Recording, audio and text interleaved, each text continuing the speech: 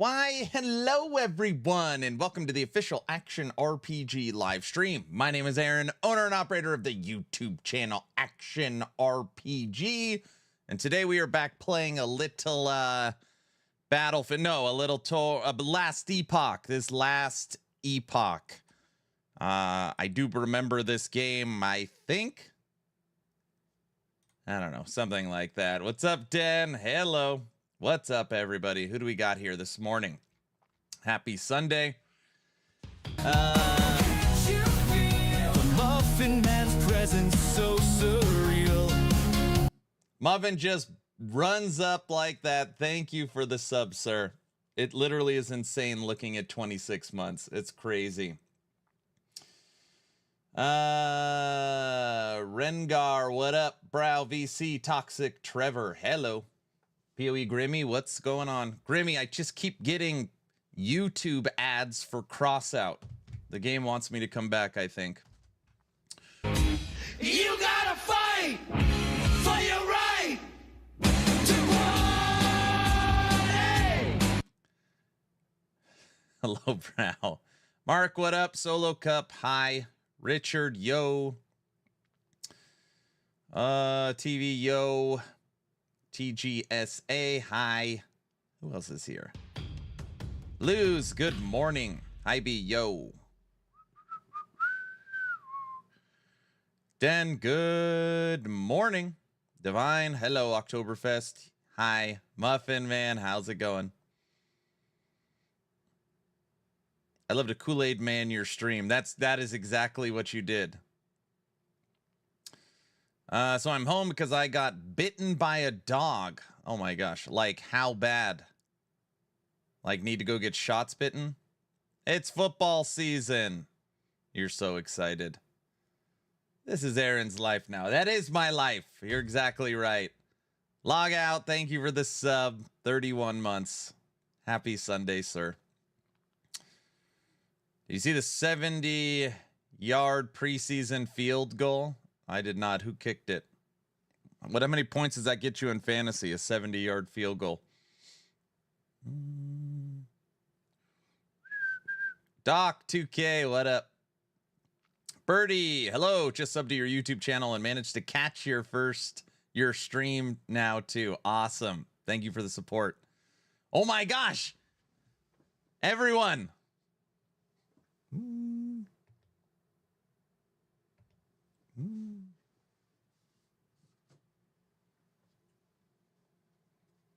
My little baby plaque showed up. Ooh.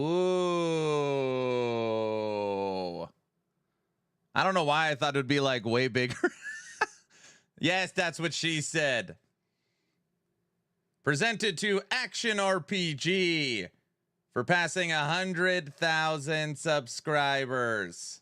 I got my little plaque. It showed up. Woohoo!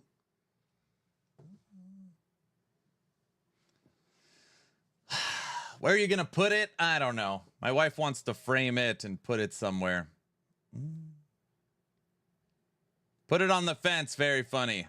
I swear those used to be larger. YouTube is getting cheap. I know, right? Congrats, man. Thank you so much. Make it into a hat. Wait. What did he say? I'm a dog handler at a prison. Wait, are you serious? That's your job? Congrats and good morning. Congrats. Dinu, thank you. Hoofprint, hello. Who do we got over in kickin' YouTube land? The Light, hello. Cam, Dinu, Hoofprint, Toxic, Trevor, hello. What's up, everyone? Why did it take so long to get that? I know. It's like I wasn't even trying or something.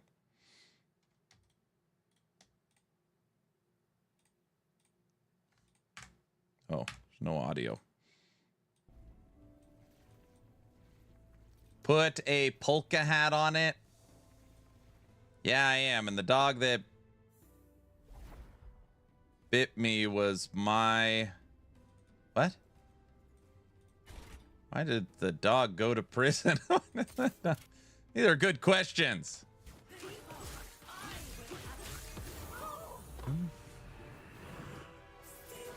Yeah, I don't really understand. It's a prison dog?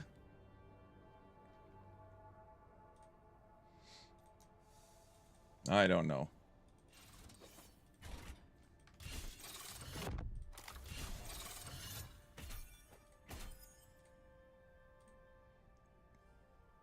We want Dex and we want Shatter Strike. Double prefix.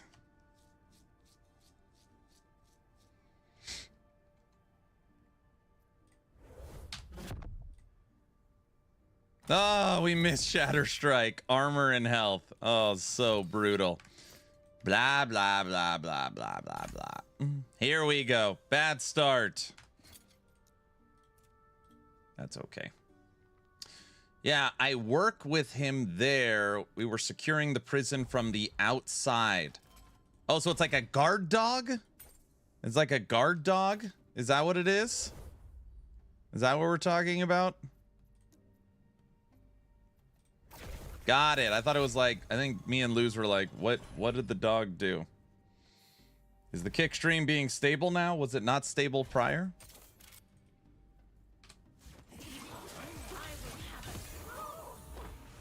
Got it. It makes a lot more sense. Keeps stopping on my end.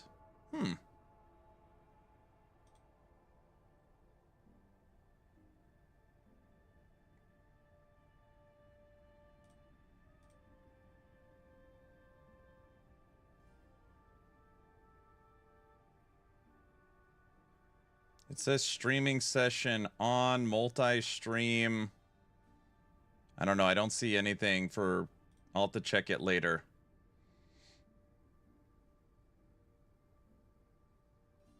Are you concerned that Chat GPT-5 can construct an amazing last epoch build guide? No. No. No, that's funny though. I'm not concerned. That is wild. AI build guides. The future is now. Oh, we actually don't have a helmet to slam.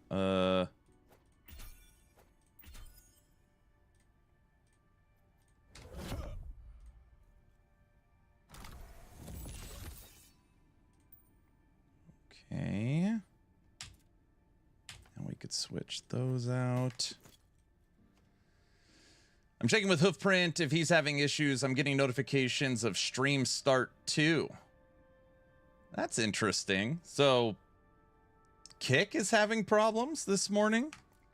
That is new. No problem here. Can I see your weapon? I just threw on what I had in my stash. I threw on a Nest of Nightmares. Had a T7 crit multiplier and a T7 armor shred. And then I threw the scissor on. This has nothing but crit multiplier. I was grabbing whatever I had laying around. At first I just threw on some shattered lances. I'm just starting Shatter Strike.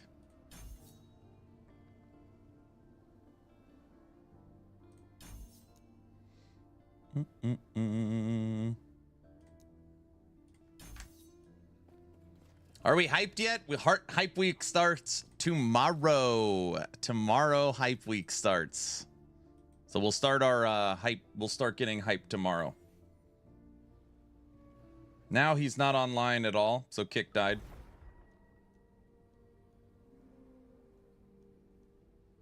All right, hold on. Let me see. I'm gonna kill Kick for today.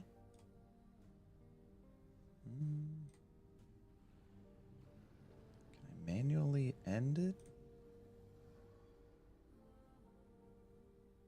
I don't know.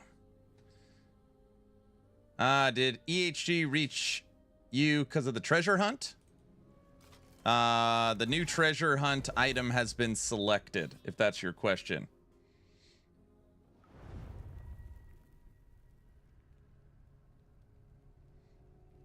Yeah, it keeps going up and down. I think it's a simulcast service to Kick. Probably Kick is affecting it.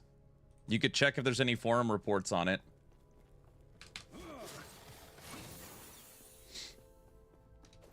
Good old Spellblade Shatter Strike.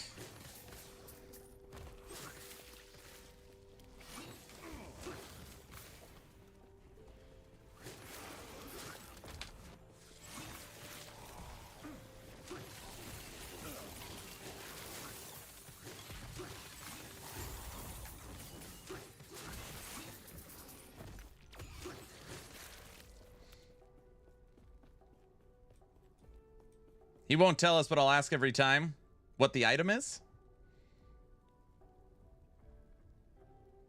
You have played this game so much, you should have the skill tree memorized. I mean, there's 118 skills, and they get updated every season.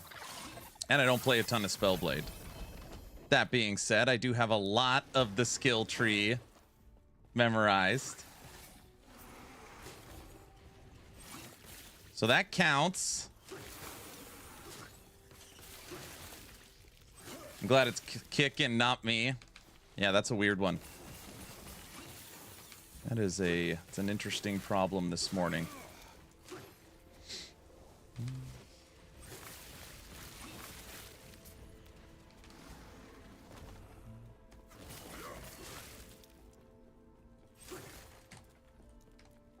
Yesterday, as a fun little activity, we went to the river and did gold panning. We did some gold panning yesterday. Did we find any gold? Yeah. 3 flakes. My wife's like, you didn't find anything. That wasn't gold. It was gold. Trying to come up with fun, like, outside activities. So yesterday we went to the Boise River and did gold panning. You ever tried maxing ward generation on Spellblade? Like just going all in on ward?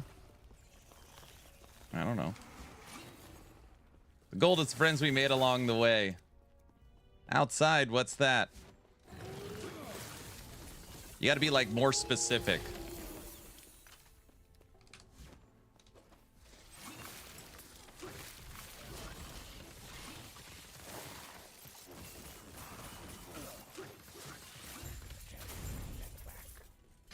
Hey, that's the weapon we're using. I'm gonna make a Spellblade this season 3. What makes you want to play Spellblade season 3? Is it you just haven't done it? Did you hear about something new and exciting?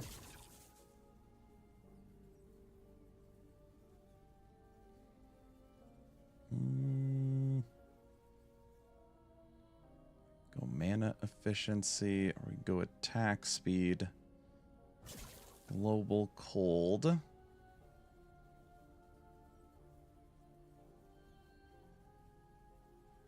attack speed.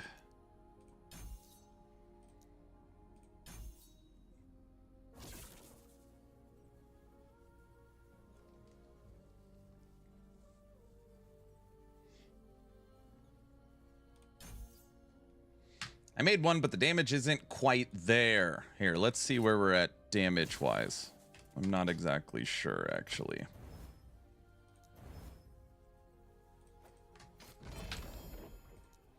Let's go see.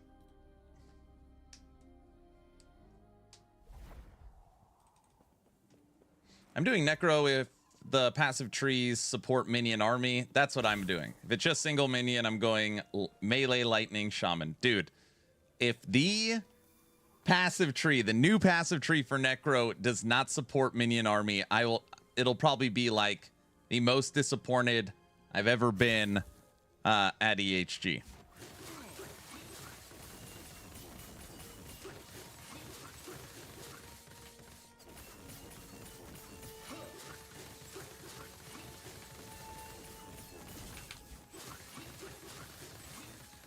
That is a lot. What, 600,000?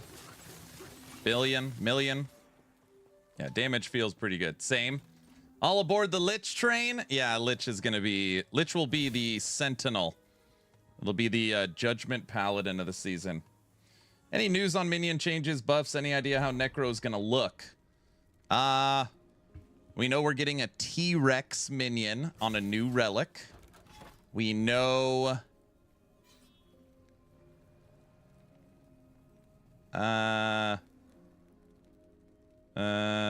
we know we are getting an updated passive tree. We know we're getting 13 threshold nodes. We know skeletons and abomination are getting updates, and we know we're getting new minion AI and potentially minion stances. And I know is that everything? That's just all we know right now.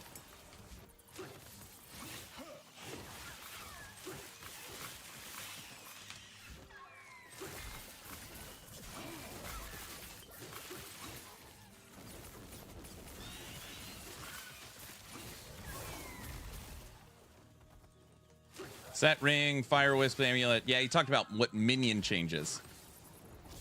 Army needs love, but I have a feeling all the single minion... It's all single minion because of snapshot gone. I mean, we'll see.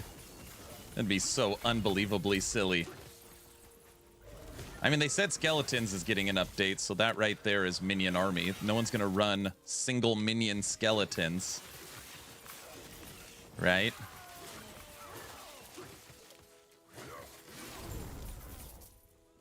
I think. I want to play Abomination, but the problem now is casting 15 minions to consume them all to make it powerful enough. Pain in the butt. Correct. Yeah, that's the main problem with it. It's annoying. And the main way to play it is snapshotting it. Yep. No fun.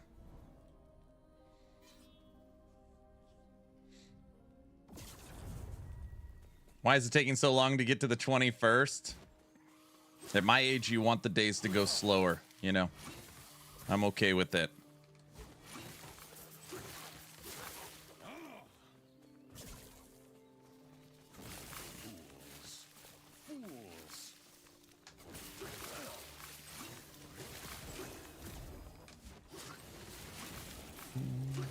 Hello from Germany. What up? The wife is determined to go to Gamescom next year. She's like, we are going. Head back to Germany.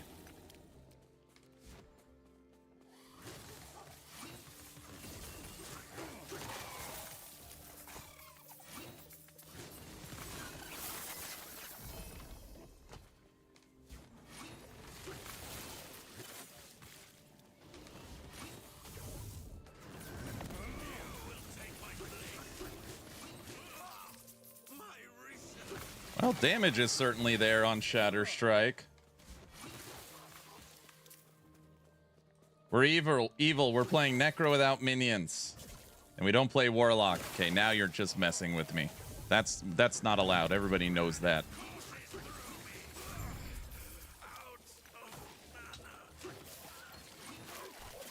All right, 500 corruption feels pretty good.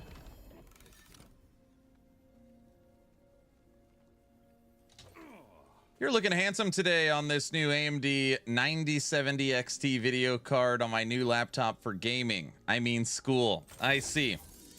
That's so funny. I'm so sick of Team Green. I was looking at new AMD video cards, and I was looking at the 9070 XT and the 7900 XTX.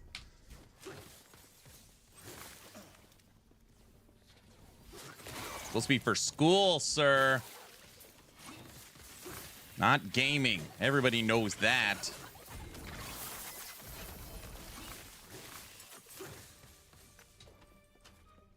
Right? XTX is a bit more. Yeah. It's older generation, bit more. The 9070s, FSR. 7900, more VRAM. It can run 217 frames on PoE full graphics. That has to be at 1900 resolution, though. There's no way you're playing at 1440 or 4K.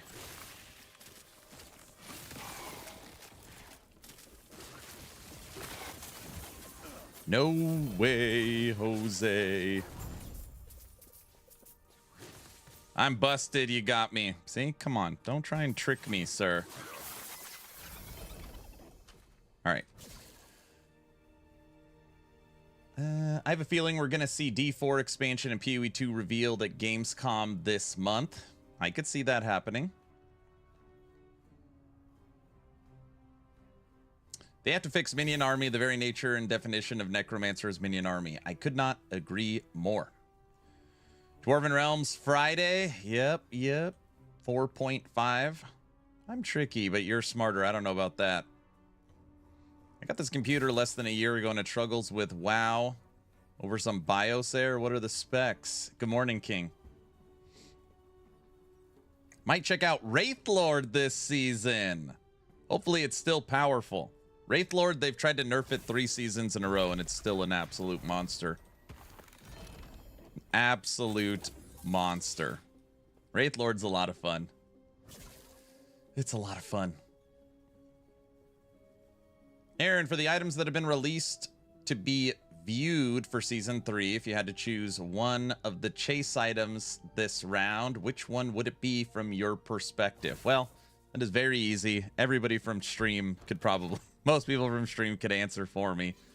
Being somebody that likes minions more than the rest, I would get the T-Rex relic, even though we still don't know that much about it, like how it actually works, because minion classes, whether it's Forge Guard, whether it's Beastmaster, whether it's Necromancer, they don't have a best in slot for relic. Normally you just use the Weaver. So this would be best in slot for all minion builds. If I wasn't gonna do that, I'd probably get the, what is it, the Fire Embers Amulet, and I would play Righteous Fire Rune Master.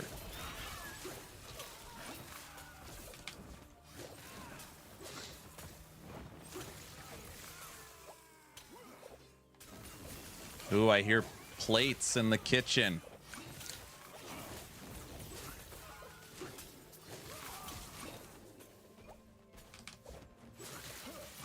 But again, we don't know crap. I believe they've showed off 8 of the primordial art uniques, and we've only seen 3. We don't know how the new exalted items work with T8 affixes and 6 affixes total. We don't know all the balance. We know none of the balance changes. We know none of the new passives. This is, from a marketing perspective, the most tight-lipped EHG has ever been. We actually know nothing. Like, we know practically zero. Nothing. It's the new season kicks off in 10 days. We literally know nothing. Zero. Nothing. It's pretty weird. It's pretty weird. Ugh. Did you give up on the Battlefield 6 stream? Battlefield 6 was always going to be a one-day stream, so yeah, we played it. Guessing they don't want anyone to spoil the new boss and chapter. No, that is, I mean, that showing off like teasing new uniques, teasing new threshold nodes. Thank you. Like, that has nothing, you know, has nothing to do with the new chapters and stuff.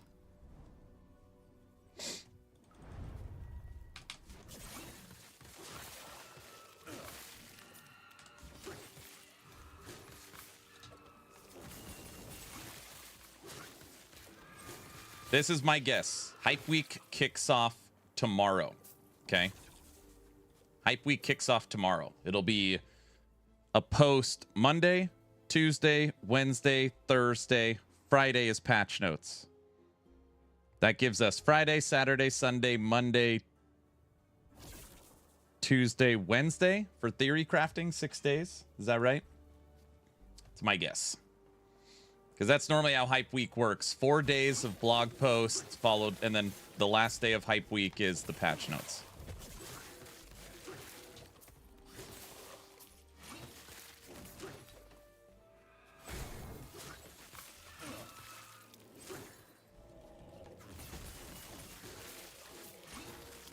He also said on yesterday's or Friday's stream that it's business as usual, like the way that they've released patch notes and stuff in the past is the same as this one, which means all the builders will get access to everything on patch notes release, which means anybody that thinks the season will not be figured out day one is living in dream world, because it will be. I can almost promise you that it will be.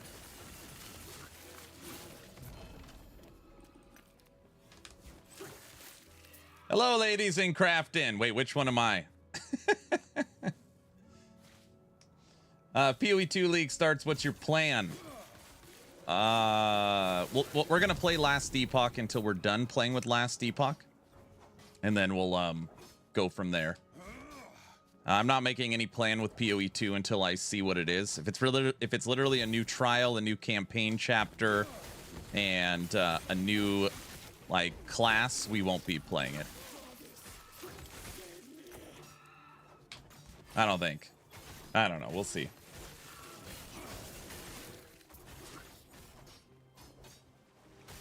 End of day one, there'll be guides already. No, there'll be guides before. So I mean, everybody that was in the CT is no longer under NDA, so you can. So leaked content, builders, offline mode, all that stuff is available. So I would be shocked if there wasn't tier lists and build guides proven season 3 before the season launches. I'd be shocked. But maybe, I don't know.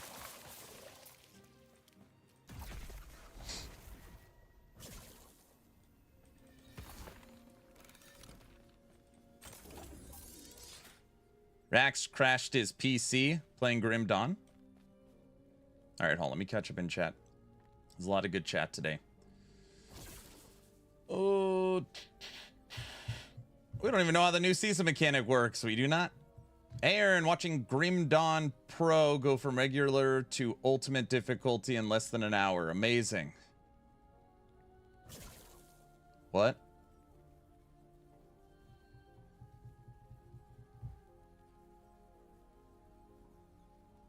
What's the drama in Steam comments? It says the last Epoch has been sold to an evil company. I'm not kidding. I'm not getting into it.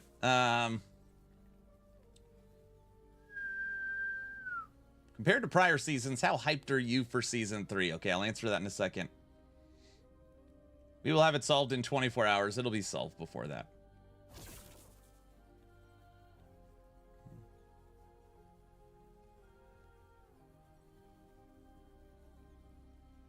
Also, doesn't LE Tools get updated on patch day as well? Yeah, all the builders will be fully updated, likely on Friday is my guess. Because it's my guess that's when we'll get the patch notes, the last day of Hype Week. And I'm saying that based upon Mike saying that the cadence will be the same business as usual as all other seasons. All other seasons are 4 days of Hype Week and the final day being patch notes. Which would mean we can theory craft for 6 days. And being able to theory craft for 6 days and an offline tool, I mean, you could literally, if somebody wanted to, you could take the offline, put in all the changes from the patch notes, and play season 3 early if you if you really wanted to. I mean, Aaron, Rack State of Grim Dawn currently is better than PoE and PoE 2. Even clipped it. Well, yeah. A lot of people think Grim Dawn's the best action RPG ever made. That's not like a spicy take.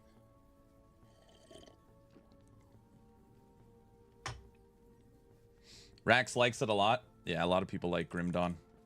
Good old Crate Entertainment.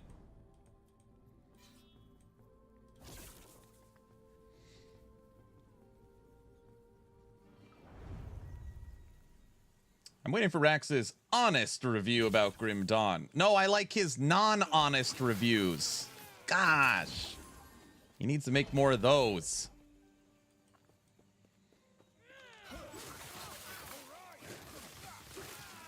You're wrong, Aaron. D4's clearly the best. The best. The best. Oh, Trevor. Hey. Oh, man, I forgot. It's like getting cold over here.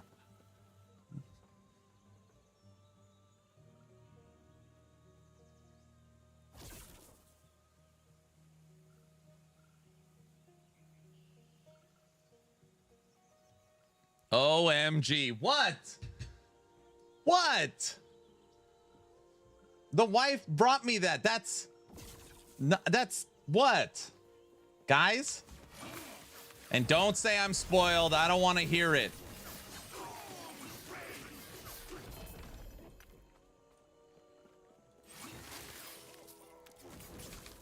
Guys? How was her trip? It was good. Spoiled? I was gonna get up and make that, but you know, I had to stream, and then we were talking about something. All right, let's watch a video. Let me see if I can find a video while I eat. What do we got? Rod Ferguson leaves Diablo 4 every video. Rod Ferguson is out. Yes, yes, yes. He's gone.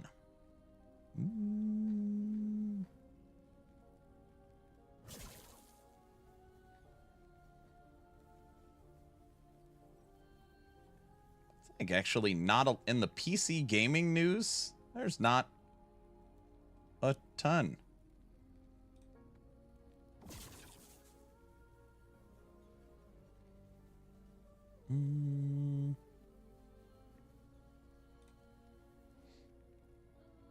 Welcome home, wifey.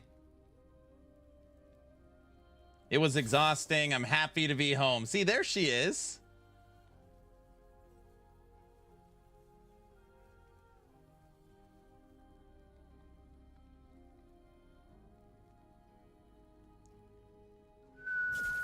EA demands leaked. Oh, this should be good.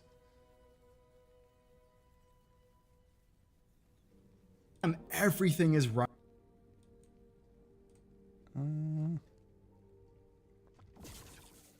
Battlefield has never had this chance. In case you haven't been paying attention, EA really has been having a bad time. And for them, everything is riding on Battlefield 6 Everybody, while I eat, we'll watch a video, and then we'll get right back to Last Epoch. Just gonna eat, so we'll watch this. actually being good.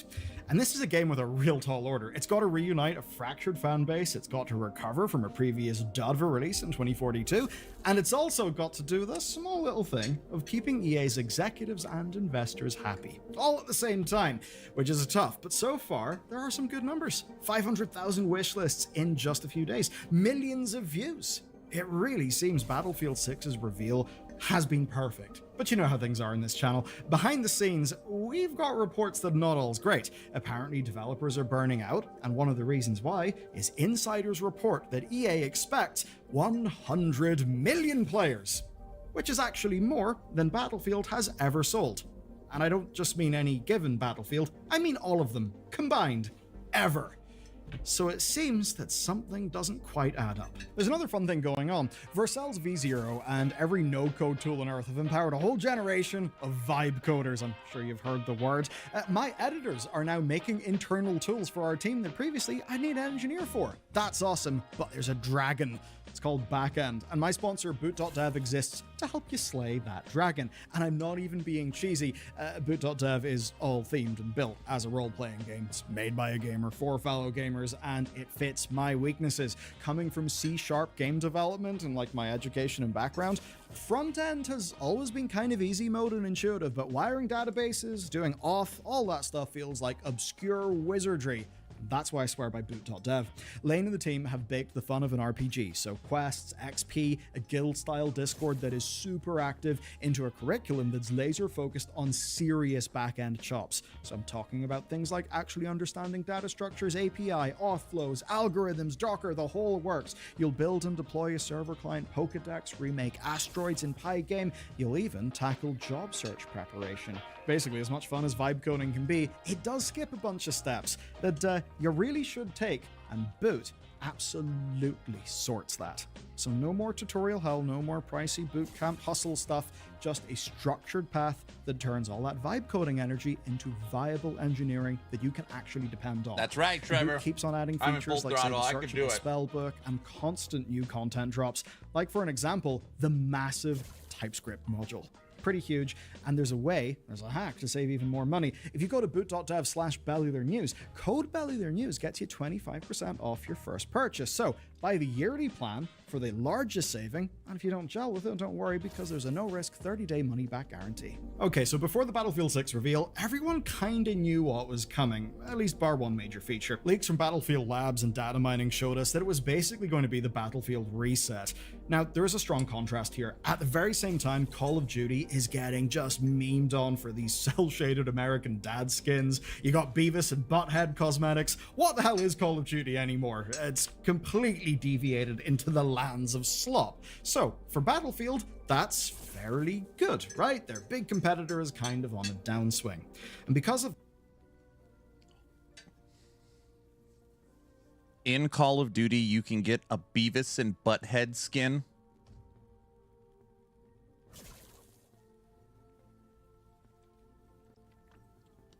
Come on. Yes.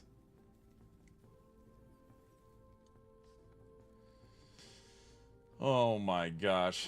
This, a feeling started to build. One where Warzone was losing its way, where Battlefield might be back. Of course, forget that Battlefield has literally never outsold Call of Duty. No. This was all about the vibes. But we still can't ignore 2042. It disappointed at launch, and sure, it was, in a way, a miracle. That might sound insane, but basically, that game was built from the bones of an extraction shooter in a single year, and by a company that, by that stage, had completely been torn to shreds with massive turnover. They then rebuilt the game over the 3 preceding years. It's substantially better now, but that does not change the deep and widely held perception of it being quite bad. And also, there's a fundamental problem. The community is fractured, right? It's Would you split be between Beavis or 2 Butthead? world wars, multiple Beavis. modern games, console spin-offs, and wild tonal mismatches. What is Battlefield kind of depends on when you pick the franchise up. I starred in the likes of Vietnam, 1942, and Battlefield 2, so I'm very old and crusty. You could be For other Lilith, people, too. It's bad company. So you've got a divided base, bad PR, eroded brand value, Here's better to wait which till obviously meant the watchword on social for media was at least no season 3 or pre-orders. start new character. So the reveal happened. 500,000 Steam wishlists after the I can't answer single-player that for you. trailer, and then top seller in Steam. So I suppose so much for the no pre-orders. People just wanted to fork over money for a game they couldn't play because pre-orders are a thing that people do. Anyway, add to that millions of views in the multiplayer trailer and a humongous marketing campaign that undoubtedly cost them millions. They had hundreds of creators broadcasting hype and praise. Do you know what? Did kind of work, but only because the game basically just looked like a scientific formula of exactly what fans would want. And in a way, we shouldn't be surprised. They had 4 studios, right? 4 components of the overarching Battlefield studios that basically just made kind of what the leaks promised. So essentially, for this game, think Battlefield 4 reimagined. Add to that Battlefield 5's movement, which I must say was incredible, the tone of Battlefield 1 and the environmental depth of Battlefield 1, add to that more explosions, and you basically have something for everyone. And I mean everyone. This is a game that cannot fail. And even before the reveal, they were managing expectations here. They were promising playlists that were locking weapons to classes in the beta. They actually then confirmed that for full launch. They were doing everything to make players happy. Obviously so. EA can't afford frustrated players. Not even one frustrated player, not when, reportedly, they need 100 million of them. So let's talk about if EA are sane and hinged. Guys, The I'm 100 just million number I've eating. been talking We'll be back about to comes last from Ars Epoch in 1 Technica's second. investigation into this, and honestly, it's kind of rough. Very much this omelet has involved some broken eggs. Basically, they have allegedly huge expectations, and those expectations have wreaked havoc. And I'll start with Ridgeline Games. It collapsed in 2024, and the cause was basically no oversight and impossible demands with not enough staff to pull off what they were tasked, and apparently this all led to the single-player campaign falling behind its schedule. Meanwhile, well, across everything, you just had long-ass hours and people burning out. You've got DICE veterans reportedly bristling under centralized EA leadership. You've got leadership that reportedly set an incredible target, to quote from the reporting. A lofty player target was set for Glacier, which is BF6's codename. 100 million players over a set period of time that included post-launch. Yes, that does seem kind of insane, and according to this report, the budget of this game is over $400 million, which is obviously a shitload of money, but for EA, well, they want this to be a multi-billion-dollar tentpole. So let's add context to this. Apex Legends took 2 years to hit that 100 million player benchmark. Call of Duty Warzone was able to get that, but it took 13 months. And you know, it was Call of Duty, so it's absolutely humongous, and it also had COVID momentum. So even with all that, it still needed 13 months. As for Battlefield, well, Battlefield has got 80 million lifetime sales. That's total. Yes, sales are not players, but still, 100 million, if true, is an absolutely wild target. It would almost require players from, like, loads of other shooters to just kind of abandon their games and all flock to Battlefield. And you know what? EA's ace card, the trick up their sleeve, is a feature I've not talked about yet that may just be the main way that they could do that. But as far as ifs go, that's an absolutely humongous if. And yes, they are of course planning a free-to-play battle royale to help out. I mean, it's not like the battle royale component of Splitgate 2 did that any good. Though I would at least say the Battlefield gameplay format does feel like it fits battle royale a bit better. Now, understandably, this quote from EA staff speaking to Ars Technica feels appropriate just given how insane these targets seem to be. Quote, "Nothing in our market research or our quality deliverables indicate that we would be anywhere near that." So that's EA kind of denying what's in the report. So what's the logic here? Well, maybe EA has got some very long-term view of what post-launch is, and 100 million is something they're comfortable reaching in like 4 or 5 years. Or maybe they looked at Call of Duty Warzone and thought, yeah, sure, we can do that. Or maybe they simply set targets based on development costs, not realistic projections, and at a reported $400 million, holy shit, this one's pretty expensive. Now, that latter point would make sense in light of Dragon Age Veilguard. It had famously unrealistic expectations, seemingly from how large its budget was, but obviously I think the money pit that game was is more a result of Dragon Age Veilguard. Didn't people love this one? Than it is the actual amount of money that went into the final game that people were able to buy and play.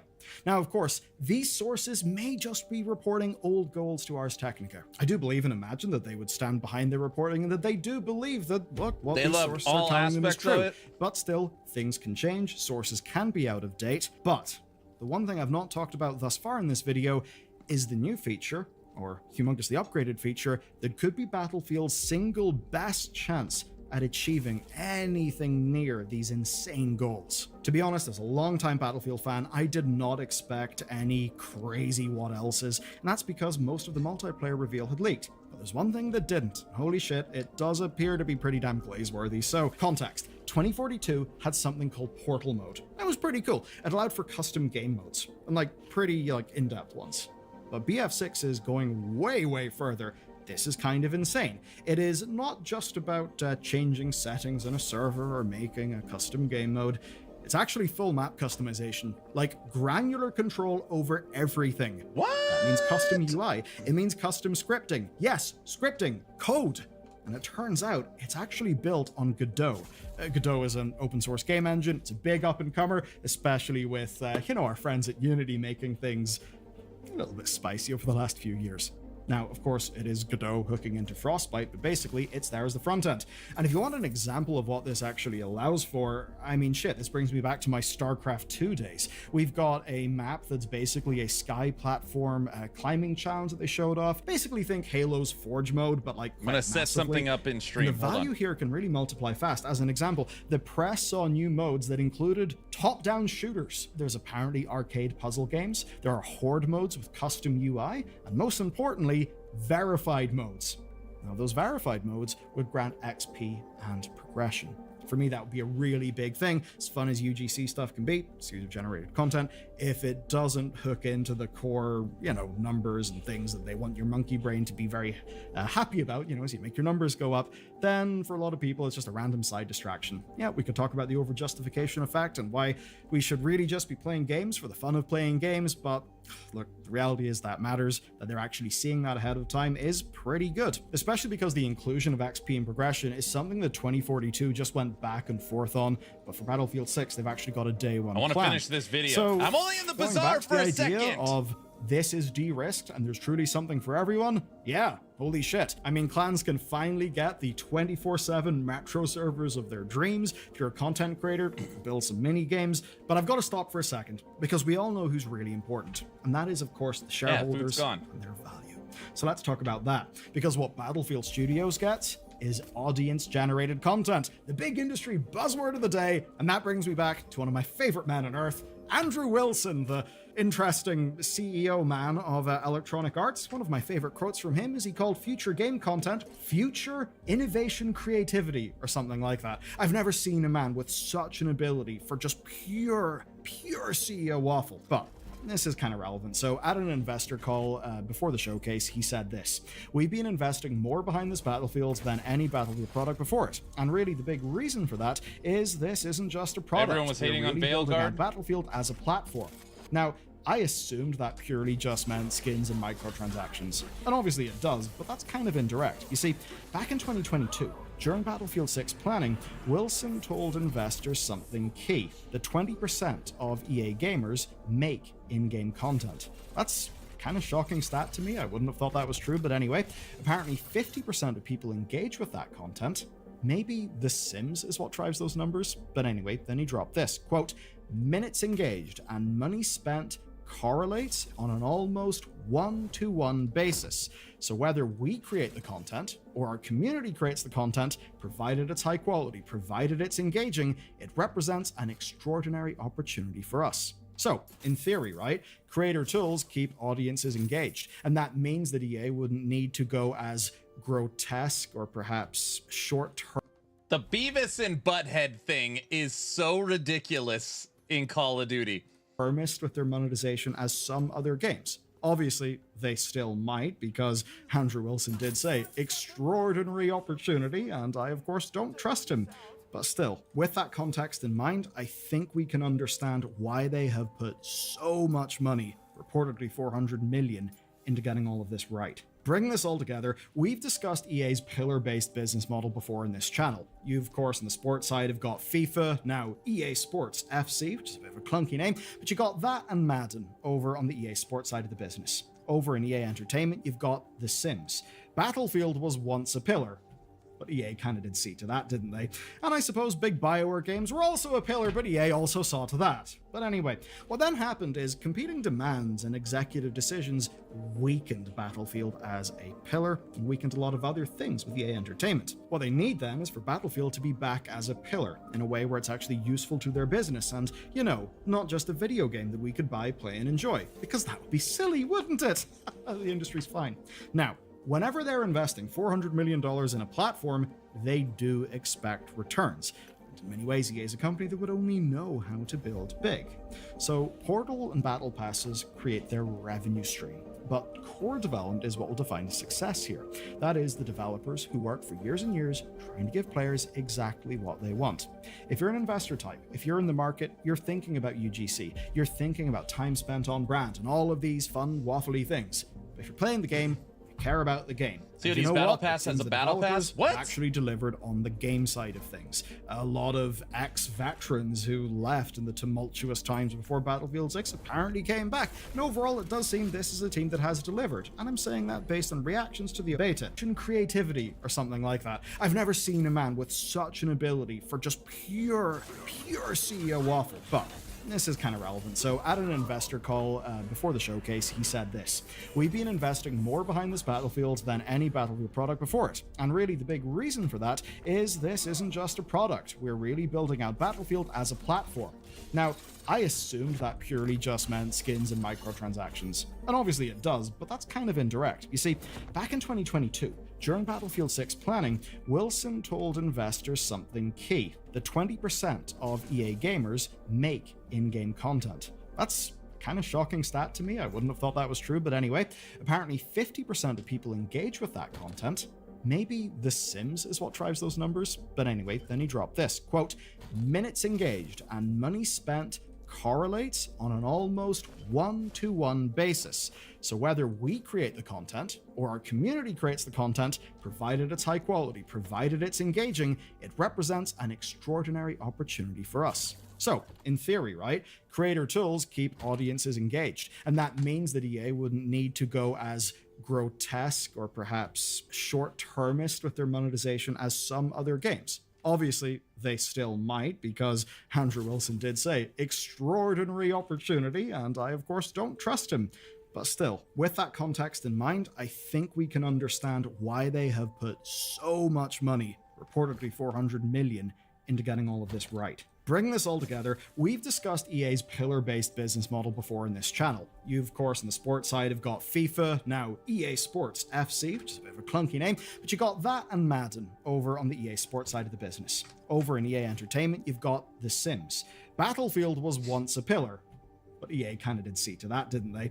And I suppose big BioWare games were also a pillar, but EA also saw to that. But anyway, what then happened is competing demands and executive decisions weakened Battlefield as a pillar and weakened a lot of other things with EA Entertainment. What they need then is for Battlefield to be back as a pillar in a way where it's actually useful to their business and, you know, not just a video game that we could buy, play, and enjoy. Because that would be silly, wouldn't it? The industry's fine. Now, whenever they're investing $400 million in a platform, they do expect returns. In many ways, EA is a company that would only know how to build big. So Portal and Battle Passes create their revenue. When's the stream. announcement? But Announcement of core what? Development is what will define success here. That is, the This video's developers almost who over. work for years and 2 years more minutes. and give players exactly what they want. If you're an investor type, if you're in the market, you're thinking about UGC, you're thinking about time spent on brand and all of these fun, waffly things.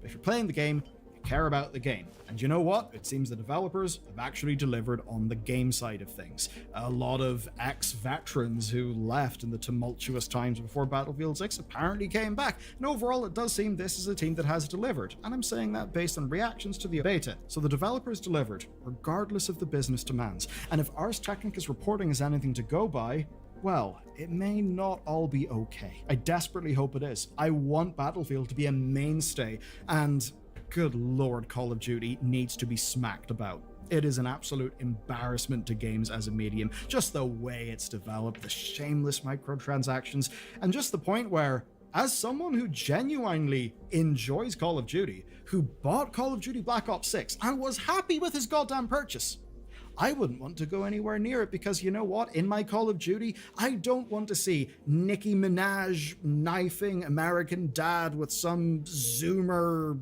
I don't know, bizarre knife thing that's probably also a branded product, because that's hell, and I don't want to live there. So, yeah, hopefully, not for the sake of EA, but hopefully for the sake of the industry, we get some proper competition in the shooter space. And I suppose since we live in a very cyclical world, well, Call of Duty, you know, He doesn't want reached its Nicki apex. It's now Minaj running sort of, you know, around it's killing due every- in What? the calendar Why? for Call of Duty to have its dramatic fall. And maybe it's finally time for Battlefield to do the whole underdog thing. You know, the $400 million I always underdog, like because Battlefield better this just is a because I like weird-ass vehicles. industry. Okay, are you interested in this? Gotta be real with you.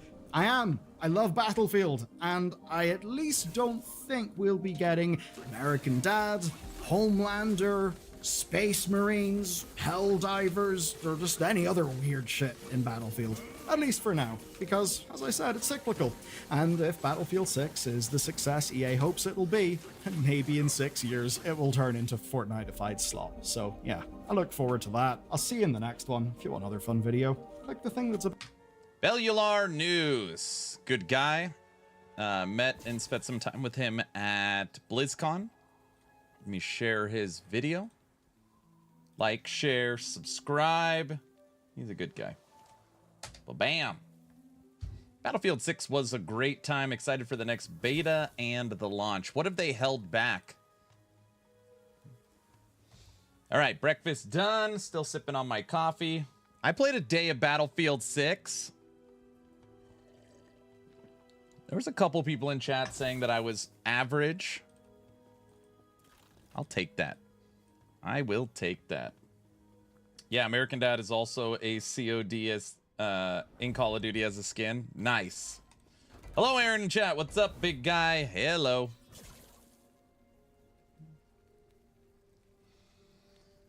DM Gazzy, their Battlefield. I just think the game... I used to think that content creators kind of, you know, stuck to their genre. So like, you know, I cover action RPGs. It's really just, you just move around to what's popular. As basic, you know, it doesn't matter. Battlefield 6, I'm there, you know. It's really just whatever the popular thing is.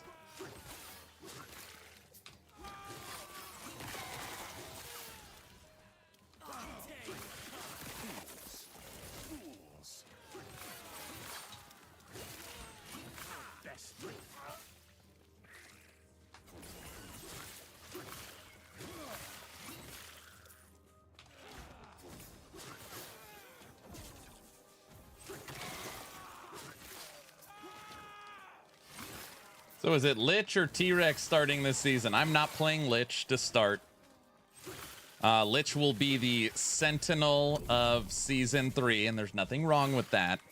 It's every content creator, I would guess, will be playing Lich. So we will be the alternative option to that. Yeah, we will not be starting with Lich.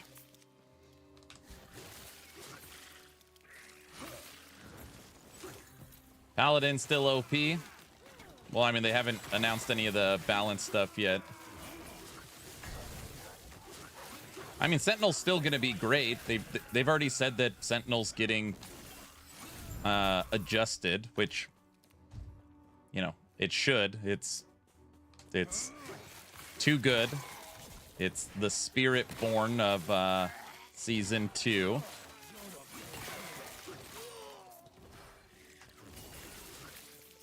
Yeah, we're going to play Necromancer. Muffin from EHG said if I don't play Necro, I'm an idiot. So I'm just like, all right, fine. Fine, I'll play Necro.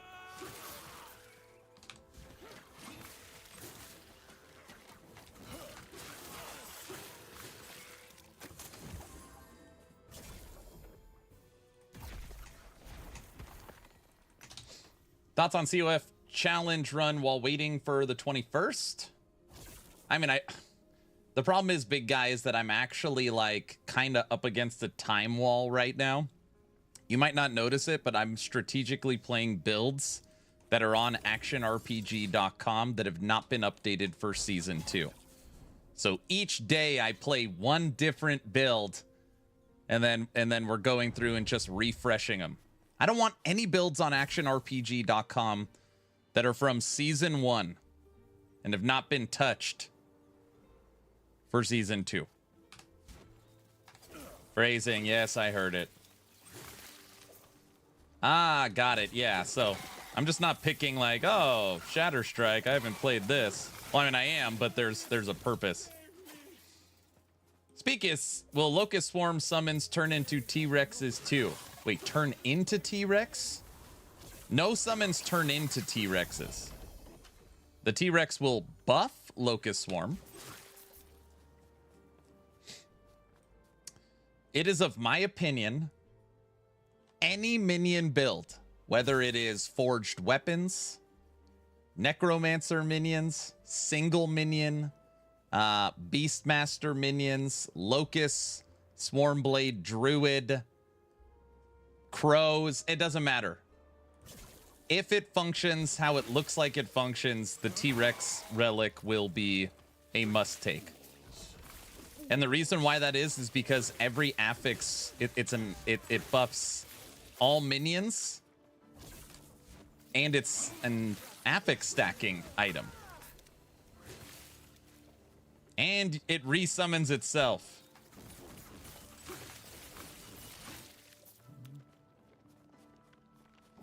Getting a new system, Aaron, what do you think?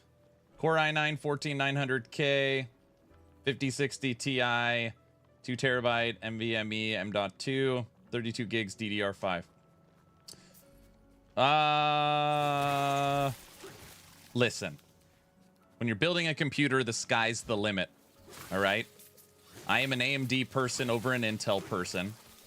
So like in my computer, I've got a Ryzen 9 9900X. But that is just my personal opinion. And normally when people talk to me about video cards, I always recommend the 5070 or the 4070 over the 4060 or the 5060. I would also want to know if the NVMe is PCI Express 5 or PCI Express 4. I would also check the speed of the DDR5 memory.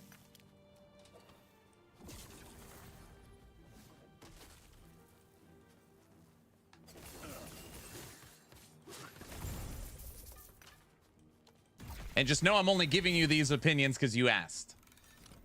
It's a great computer, but that's what I would look at. Happy Sunday. It hurts to hear 5060 exists. I'm not a huge fan of any 3060, 4060, 5060 cards. It's like they're literally built from like leftover components. I don't know, I don't like them. I don't like it.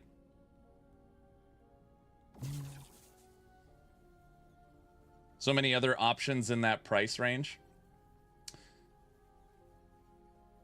Incremental scam cards. Yeah, I hate them so much.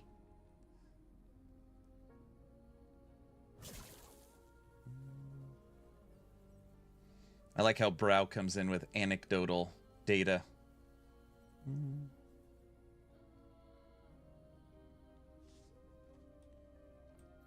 Brow, he asked for my opinion and I gave it. That doesn't mean it has to be your opinion.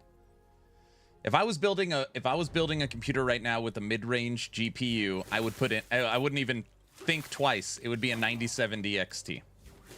Not it would instant click purchase, price to performance. It's my favorite.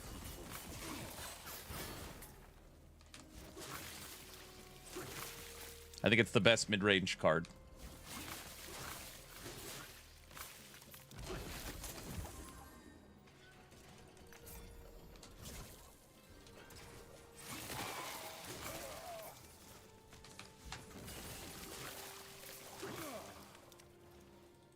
Damn, you're spitting right now, and I agree. I feel like I follow tech news pretty closely. I mean, not super closely. I follow all the new stuff in the... Let me rephrase. I basically follow 3 tech channels, main one being Gamers Nexus.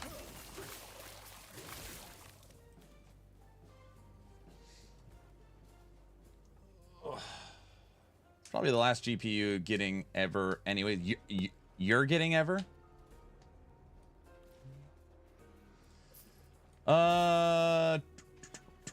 Hey Aaron, is this game fine or not and not doomed?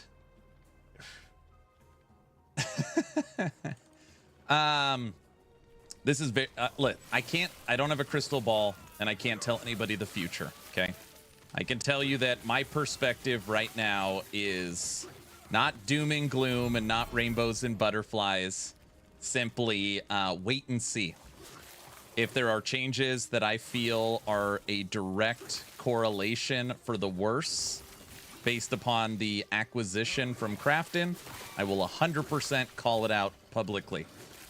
If the acquisition allows for console release, upgraded servers, better quality, faster quality, things that we've been asking for, then I will call that out as well.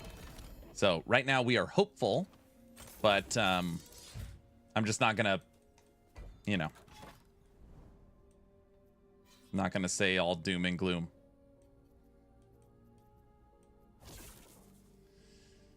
I think my next PC I'll be switching to AMD, and that's still about a year off. Yeah, if AMD had a 4090, 5090 equivalent, I probably would have purchased it. I'm very upset with Team Green right now.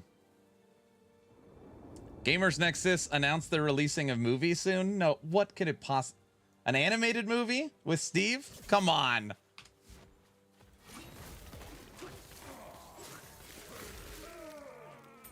I run a unorthodox system, and I understand that. I understand that. Anytime I cry about having problems, people are always like, oh, woe is you. I run a 4-monitor setup, and obviously I'm streaming to 4 different platforms and make content daily. It's like my own little Tony Stark superstation. And in NVIDIA, there's just always problems. There's just always problems. It's like, oh, it does, poor you. I don't know, I just want it to work. And a lot of the time it doesn't. And what's funny is I don't even know if AMD drivers and GPUs would be better. I just know the ones on this side are not good.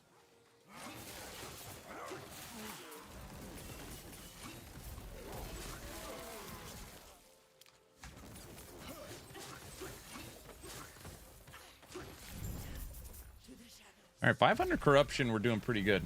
My analogy on LE, going from living paycheck to paycheck to having a good bank account for investments. That is exactly what it is. But the question is to, I think, Big Guy, what your analogy is perfect, but what you have to add to it is going from living paycheck to paycheck, and now you're moving to having a good bank account with investments, but you had to sign with the devil. Right? So that's what most people think. So is that worth it?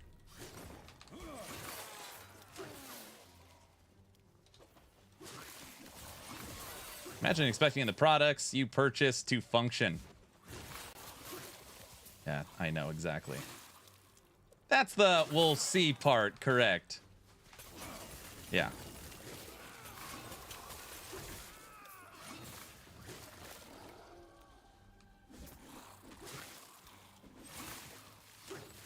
A white grapes with some bacon and eggs? My breakfast? I'm currently in cut down in carbs phase. So I'm trying to eliminate all like processed sugars. And not like banning carbs, but just cutting down on carbs. Oh, I wasn't paying attention. Going to get Factor? Make sure you use my link. Thank you, Luz. It's really good. You're going to see me eat it literally on stream every day. I don't want to be someone that pushes a product that I think is bad.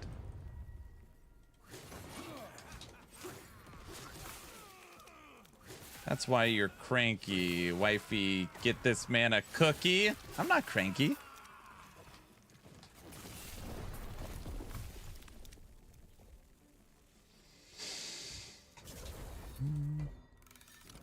Okay, after now he's cranky. Yes, now I'm cranky.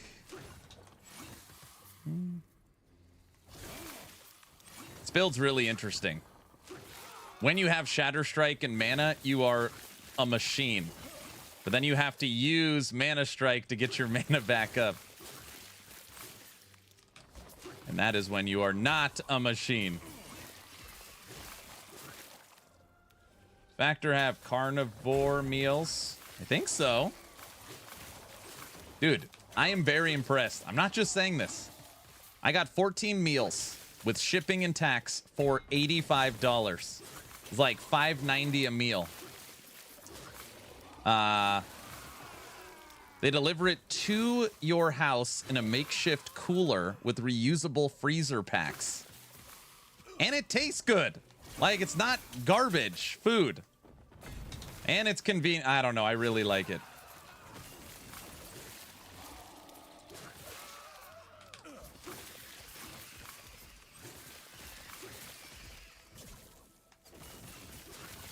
You're playing it wrong if you're playing the version that uses static. Static for mana. Use static as a generator.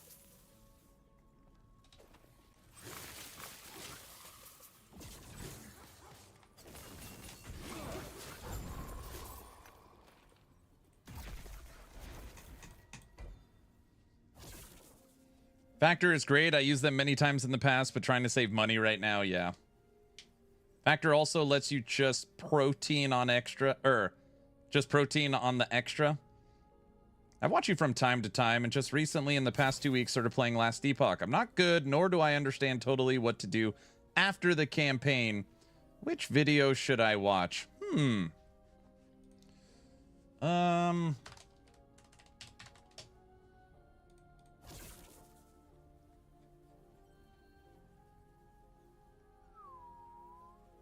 This video is a little older, but it will explain it to you.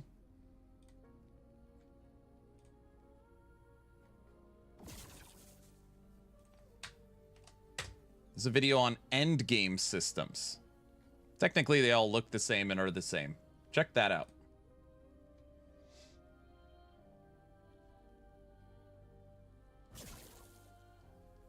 What's going on, Factor Action RPG? What's up, Shin?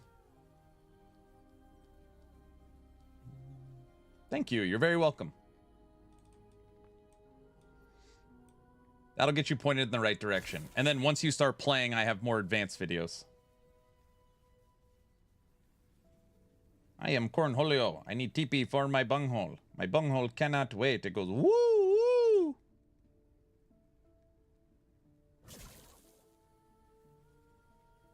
How far can Frostclaw Spellblade push this season? I have not played Frostclaw Spellblade. I know they beat it up pretty bad. Oh.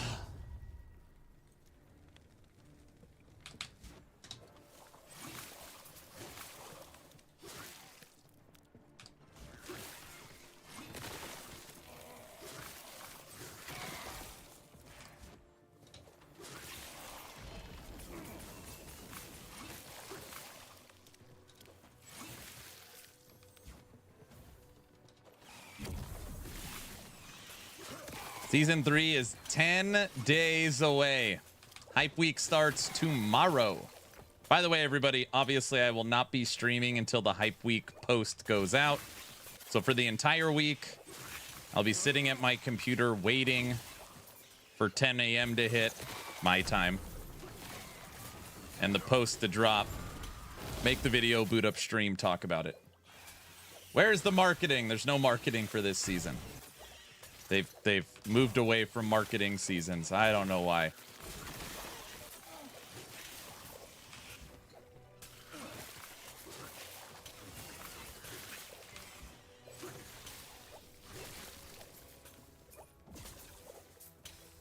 Guys, I consider myself a very honest person. I would be shocked if this season had good player numbers.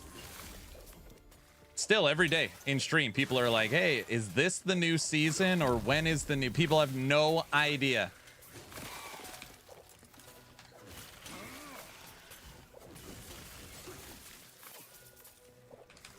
It's a secret.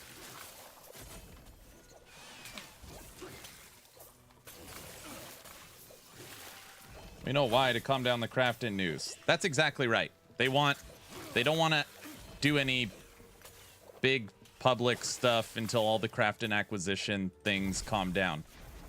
Just feels like it's been calm for a while. LE Season 3, season of NDA powers. I also hope you're wrong, but I think you might be right.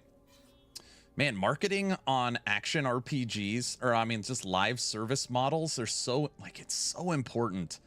Because you've got just so many games in this space. You have people playing Titan Quest 2 now. You have people playing new season of Torchlight Infinite. People playing D4, D3, D2R, PoE 1, PoE 2, Last Epoch. Then you've got other stuff. You got a million people playing Battlefield 6.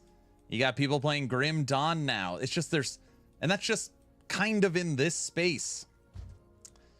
And releasing a singular YouTube trailer and then nothing else. Zero. Nothing. Not one post. Nothing. It's just not gonna work.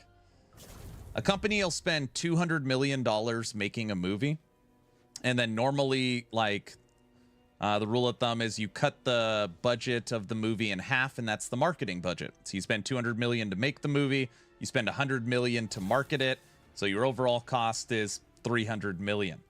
Like, marketing is very important. This season doesn't have any yet. The marketing starts tomorrow.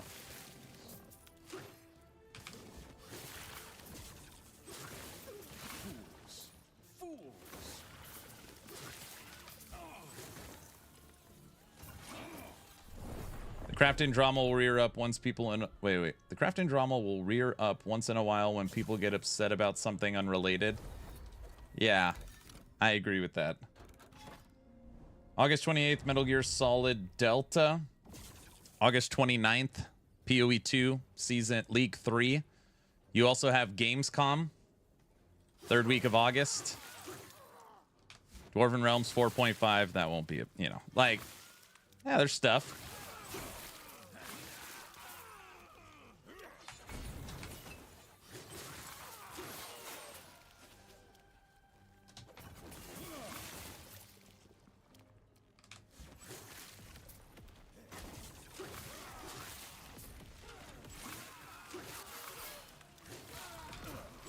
What's the best league starter for Season 3? There's no info on Season 3.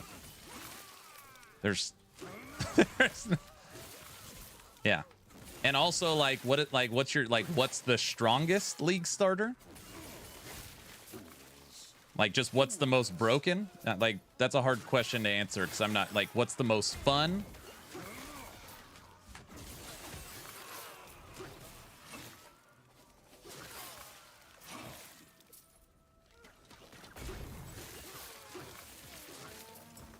Like, if you just want to play something strong, just play Lich Flay, the new skill.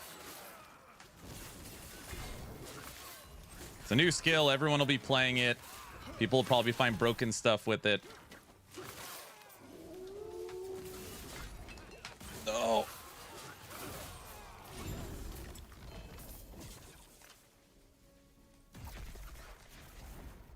Guess I'll play my bleed hammered in again.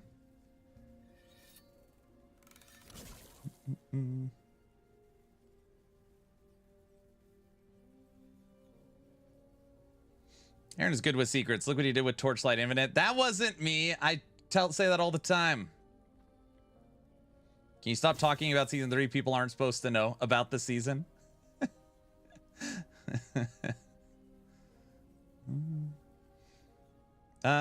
As good as I'm gonna get currently, I have dialysis 3 times a week, so it's getting fatigued, but trekking along considering I'm on borrowed time. Grateful every day I wake up. Have family I love very much. Only here for them now, otherwise I would be gone. You're doing dialysis 3 times a week? What type of dialysis?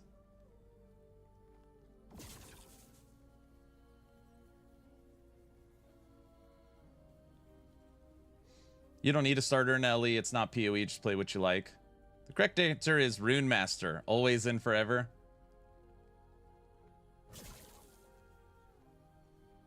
Just play whatever the new toy they tease. 100% balanced. Maybe Heartseeker was new and it was not broken. I mean, Heartseeker was really good. It was an uber killer, right? This last Epoch, very fast-paced, clearing mobs and stuff. I've recently played Titan Quest 2, and it's perfect pace for me. Titan Quest 2, you can only play Act 1. Most of these action RPGs in Act 1 are pretty slow. I would be shocked if Titan Quest 2 fully maxed character is not flying. I'm sure it'll just be like all these other ones. But last Epoch is not as fast as Diablo 4 or Path of Exile 1 or 2 in endgame, but it is fast. In last Epoch, you can see your skills though, so that a lot of people like that.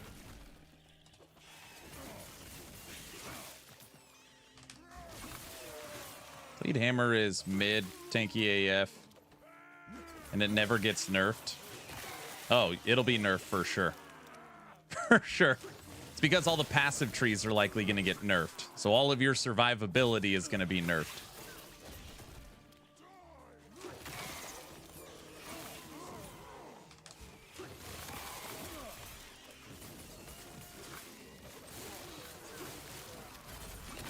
No.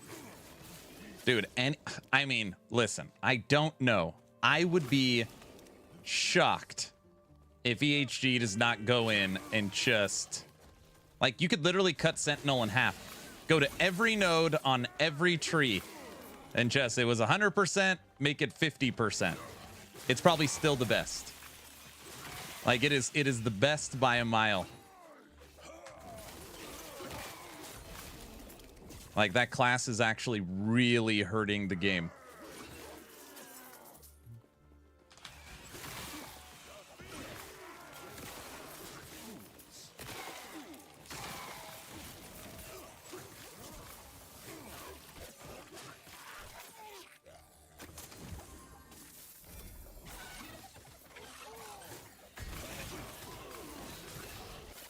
How is it hurting the game?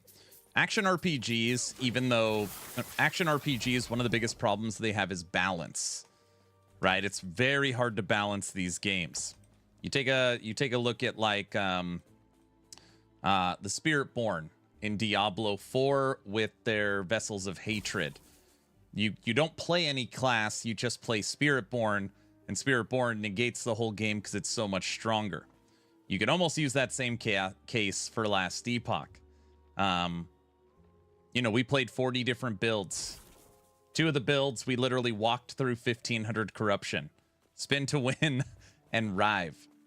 You know, it's just like it's not healthy when there's a clear, this is better. Go look at all the reviews from top PoE creators for Last Epoch Season 2. Number one problem with the game. It's too easy. Why is the game too easy? What are they all playing? Yeah, it's not good.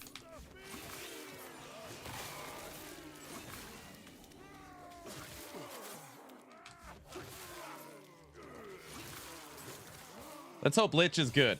Never made one? Yeah, Lich should be a full class rework with a new passive tree, with a new skill, with new items. Yeah, Lich should be solid. I don't have an exclamation point build, but I can get you one. I didn't set that up this morning. I'm on it.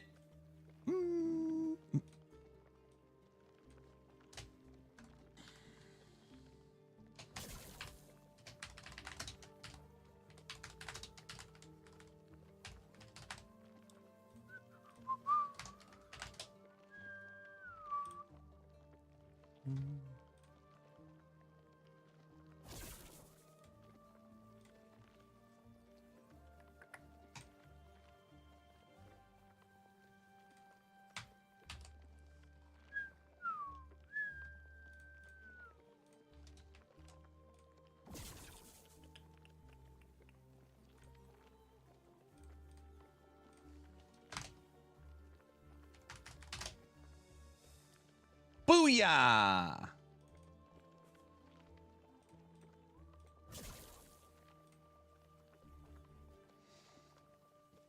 Lich is complicated to level. Why?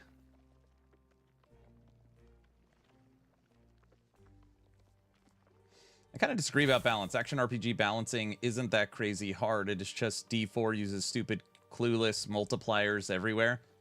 Ton of bugged calculations. The result is absolute non-existent balance.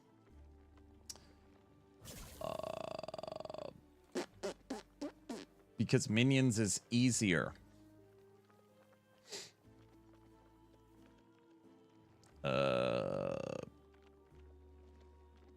Okay. You just use run around and harvest everything until you're in endgame. I don't know. Grim Dawn is extremely balanced, for instance. Barely has any multipliers. I mean, I hear what you're saying. D4 might be a bad example, but saying that balancing an isometric action RPG with 120 skills and 15 classes, or you go over to PoE and look at all the different ascendancies and items. You go over to Torchlight. Like, I would venture to guess it is one of the hardest things to do. And most games can't do it. There's always a meta. There's always something broken. Lightning Spear, Judgment Paladin, whatever the hell's going on in like there's just always something that is nuked or incorrect.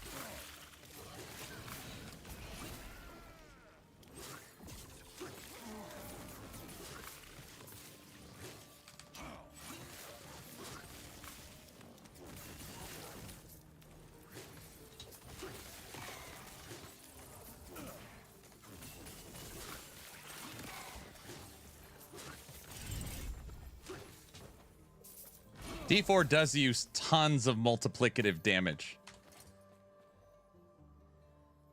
3LP Conundrum.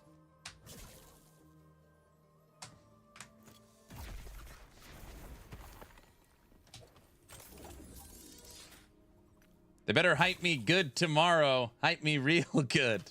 Hopefully. Scoob, what's up? You could tell it's easy because none of them can do it. I just think in the live service model, they're always adding things. So every league, every season, it's new items, new balance, new end game, new classes, new skills, updates to existing. And there's just always, and that doesn't even include like just bugs and broken, just straight up stuff that's incorrectly working. I don't know. I would think it's very, very difficult. What are we doing? You know what I want to do real quick? We're going to leave game. Grim Dawn and Last Epoch are the only RPGs I know where you can make it to end game on a build you make, which is great. Our Blade Dancer is so close to level 100. I'm going to hit this real quick. Yeah, hearing questions like what was it, Kevin? Saying like, what's the best season starter, or, you know, it's hard to level a lich. Yeah, I don't know how true that is. Like, I guess if you're just tracking specifically, all I care about is power and optimization, sure. Okay, that would make sense. But if you're just trying to track fun, like, I don't really get it. We are less than 2 boxes from level 100. And we did it. All classes 100.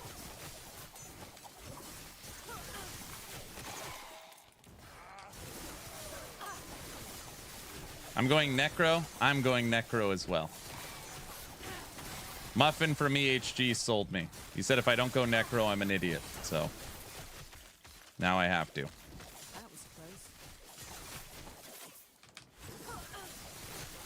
No, I'm going Necro. Wait a second. You guys aren't all allowed to go Necro.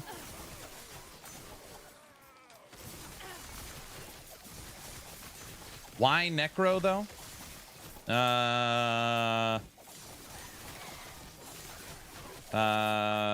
Necro is getting minion changes. Like, this is the minion season. So, updates to Abomination and Skeleton, its new passive tree, its new threshold nodes. T-Rex, I would guess there's another item or two coming. Updated balance, updated AI, potentially minion stances. Necro's the most fun and the most popular mastery in the game's existence. People just like Necromancer. Forge Guard buffs. Hopium.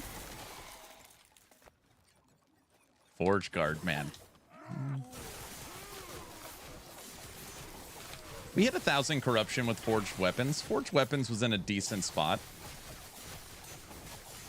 I feel like Forge Guard is, like, probably the most balanced of the masteries, but it's just Paladin and Void Knight are so much better that it makes it look bad.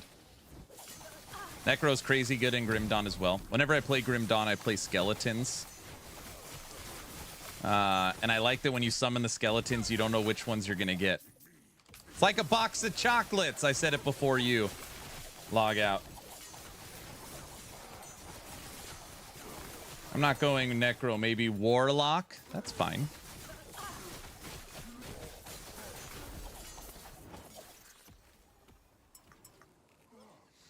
I think it's been over 200 hours last season. Nothing about Forged Weapons in the video, yeah. Why has Grim Dawn blown up again? Just because I think Rax started playing it. People in here were saying Rax has been playing it, and Rax made a statement it's better than PoE 1 and PoE 2. Which actually I think, I mean, I know a lot of people that would agree with that. They put Grim Dawn like top 3 ever.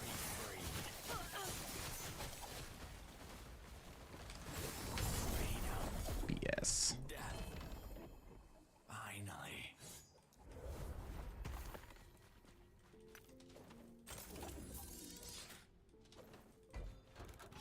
Warlock is the money mastery. A lot of people like Warlock. Thanks for the Prime sub, Anger. Top 3 for me, Grim Dawn, LE, PoE. I want a unique for Black Hole. I haven't seen many builds that use it. Mike said that Black Hole, they have a future plan for it. And it is a skill they want to do a complete glow up on. It's literally why I almost never use it. Because it's like, well, I know they're going to completely change it at some point.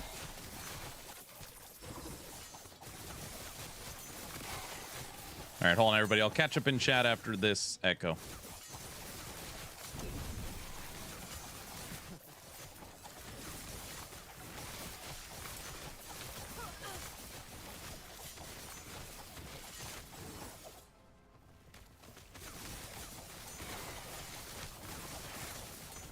Black hole like Rod Ferguson's Malignant Tunnel. It's better.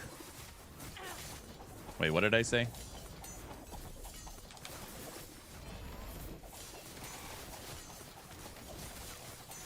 Easy. Too easy.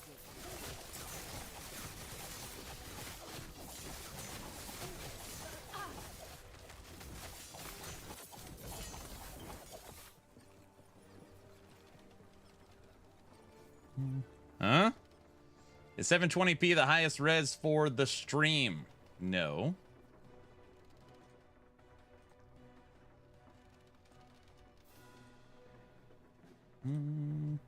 Unless Twitch is throttling it.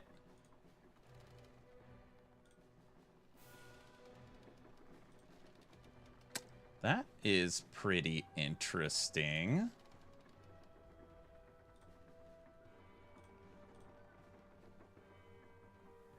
YouTube's at 1080p. Yeah, Twitch is throttling it. Wonder if it has something to do with Battlefield. Everything's set to 1080. No, it's not me. It's the one-armed man. Everybody knows that. By the way, Aaron, I stopped playing Dune. I had enough of the punishment. Finally done. Couldn't do it anymore. I want microtransactions to bring my Season 2 character into Season 3. That doesn't even make sense. You could just play your Season 2 character with all the Season 3 changes. That literally already exists. Yeah, the sandworm killed me too many times. That was it.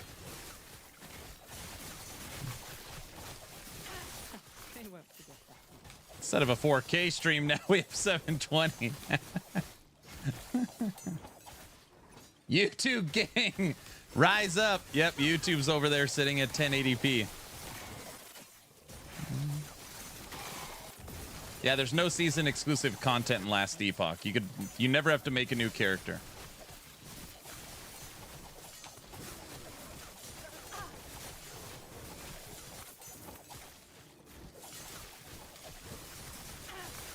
Winners! YouTube's all excited now. They have 1080p. Twitch is stuck at 720. I sub. No more ads. We don't like those ads. Get out of here.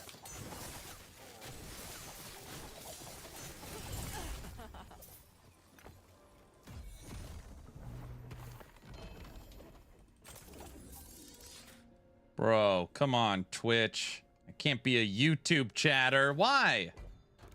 Wouldn't Season 2 characters be in a different league? No. The Last Epoch doesn't run two separate games. They run identical games. So they're completely mirrored. So if you played day one of Season 3 in Standard, you would have every balance item, Rift, Beast, everything would be there. There's no difference. The games are identical. All right, let's go up to 780 corruption. Yeah.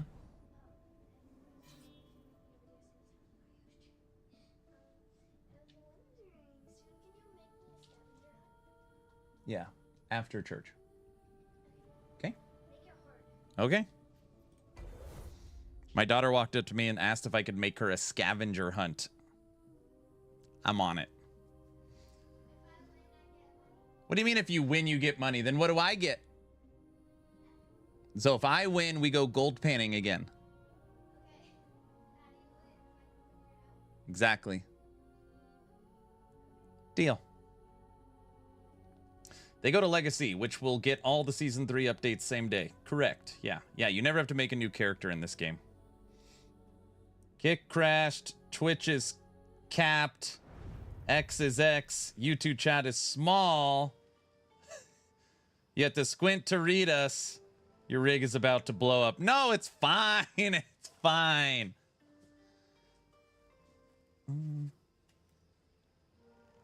Season server is for leaderboards and MG reset. Correct. Yeah. Other than that, there's no difference. Yeah.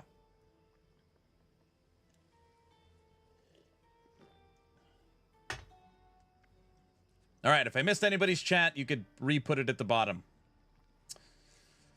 So I took a break for a while, but came back and built a Void Rive Void Knight. Why couldn't that have been my first character of season 2? Because it would have ruined your whole season. That's what we're talking about as far as like broken. Literally, your comment is yeah. Right? It's so good.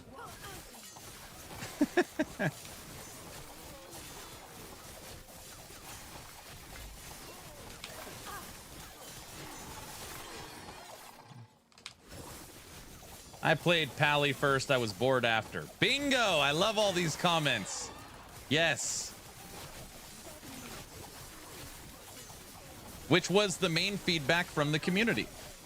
Hey, stop allowing people to solve the game before the season, and we need better balance because the game's too easy.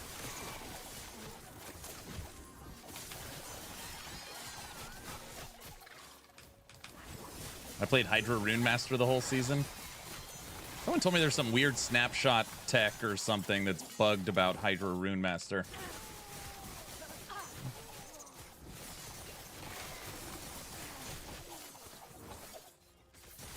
No. You played the best, like, Summon Bear. Yes. We got 1080p. YouTube chat is so fired up right now.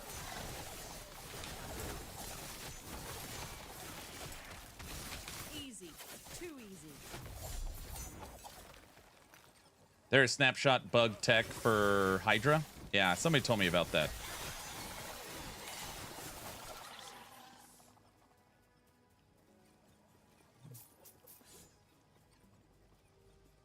Game is too easy. Make a squish rogue Z DPS. No. No. So,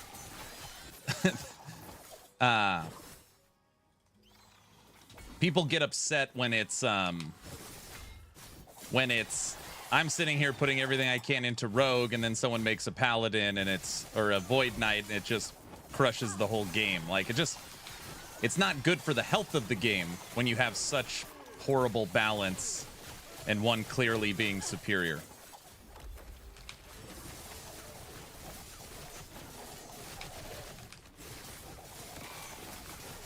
Heartseeker was fun until it wasn't. Heartseeker was fun because it's the new shiny thing.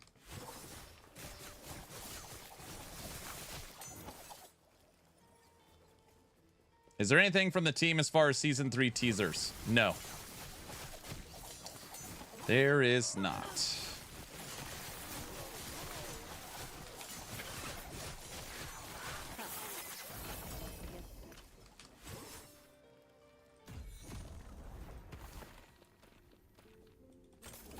There's a staff MTX. Oh yeah, that's true. We have a MTX staff and a MTX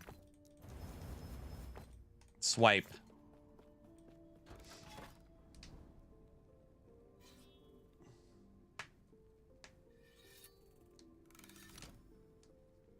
I remember Reddit made a chart of this in season 2 resistances. It got the top post. I don't look at Reddit. I don't know. I'm not sure what you're talking about. Green swipe. Apparently the staff is a Twitch drop. Is that what it is? Oh, nice. Here, let's check in on the last Epoch trailer. There's lots of questions, and we haven't watched it in 2 days.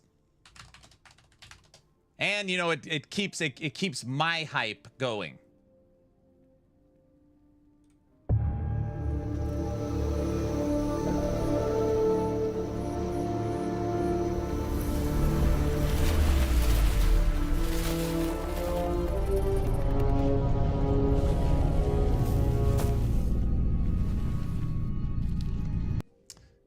Yes, you do. I saw you post Ellie pick on Reddit. I posted need on that pick based upon them, Crimson Market, sending me the post and me being...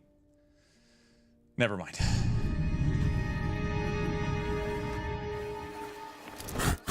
This is Bloodhorn, a new NPC that we will be interacting with for Season 3. He's the GOAT. Greatest of... He's a Bloodhorn. Never mind.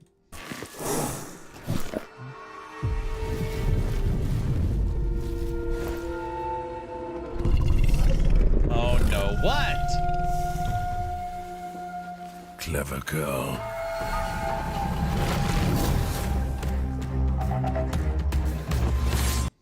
The new chapter, the Ancient Era. Chapter 10 of the campaign, coming to Last Epoch.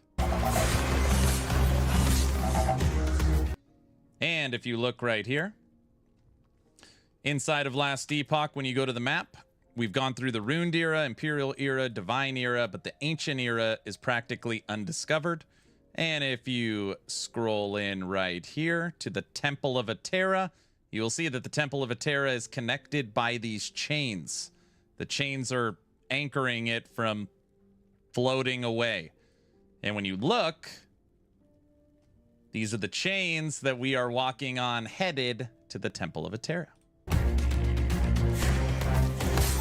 Here you can see that we are on the Temple of Atera because you can see that we're in the sky based upon the background, and we have new enemies. This, nobody has any idea, and I have no freaking idea. This is a shade of Oribus, like some kind of purple shade. So we're going to be encountering Oribus in some way. He doesn't move, so he's not attacking in the new chapter.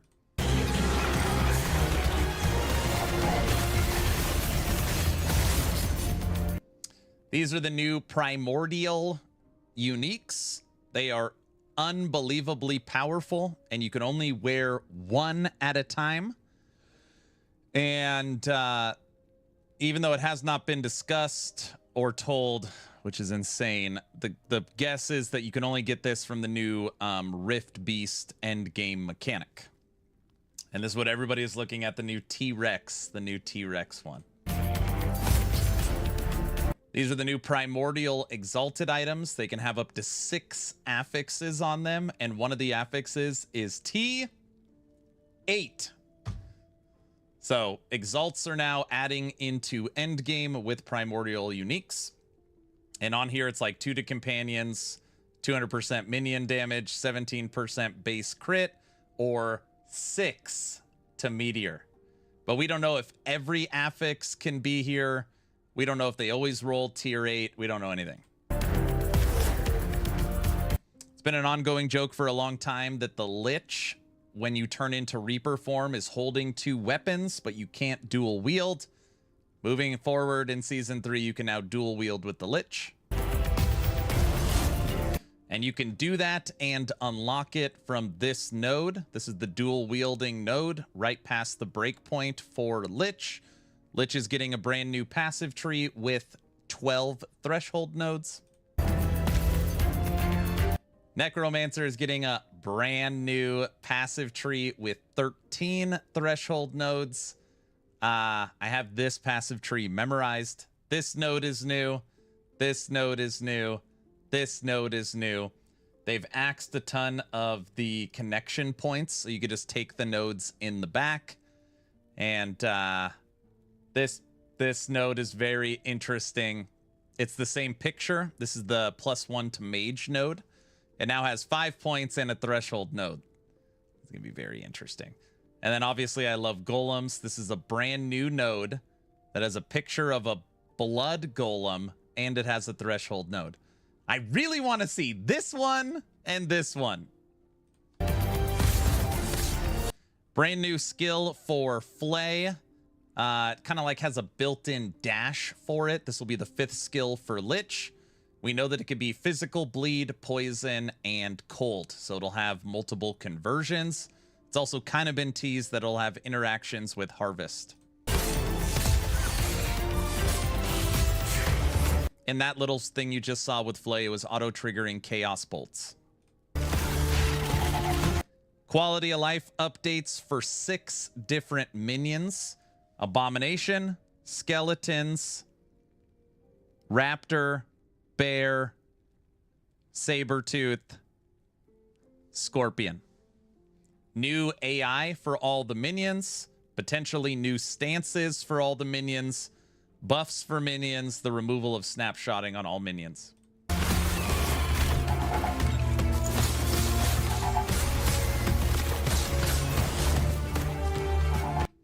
Two updates to cosmetics. It's been requested for a long time. This is not a craft-in thing. To have cosmetics be available in offline mode, that is now in. And you can now use 2 portals, a everyday portal and your monolith completion portal. Big updates to the Merchants Guild. I'm only going to play Merchants Guild because of this update, so I could be a resource for all the new stuff. But, yeah. There's new tokens. Yeah. New tokens, likely that replace favor. You're going to be able to individually search every affix on unique items. It's an entirely new way to look for stuff. It's awesome.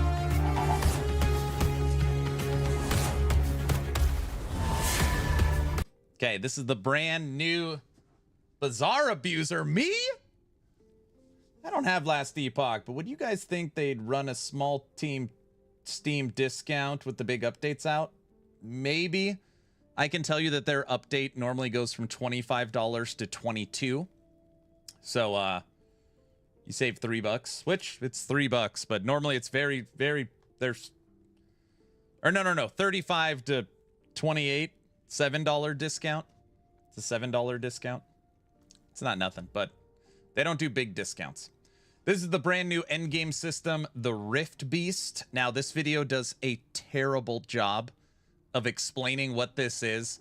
Most people think that this is just a new champion enemy that you come across in the monolith, and that is not true.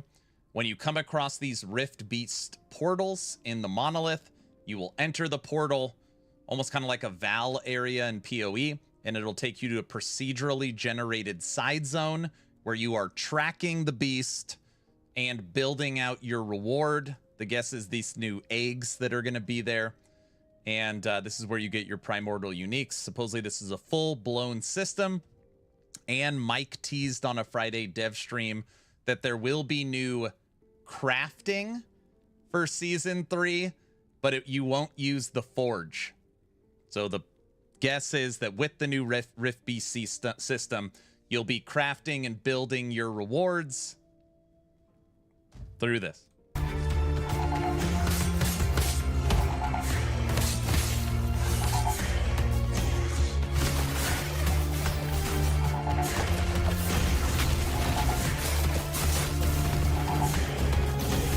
Yeah, procedurally generated like tombs.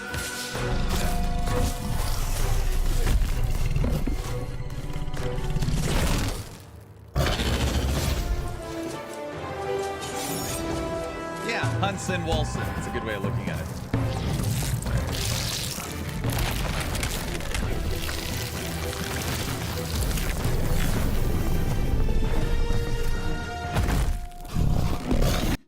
I like every time I watch this video, I show it off. We don't know if this is a new Pinnacle boss for the campaign. I mean, a new Pinnacle boss for Endgame or a new campaign boss or both. We are not sure. What we are sure of is that one of the primordial unique items they have shown the art for is its head. So this new big bad guy for sure drops a new shield that is its head.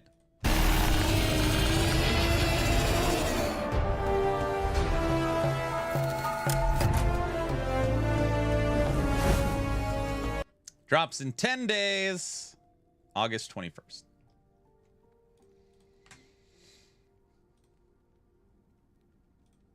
Wolson hunt system was good to me. Damn right, because it's the best mastery. What is? Spellblade. Hey, Cyborg, can you send me your latest build planner? We just jumped off of We just jumped off of Spellblade for a second because I'm so close to hitting level 100 on my rogue. But we're going right back to Spellblade. Thank you.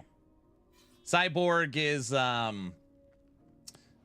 tester for Last Epoch. He's one of the Discord moderators. He's like an OG. He's a friend. He knows everything.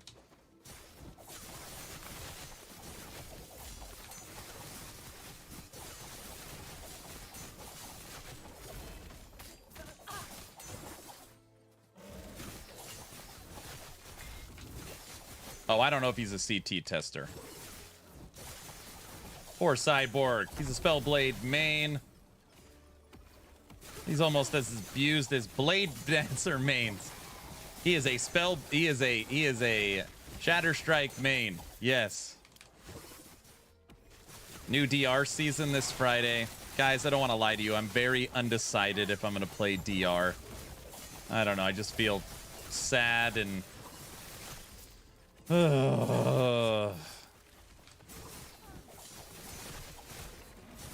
this was my 1-2 planner. Just swap out Morning Frost for something else. All right, here, let's go back. I'll play for a bit. Nothing else to do. Mr. I don't like build guides is going to follow a build guide. I'm shocked. That's not what I said. What's wrong with DR? Listen, before you jump down my throat, I have probably been the biggest advocate on Twitch and YouTube for Dwarven Realms. At least top 3 probably in the world for like non-sponsored, not making content because I'm getting paid for them, okay? It is a game that I have pushed and loved for a very long time. All right? You don't get upset with me. Creator Studios made a decision to move from a studio with 1 game to a studio with 3 games. So this is Creator Studios is made up of 5 individuals, I believe, currently managing 3 games. And you know, it's just like, instead of putting all their eggs in Dwarven Realms, they split up and all started working on different games and different projects. And it just, like, it almost feels like Dwarven Realms stalled. I don't know.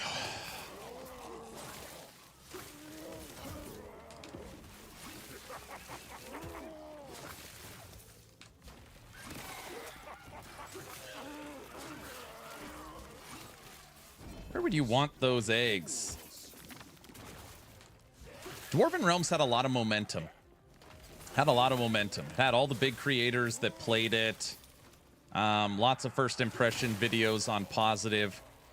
When I started playing the game, it held like a 95% positive on Steam. Right? And what I would always tell people is like, it's like nothing. It's literally like, Aaron, what is this game like? It is the most unique game you will probably play. There's nothing I can point to that's like, Dwarven Realms is like this. In a sea of copycats, we had DR. That's what I loved about it so much. Very easy to understand with very deep systems. And it's still that way. It's just, you know, they're focusing on, you know, I'm trying to give another example. It'd be like if 11th Hour Games said, hey, we're going to start building a battle royale like Fortnite, and we're going to start making a Balatro card game. So our studio of 100 people, 40 of them are going to the card game, another 40 of them are going to the Fortnite side, and we're going to be a studio of Last Epoch card game, Last Epoch battle royale, and Last Epoch the game we know. And maybe some people would love that. Like, oh, great. More Last Epoch stuff.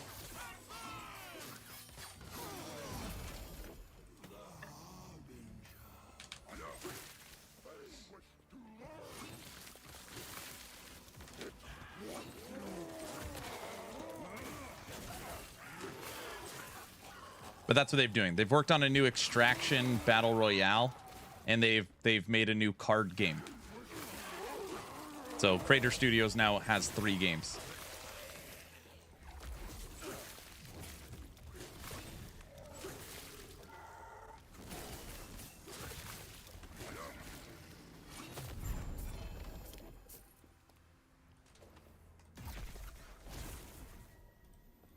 Have you or Frosty gotten any news back from Titan Quest 2? No. I reached out to them again, and they said that they're waiting for approval or something. I don't know. They're driving me crazy. I love DR. Till striving for light, I can throw bear zip bosses. Death by bear to the face. That was the best game ever. You love that so much. For me, DR is my last favorite of the games Aaron plays and I followed. But if Aaron will be playing, I will be too. Oh God, don't get me started on DR. Yeah. Zeta, what up?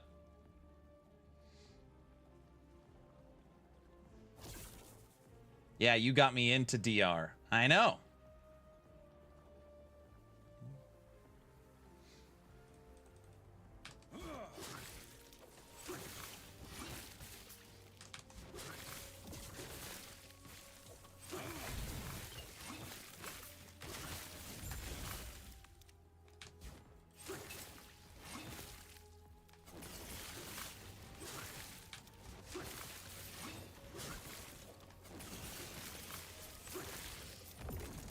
I'm still all over Hell Clock. So much fun. Good old Hell Clock. What do you think of the updates they made? I came to DR kicking and screaming, and now it's my favorite on my Steam list. But this season will be missed due to last Epoch. There's only one season, I think, of DR I've ever missed, and it was season 3.5. I don't know. When they use like a half number for the season, in my head, it's just like, oh, it must not be a real season. That's why it's a half. I don't know. I need to find a game to play. You need something?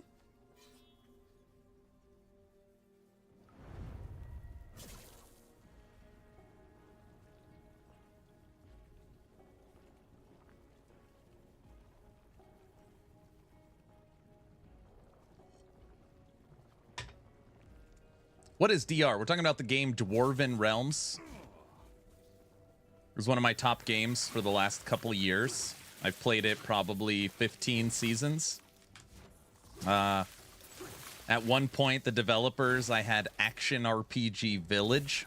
It was a hidden area in the game where my NPC would give you my golem mount. And then Action RPG Village expanded and all the big content creators took it over. But yeah, it's a game that I have covered for a long time. And it has changed and expanded over the years.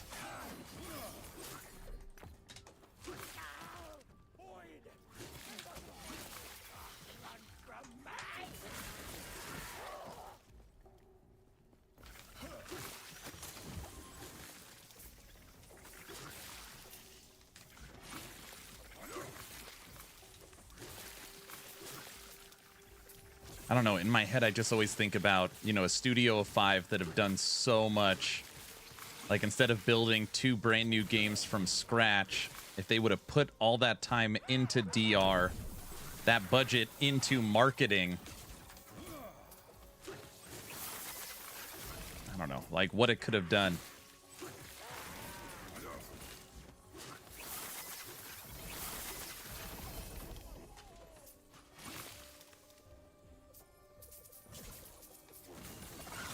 Is Dwarven Realms a Souls-like PoE 2? Dwarven Realms is like nothing you've ever played. It's nothing like PoE 2.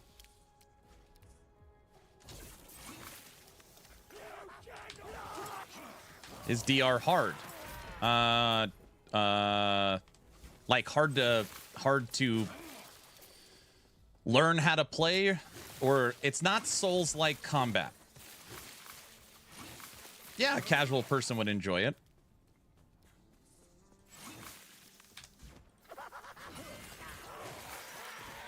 It's half an ARPG, half a survivor-like, but it has like crafting and end game.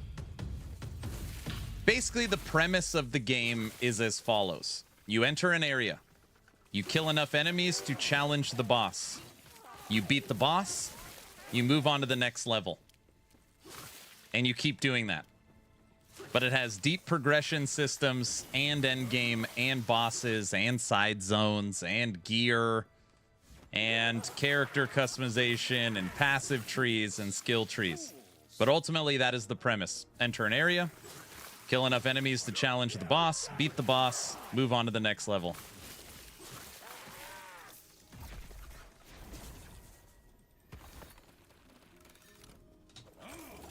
Loving Hellclock and Slormancer lately. Nice. Striving for Light is one of my favorites. Because of DR, I found Conquest Dark, which is a nice take on DR again. It's from the devs of Hellclock. Really? Oh, I'm gonna have to look at that. Going to purchase it again. Purchase it today then. Thanks. You'll like it. Does last Epoch have a steep learning curve? What games have you played before, Birdie? So, like, have you played Diablo, Torchlight, PoE, Grim Dawn, Wolcen, Hero Siege, Chronic Con, Slormancer, Chaos Bane, Inquisitor Martyr, stuff like that? Have you played anything? Have you played any of those?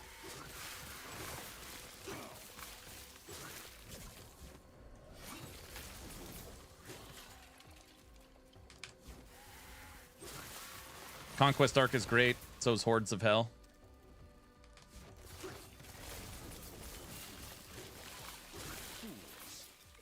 Cyborg, is there any other way to manage mana that is not Mana Strike?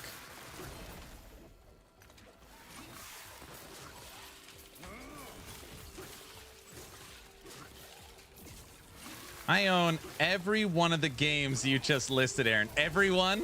So do I.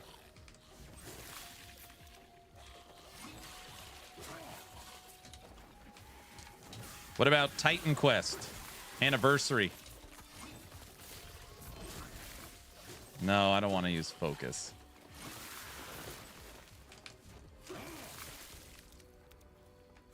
Of course. All right, you're going to like DR.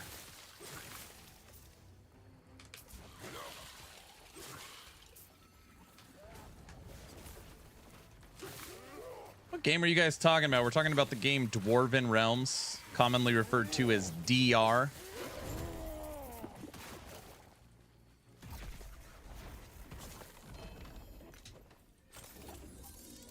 Warrior, just know that it's not a visually stunning game. I don't think it's bad.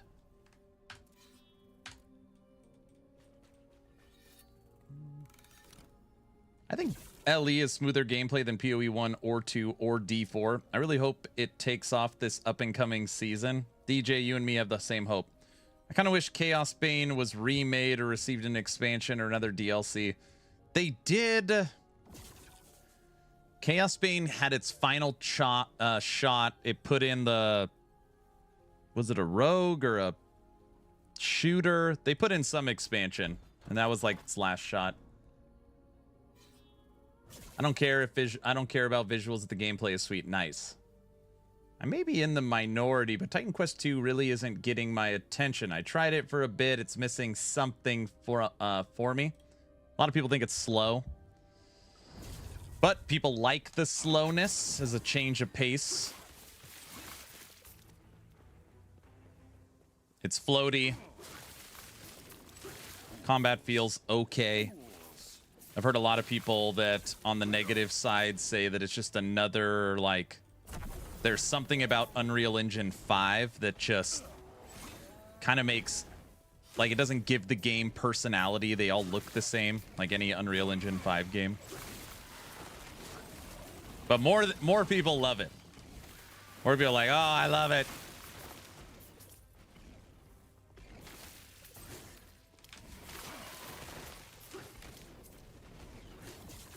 Something about combat just feels bland. I can't put my finger on it. I think Titan Quest 2 visuals are super good. Yeah, they're clean. Yeah, the visuals and the environment.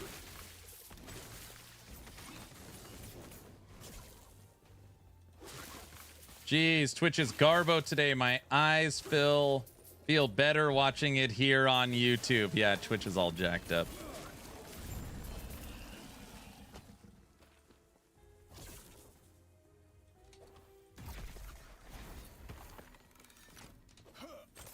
I'm excited for the full campaign of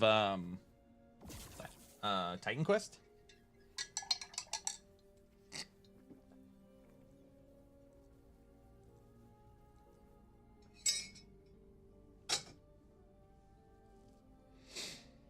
I think DR is very dry and very grindy in the end. Yeah, it's normally like a 1-week game for the new league. What's crazy is that Dwarven Realms, for people that played it back in the day, they would do... Oh, wow. So imagine a new season or league every 4 weeks. That's how Dwarven Realms used to roll. It was like on season 28 or something. It was every month you had a new season drop. That's how they used to play the game. That's how the game used to flow.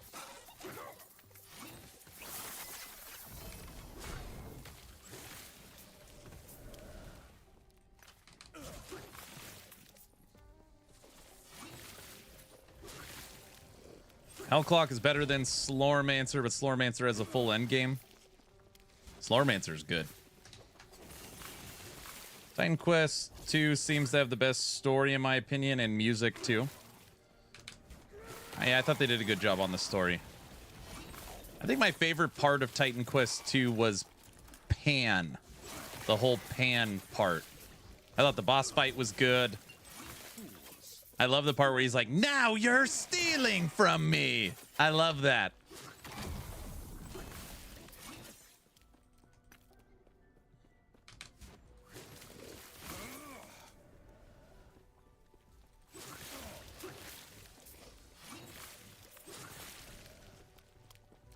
Ghost Lore has a sort button and a map overlay, so it's already ahead of PoE and D4. PoE has a map overlay. Yeah. Doesn't have a sort button, though. Pan was a good fight, yeah.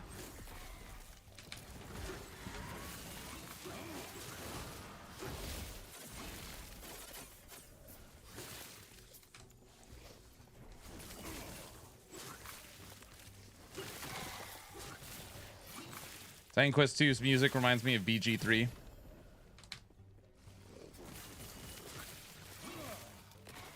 Hey, Slormancer sold 300,000 copies. Are you talking about Titan Quest 2? Titan Quest 2 just announced that they sold 300,000 copies.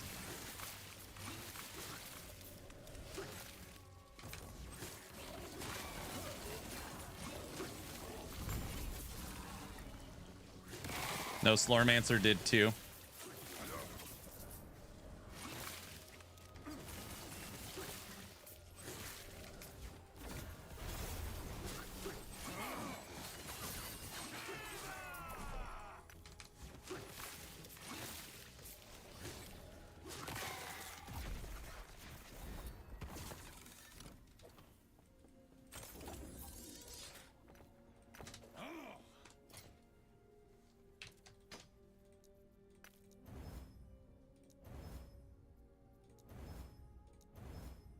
T7 poison. Poison. In your opinion, what is holding Last Epoch back? Oh, wow. What is holding him back? Well, just to be clear, when the game launched, Last Epoch, this is Season 0 1.0, Last Epoch pulled more Steam players. People always get upset. I'm only talking about Steam. They pulled more players than PoE 1. Okay. On only Steam, not the PoE 1 launcher. All right. Over 250,000 people showed up for last Epoch at 1.0 launch, and the game has sold over 2 million copies. Okay. So financially, what they've able to accomplish competing with Diablo and PoE as an indie Kickstarter is amazing. I mean, they've already won. Not only have they won based upon sales and success, but also they just sold the studio for $100 million. So I don't know if anything's really like holding them back. Now, if you ask me what do I think the game needs, they do need a console launch. So this game should be available on Xbox and PlayStation. I think more and more people are looking for console. I think it needs an official support for Steam Deck. I think there is very basic seasonal things people expect. There's no achievements for the game right now. There's no like seasonal cosmetics. Like if you kill Aberoth, you get a special helmet. Is like the game needs a lot of that kind of stuff. Like I hate to say a season's journey, but something of like achievement led progression. Achievements would be huge. Yes. They need higher quality seasonal updates more often. So EHG has always struggled with maintaining and hitting their time frames, and that is because of two things: one, scope creep, and two, always having to fix old stuff. As a studio, even right now, EHG is not forward focused. They're always replacing an old asset, fixing an old passive tree. We still don't have all the 3D renders for the 2D art, you know? So they need to like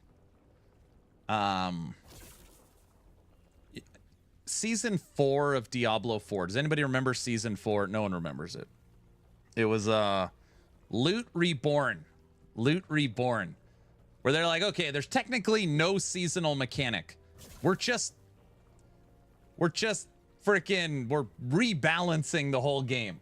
And it was like a lot of people thought it was a decent season.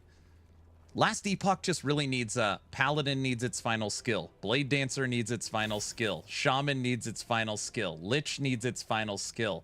Rogue needs 2 base skills. All the passive trees need to be finished. The campaign needs to be finished. All the 2D art needs to match the 3D renders in game. They just need to finish all the like core stuff so that then they could be forward focused. There's just still so much they have to fix. And every season they do a little. So as an example of that is next season we're getting the final Lich skill, and we're getting the updated passive trees for Lich and Necromancer. And they fixed snapshotting, right? And they put in new UIs for the monolith and the passive tree. And we're getting chapter 10 of the campaign. So it's actually funny. This season is like a really good step in the right direction. I don't know if that answered your question. But yeah, that's kind of my take. I remember Loot Reborn. It was good. At the time, it was a good update. No, not I hate it. Oh, yeah. Yeah. It's like they needed the cash infusion from a studio buyout for more manpower. Yeah, and they've already put up job postings that they're hiring like crazy. So the idea of the new subathon, start the fence. Aaron dies 10 times. He has to wear a Rex outfit in Walmart. What? What's up, Kyle? Endgame needs a lot of work, too. I think Endgame's overblown as far as needing work. I don't think Endgame needs a lot of work. I think balance is more important. People following the meta leveling guides than the meta broken build guide then complain there's no endgame. I don't know. That one I don't agree with as much. And I think endgame will just naturally get better as they add in seasonal mechanics. I'm not super concerned with that. Like there needs to be a pinnacle boss in between both Aberoths. Continue to add in fun stuff in the monolith, but I think it's better than people give it credit for.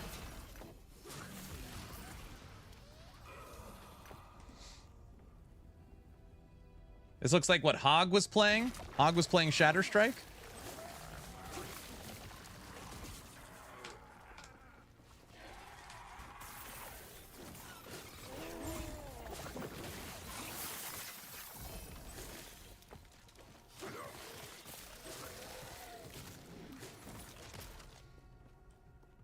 True, maybe it's just needing more seasons. Yeah. I mean, if you look at the last 3 seasons, like let that sink in. The last 3 seasons, we got Tombs and Cemeteries. We got Woven Echoes. Right? We got the full rebalance of the entire end game. We got Harbingers of Ruin with Aberoth, regular and Uber, and the 10 Harbinger bosses, and both factions.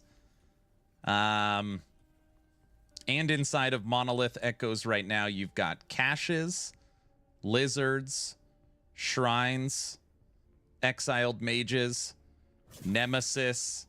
You can literally customize your monoliths through the Weaver Atlas. You're about to have rift beasts, tombs, cemeteries, regular, obviously, enemies, champions, and the arena objective. That was 12. I probably missed some. That was off the top of my head. So what they need is probably some better ways for juicing. People really love that.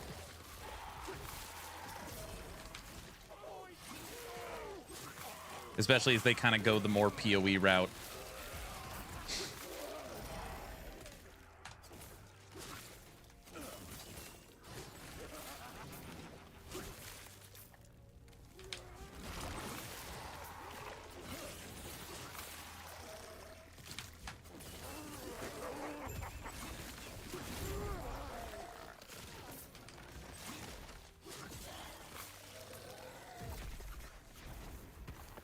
Hello, Man Fight Demon. What's up?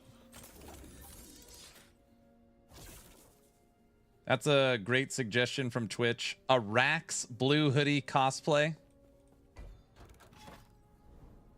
Most streamers think Top Gear is too rare and not even worth grinding to get. Same with Uber Boss. I don't know what Top Gear means.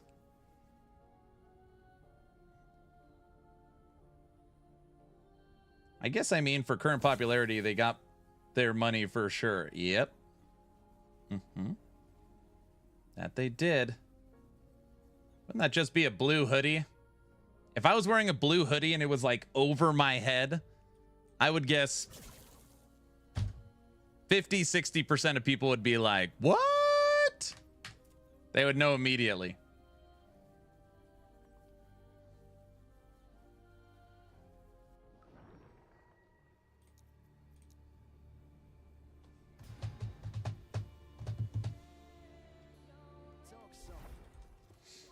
Like they needed a cash. Oh yeah, I read that. All right, everybody. We're just going to play 780 corruption until we get there. We need a box and a half. And we have every character at level 100. This is my last one. It's 99. We're so close. What about a Riker cosplay? Hello, everyone. This is Riker with another news update. Last Epoch got bought out today by Subnautica Drama Crafton.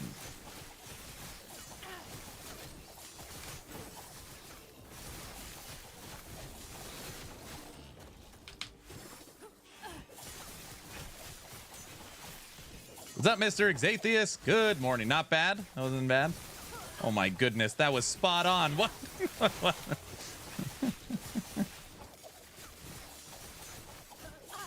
Don't forget to talk about the drones. Well, of course.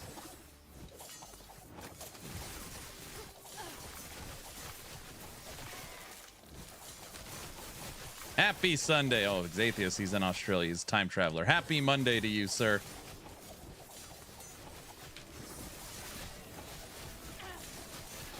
We are not stopping till this character is level 100.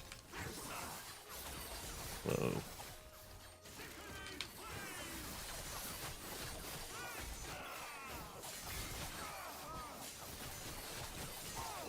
Holy moly.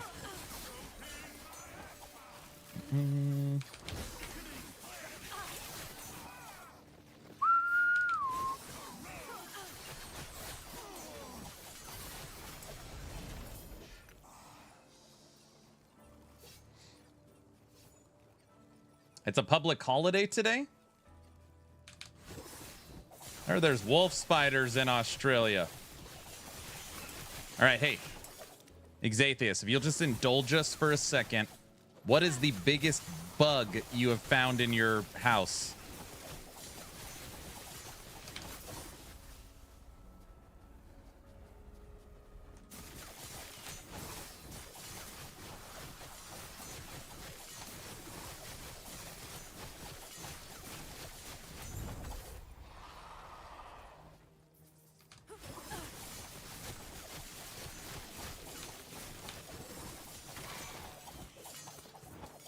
And then Riker says, but before that, we're looking at, oh, probably a huntsman spider.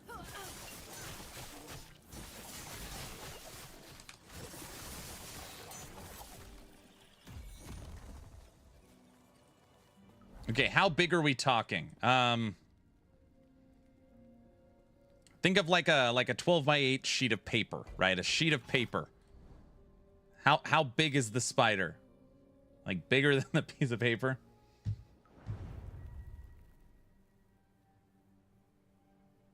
I still can't believe how many Riker Diablo 4 ads were playing when PoE 2 came out. Huntsman can get about the size of your hand. The size of your head. 25 sheets of paper.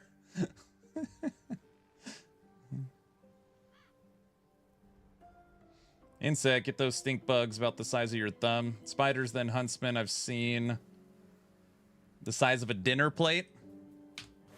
It's actually really funny you say dinner plate. I almost said, is it like a dinner plate? But I was like, dinner plates are different sizes, so I'll go with sheet of paper.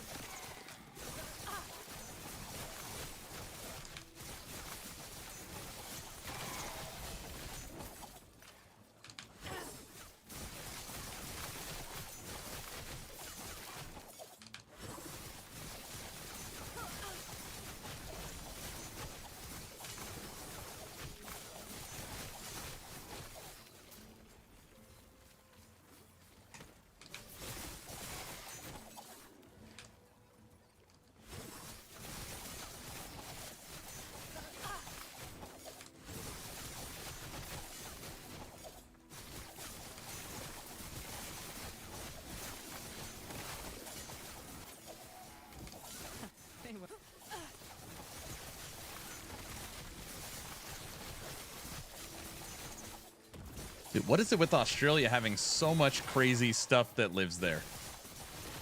Lots of annoying webs amongst the trees. Yeah, don't say. Really like what Riker does, by the way. The new stuff, I enjoyed a lot. Riker's like the OG, man.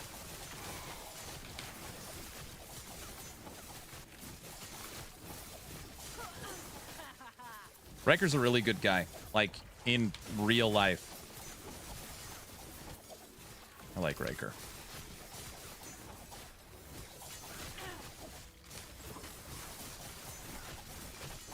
This stupid little weaver guy.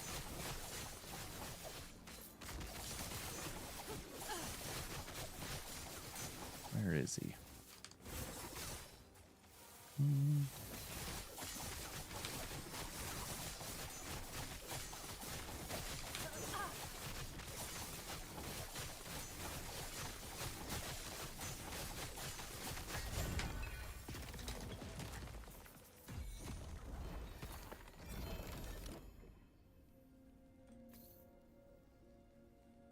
Imprinting is so broken. It is literally. How many Orin's eyes have I found? And I sold a ton of them. 1, 2, 3, 4, 5, 6, 7, 8, 9, 10, 11, 12, 13, 14, 15, 16. Do you have spiders casting webs amongst your trees in your yard? No.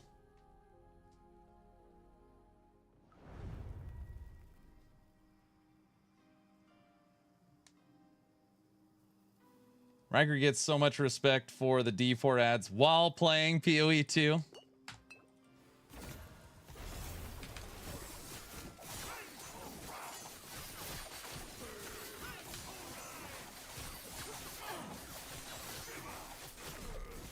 Hey, Brow, we had the sprinkler guys out yesterday.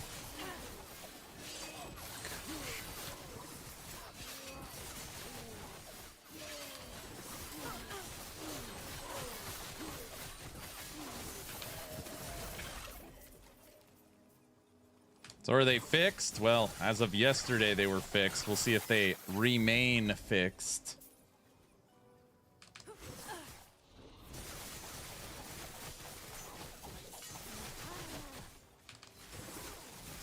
I feel like I know a lot about Australia. I've watched Crocodile Dundee quite a few times.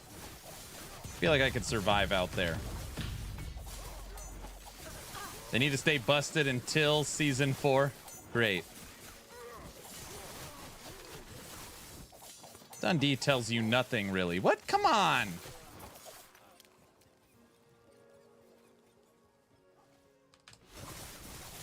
What's crazy about Australia is in New Zealand, just distance away, there's no predators. I played Hordes of Hell. We played both demos when they dropped for Steam Next Fest.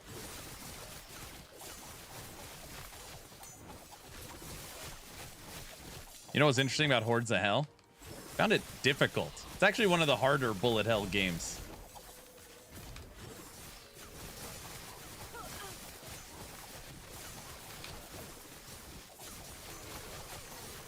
I think I made a couple YouTube videos on it too. It is a very difficult game, yeah.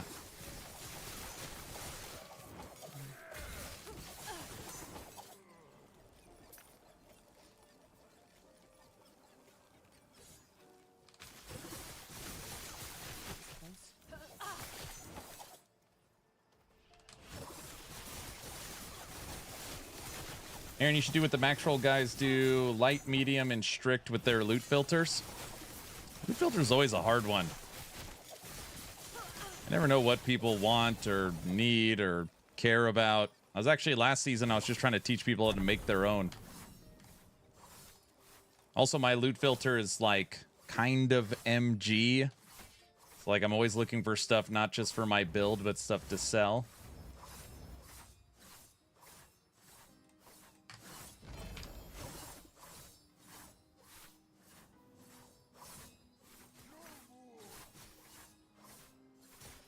Hey, guess where my son went yesterday? Yesterday, my son was at a Weird Al Yankovic concert in Idaho.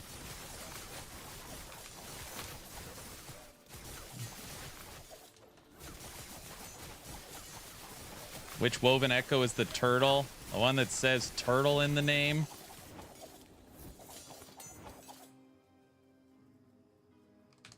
Oh, let me look.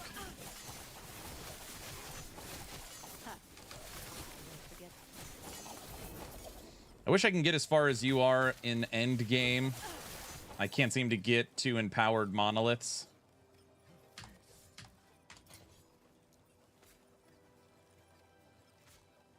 Yeah, because the one box left. Which one is the turtle?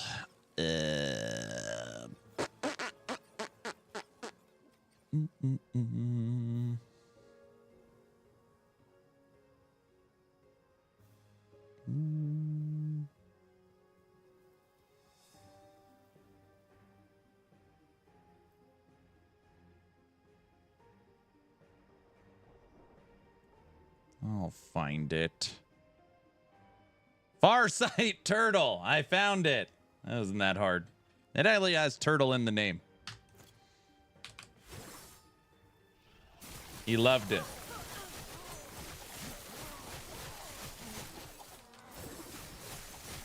Are bots the reason why YouTube is not on the stream chat anymore?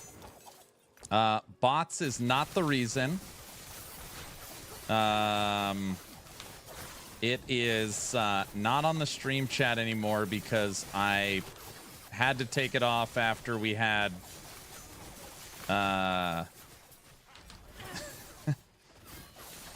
it's just the stuff I have to deal with is just the dumbest, most ridiculous. We kept getting we got bombarded on YouTube chat, and naughty people were spelling naughty words, and it is really hard to moderate. So when that happens, I have a little more time to react because it's not on the screen. Naughty words? No way. No, like spelling words one letter at a time.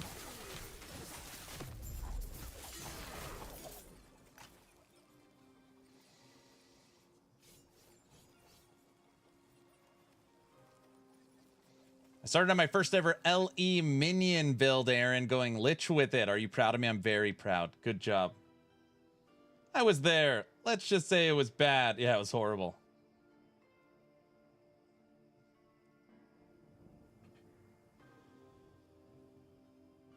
What is this build, bro? If you type in exclamation point build, it'll pull it up. Oh, no, it won't. Darn it. I keep forgetting. This build is going up on actionrpg.com soon. This is the Black Blade of Chaos, using with Lethal Mirage. I'm sorry, everybody. We're playing Spellblade today. I'm just so close to level 100 on Rogue that I want to hit it today.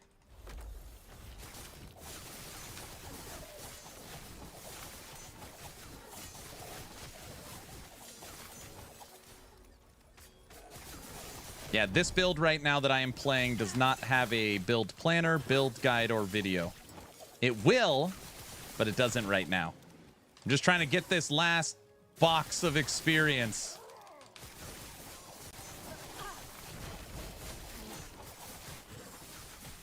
Right now we're at 780 corruption.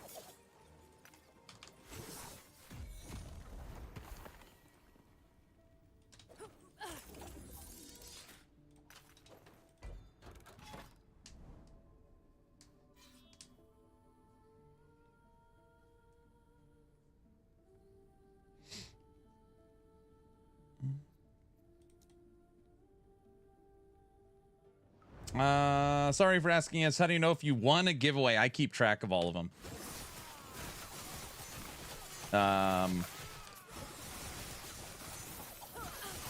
And then the team normally reaches out, or you just message me.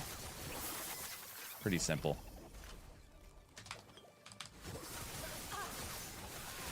Yeah, as long as you're following the channel on Twitch or subbed on YouTube, type in exclamation point giveaway.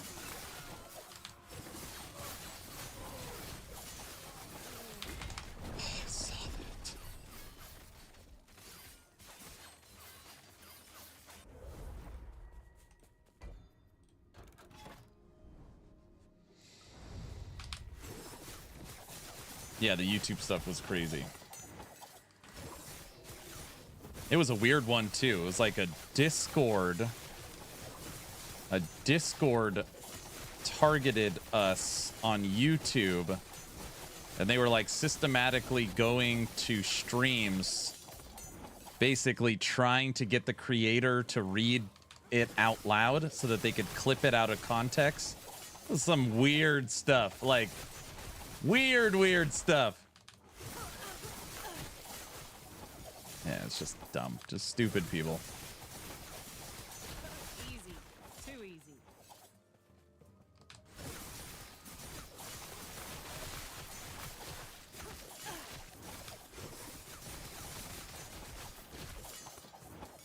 Brow, let's start a new Discord giveaway tomorrow for kicking off Hype Week.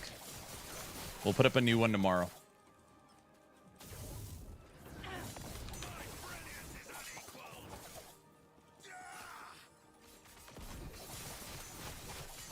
I do have one mod for YouTube right now, and I went in and updated a lot of the channel settings.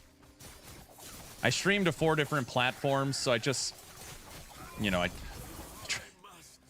try to do as much as I can. It's just really hard.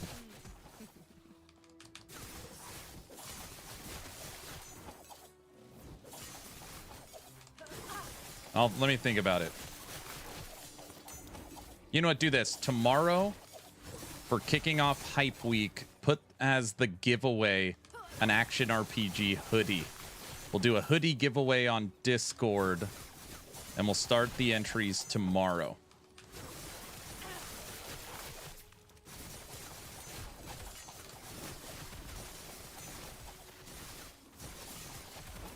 Trevor, I don't like seeing you on Twitch. It's weird. Why is Kick broken today?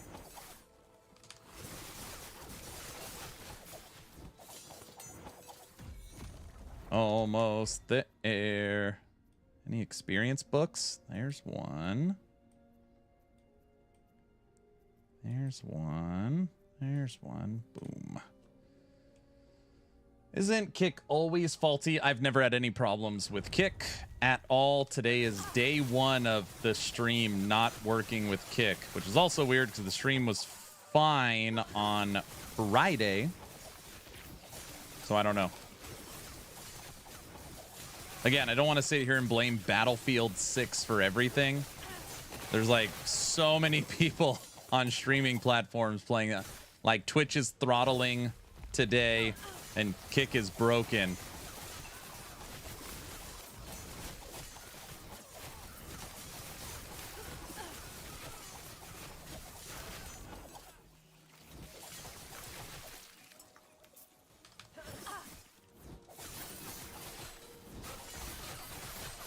Damn, not the hoodie. Might be the only thing I use, right?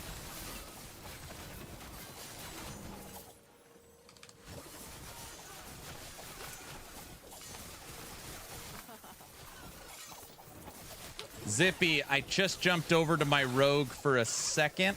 I need a half a box of experience to hit 100. And then we're going back to our Spellblade.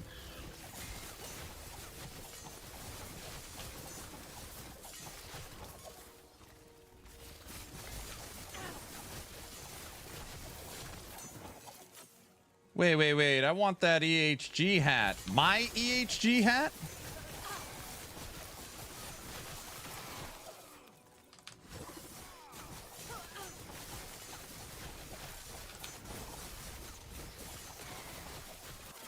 Dude, that EHG hat is going to be a collector's item.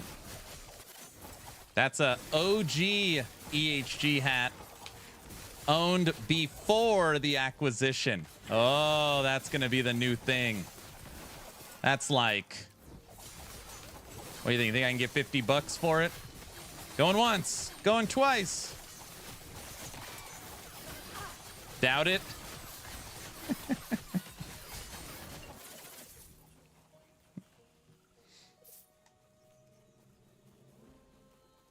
I would give you 50 for it. Here we go.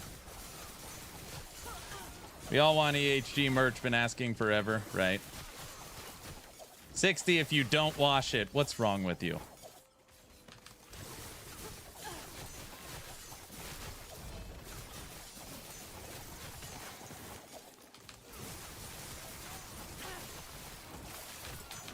Easy. Too easy.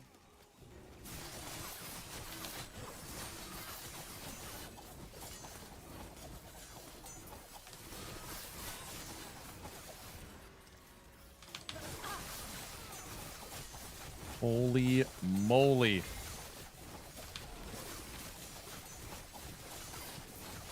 Easy.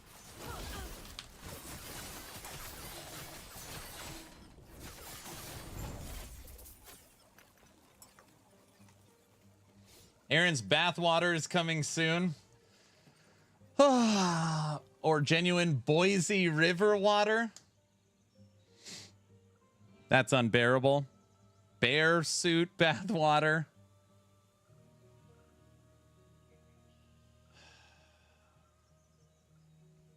Devil Dog, what's up? Ew.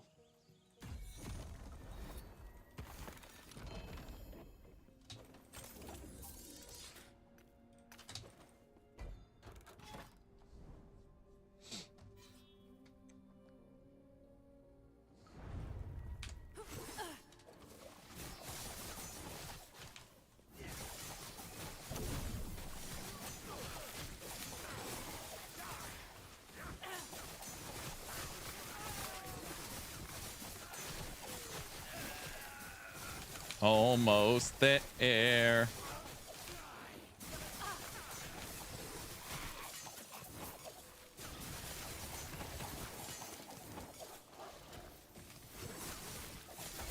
Rax has got a ton of people playing Grim Dawn. Devil Dog, you just killed me too.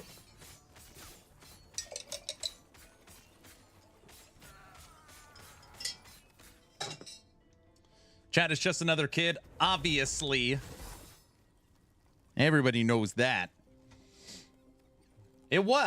I was reading chat and then Ghost got me. Everybody knows that.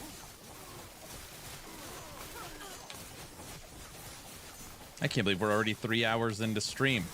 Okay, everybody, announcements.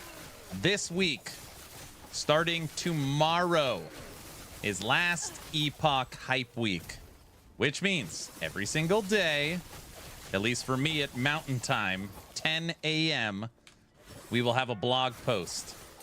And each one will be a breakdown of new stuff. So we'll see the new skill, the new end game, how Rift Beasts work, the new items, the reworked Lich, maybe the new passive trees, the new supporter packs. They'll be breaking down in detail the overarching systems.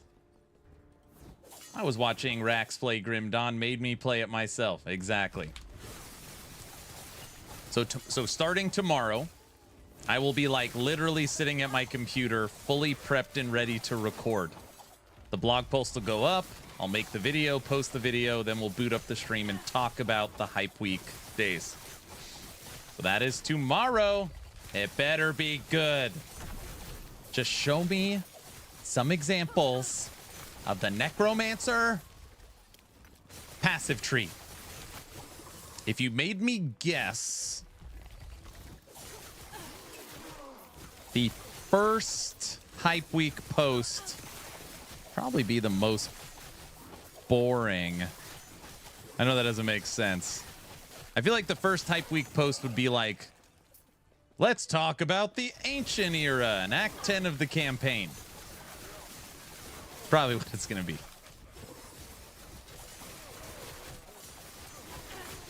Let's check out where you're going to be going and the new enemies. Lore build Hype Week. It'll be something like that.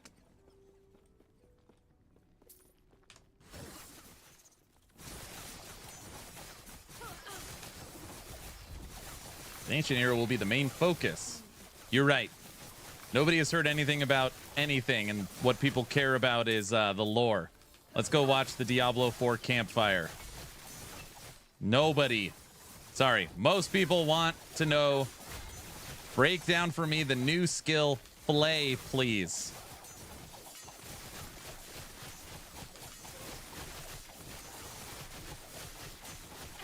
It's going to be the Helmet MTX Hype Week. I love fighting this enemy because you can't ever see how much life they have. It's the stupidest crap in the whole world.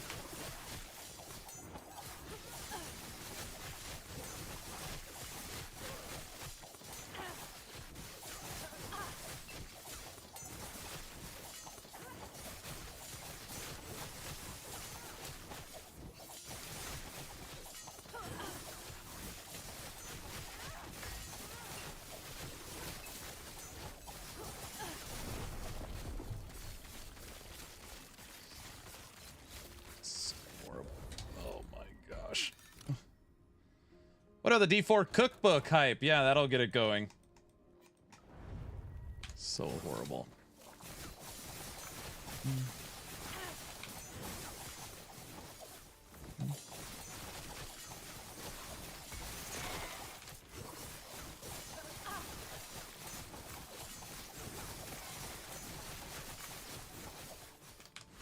Where do you think Rod is going?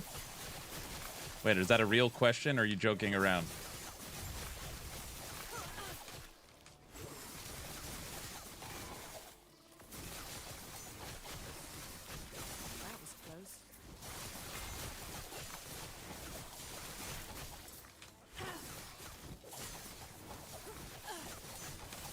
Can't wait for Grim Dawn 2. You're going to be waiting probably 10 years, but that's going to be awesome.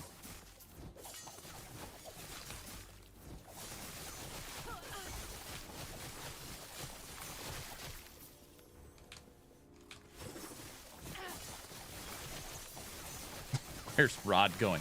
Rod is going to his couch to sit down and relax and retire.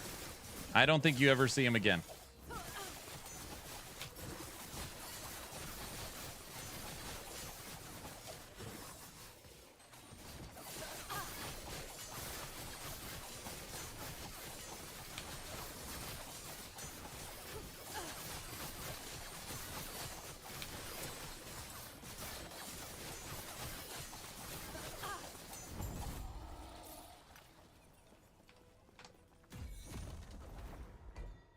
He got hired by Crafton to oversee last Epoch. Yes, exactly. That's the new mission.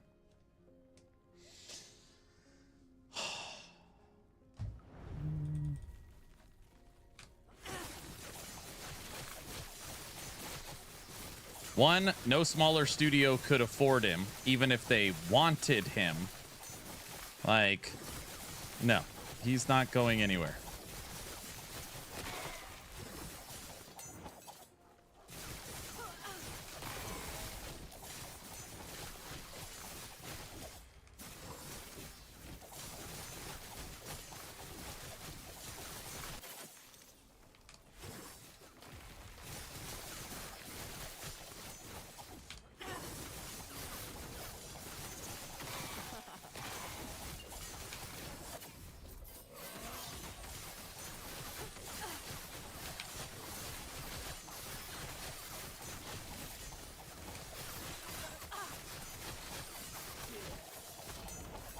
Almost there. Congrats on 100,000. Thank you so much. Hey, hold on. Let me show you guys. Hoof print. They got really cheap on these 100,000 plaques, you know. Oh, I'm going to die again. No. Get him. Booyah.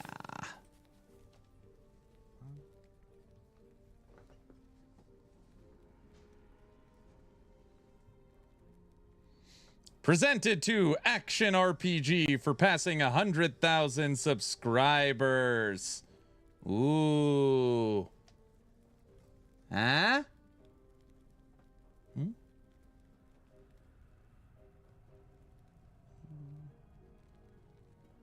Cheap. It looks clean. It is clean. It's just they've made them way smaller. It's like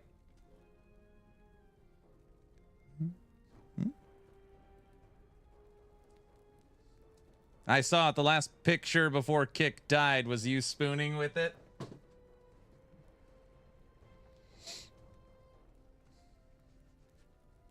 So cool, Aaron. Congrats. Thank you, guys. Thank you. Very excited.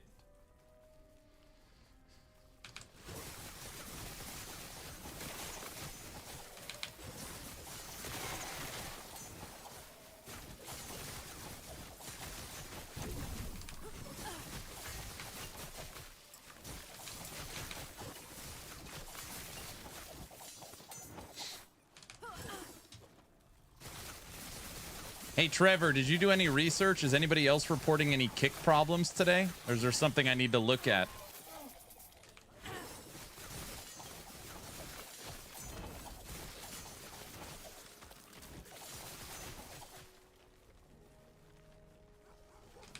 The issue is you holding it up to your head. It makes it look smaller because my head's so big.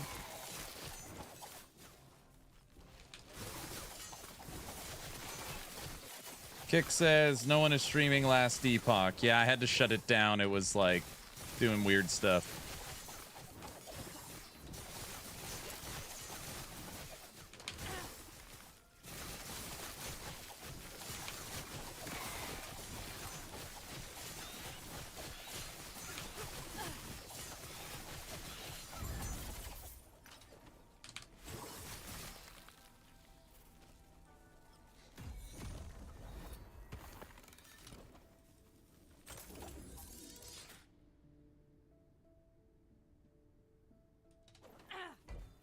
Yeah, today's a weird day. Twitch is streaming at 720. Kick is dead. And if you want to enjoy 1080p, you got to head over to YouTube today.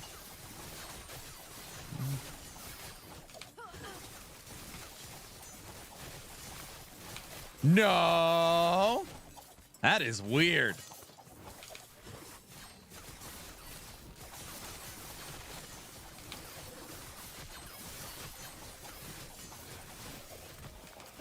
You two brought me here.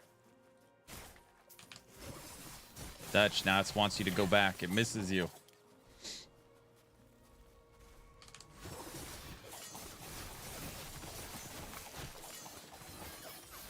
I'm going to say a statement right now. I think when it comes to season 2 of Last Epoch, this is the most of any season ever I think I've played in my lifetime. Like 40-ish different builds, hundreds and hundreds of hours, every character level 100. I would estimate we've made close to 40 billion gold in the bazaar. Not to mention the hundreds of hours of CT testing. I think I've played any season in my whole life.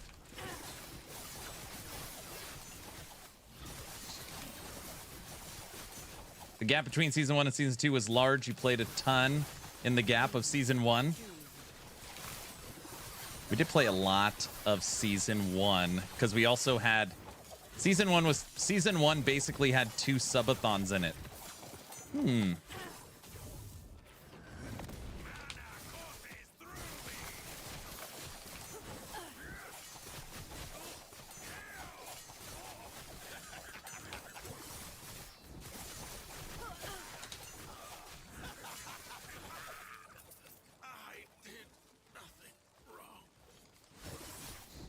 Let's do a Steam concurrent player count guess for season 3. I'm going to say 94,000.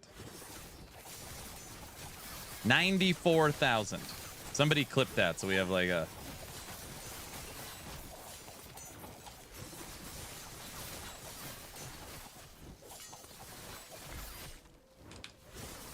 Is the T-Rex part of the Necro tree now? No, it's a new relic based upon a new rarity, Primordial Uniques.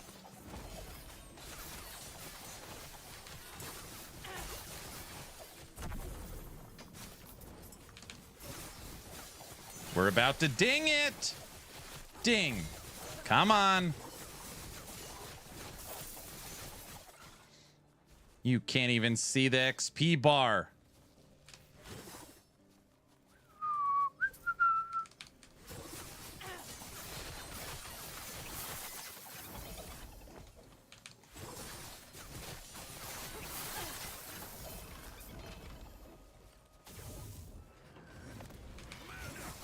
I'm guessing 75,000. I think they are fumbling hard. A big take, we'll see how many creators pick up on Hype Week. If nobody is making videos, nobody's reacting to content creators aren't even looking at this stuff on their streams. Yeah, that'll be a big one. Boom! There it is. Very nice. All right. Void base with crit multiplier T7. Yes. Another void. No.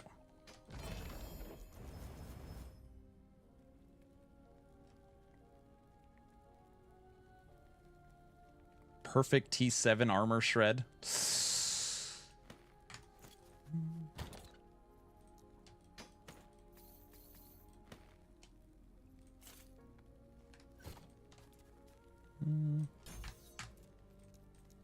Back to the stream title. All right, everybody.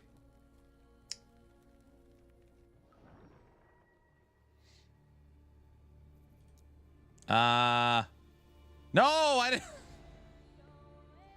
I double clicked on it. No.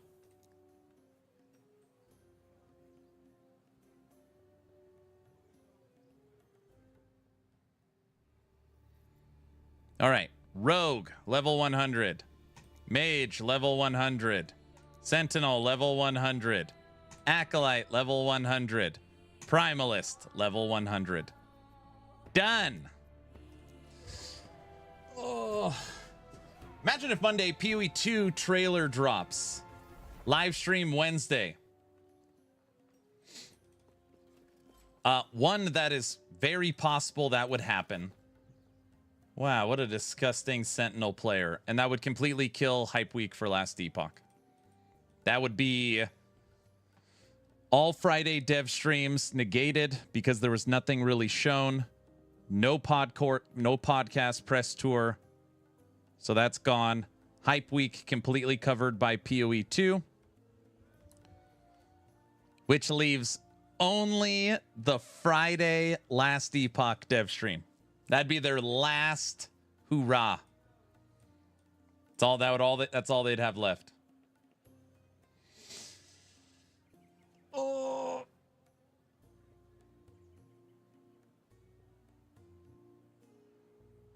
You can now let your legacy stuff alone and go completely seasonal now. I have not logged into legacy this season. Not one time.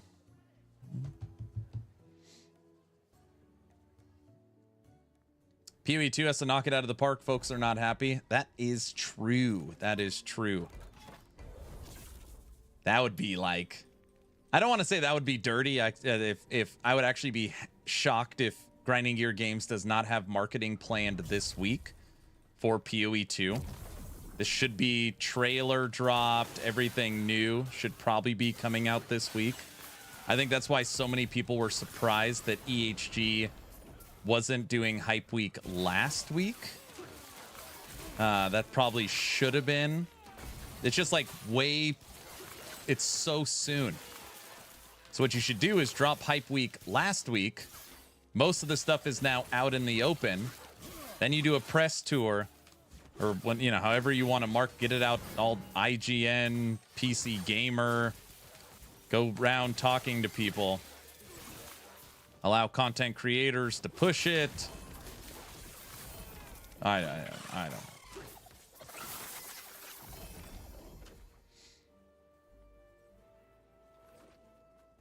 Guess it's time to wipe the legacy on Subathon. Just dump it. Who needs it anymore? Is the new season up? No, it's out August 21st. 10 days.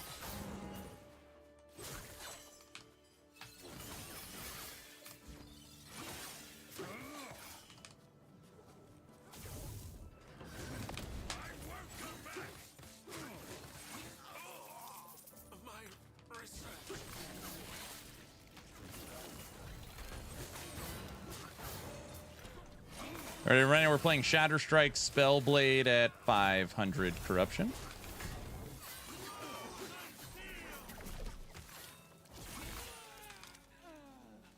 $10 days as far as we know. Oh, you think they're gonna... You think they're like, we gotta delay it? No. Delay is not inbound. I think. Right?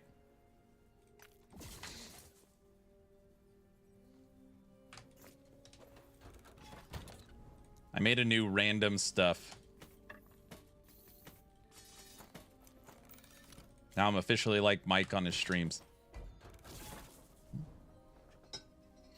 That would be catastrophic. I mean, I don't know if it would really matter if they delayed it.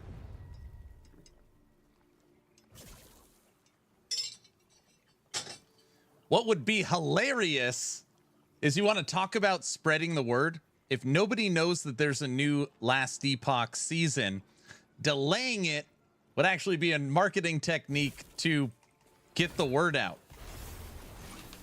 I think that makes sense.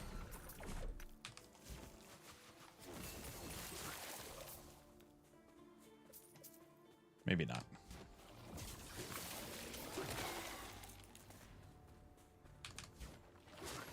I said I wanted all 5 classes at level 100. We freaking did it. Rogue being the toughest one to hit. That would be really bad. Hey, we had a couple of added features that didn't make it in. We're going to be delaying 1 week. We'll be launching Last Epoch Season 3 August 29th. Oh my gosh. I would pay to see those headlines and reactions from people.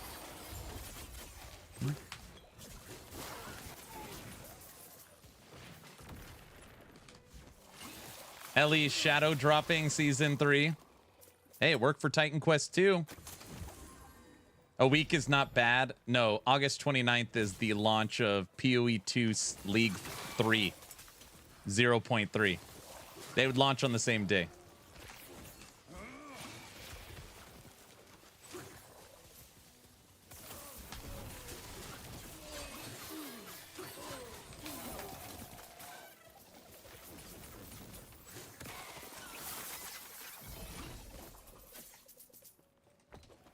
Oh, yeah, the same day.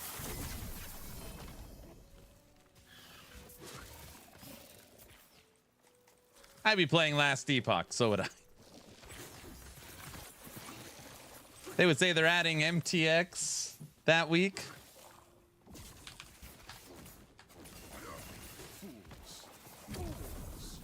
LE Season 3 is exciting. Hopefully we are very excited tomorrow. I hope they just say, what is the most exciting post we have for Hype Week? New passive trees and skills, or new items, right? Breakdown of how you make primordial uniques and exalts. Just don't think they're gonna do that. I feel like it's gonna be no. Let's do the boringest first, and we'll start with lore. Why is 720 60 the highest available resolution for stream? Has it always been 720? No, it's always been 1080. Twitch is throttling today. Yeah, they're throttling on Twitch today. Actual end game would be good. In what game? Right now, only YouTube has 1080.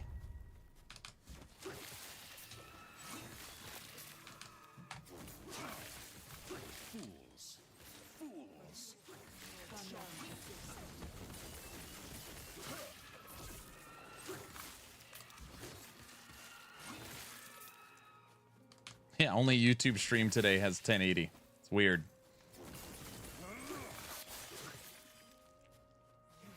They should add Hell Tides. It's crazy how much endgame they've added over the last, what, 2 seasons?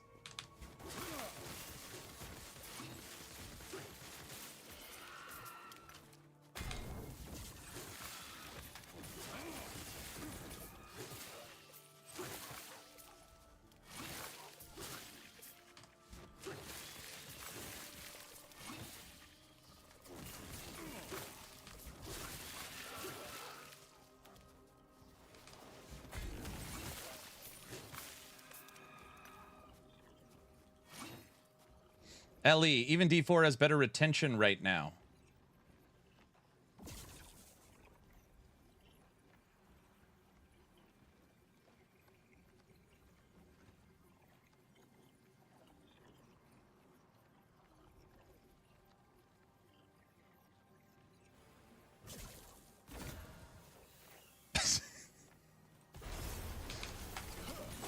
Yeah. Mm-hmm.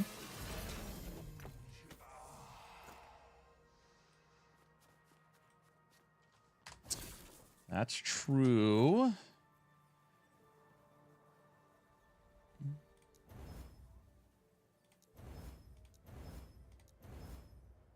Oh, it showed Holy Aura and Symbols of Hope and didn't hit. Lovely weather we're having.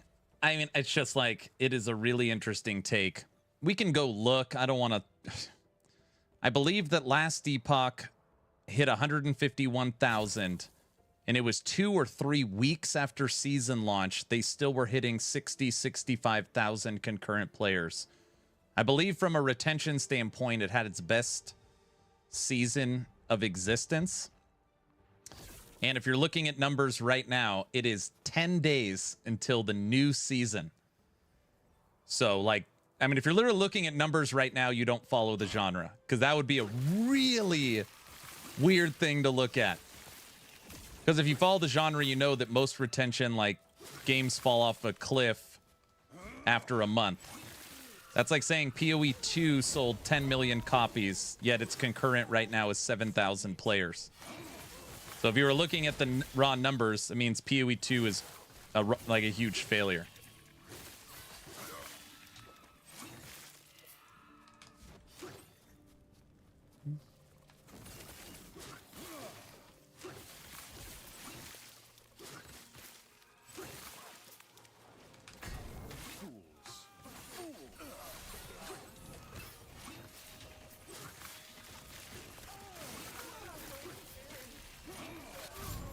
Like, anytime, just in general, it actually has nothing to do with Last Epoch.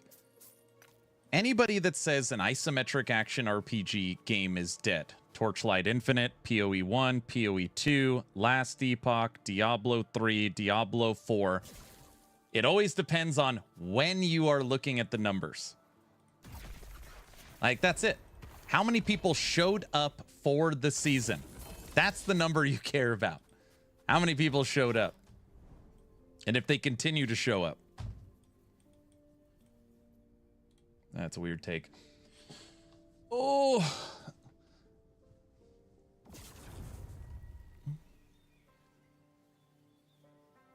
I think it's on your end because Gazzy has 1080p. You'd have to look at a smaller streamer, not a big one.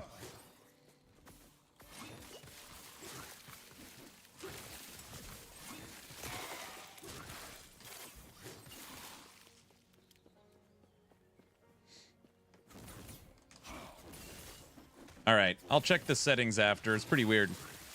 I don't know why Twitch would be sitting at 720. I haven't changed any of the settings since all of last week's streams. So, and I'm multi-streaming to 4 platforms. So why would YouTube be 1080 but Twitch is 720? It doesn't make sense. I'll look at it though tonight. That's pretty weird.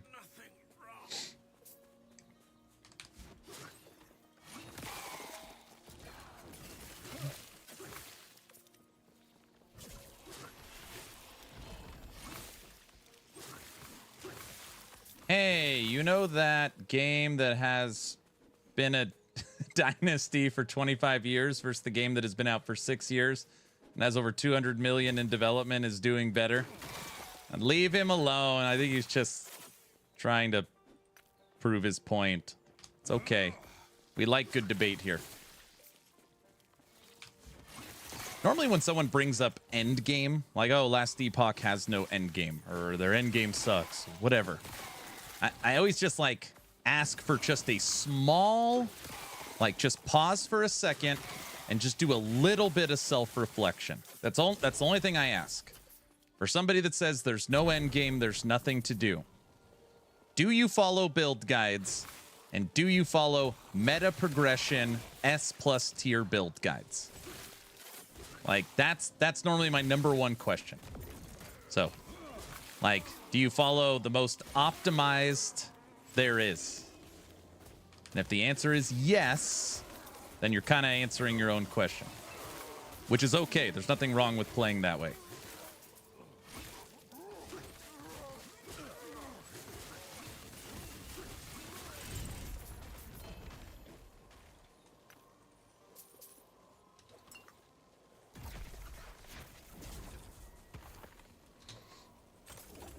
Didn't PoE 2 lose 50% of their player base by that standard? More, I think. They lost more. If you look at Dawn of the Hunt, was... Like, forget what you think about PoE 2. Dawn of the Hunt has to be, I mean, one of the worst, like, from, like, a review standpoint, content creator standpoint, player base standpoint, performance standpoint. Dawn of the Hunt was one of the worst updates we have seen, which again led to a lot of the success for Last Epoch. Like, that was a rough, and I know they, you know, I know they pulled it out, did some updates, went on a kind of an apology press tour a little bit. That was a rough one. That's why a lot of people are actually expecting a good season or a League 3, 0-3. Because it's like they're going to bounce back from that, kind of learn from their mistakes, which I hope they do.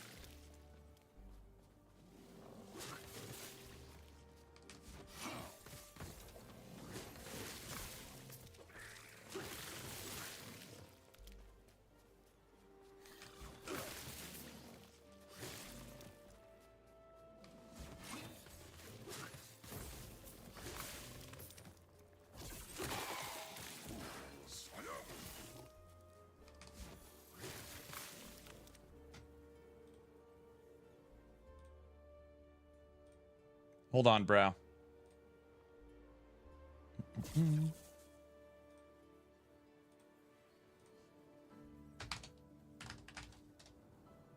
No, it's working.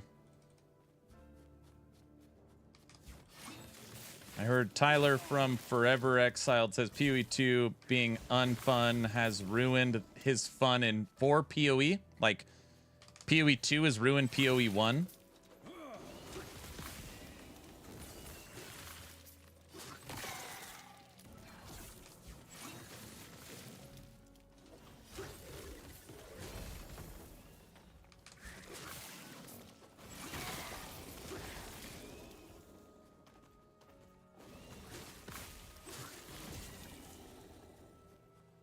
Like he sees all the warts of the game. Was this season of PoE 1 successful? I think it was reviewed pretty high. It lost 50,000 players off the previous season. So the previous season, I don't remember, 230 something. This one was 178. So it shed 50,000 concurrent players on Steam.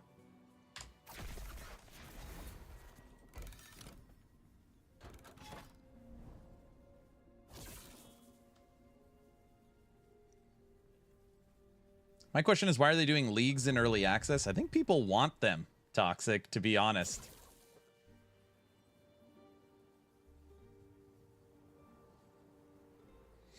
I'll try this coming PoE 2 league. I just don't have a lot of hope for it. Yeah, I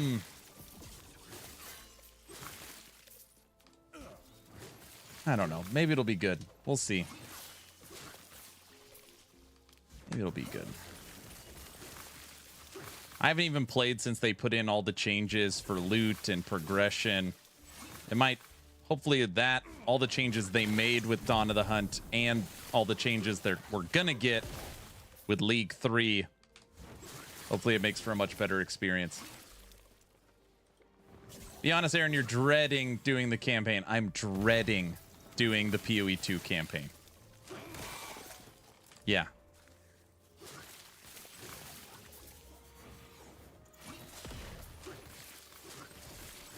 I'm okay. It was a good breakfast. No, I'm okay. Thank you.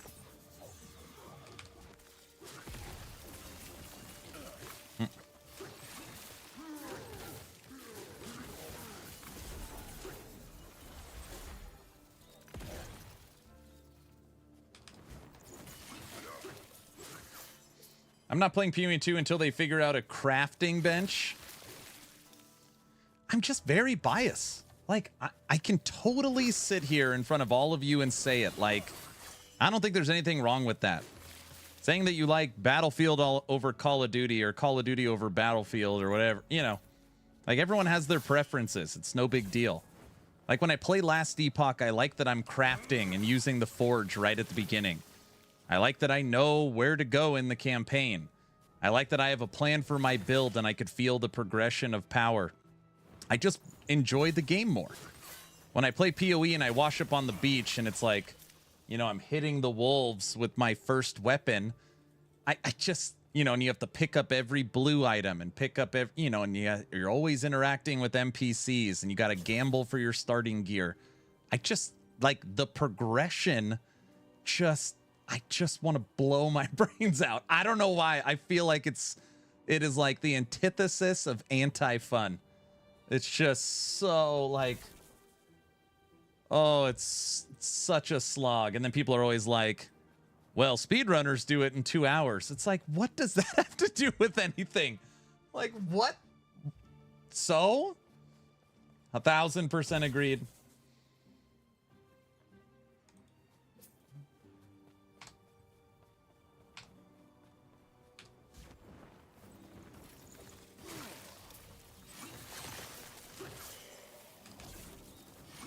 Ellie's crafting is so much easier and simpler to use.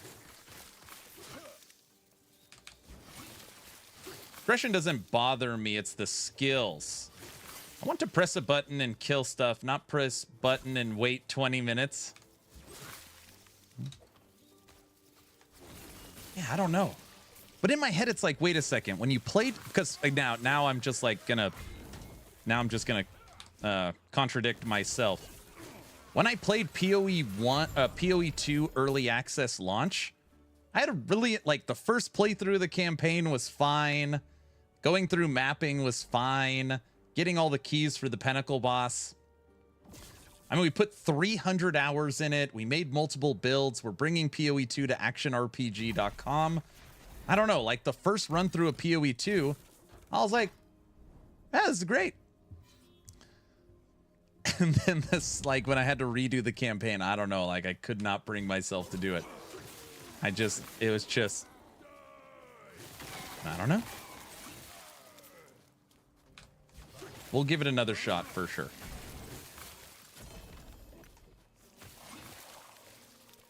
I'm playing Dwarven Realms right now. It seems fun. I think, are they in Chaos Week right now? If you want, they do basically a PTR for their new season, which should be now. I'm excited for Ellie's season. This will be my first real season. Very cool. 10 days. Hype week tomorrow.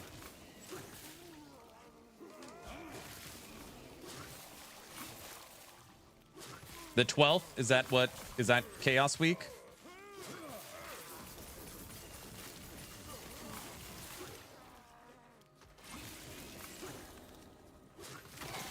I think you guys should be proud of me. I gave PoE 1 a real shot. I have not played PoE 1 since Synthesis. Been like 6 years, and finally I was like, okay, we will play Secrets of the Atlas. At the time, there's nothing else to play. And I went in blind and really gave it a shot.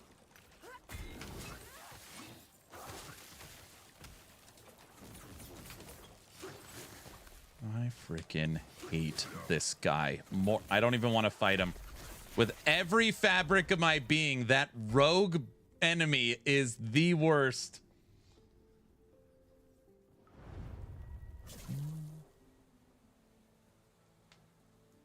Delve was the last one. Loved Delve. Hated playing the rest of the game to get to Delve.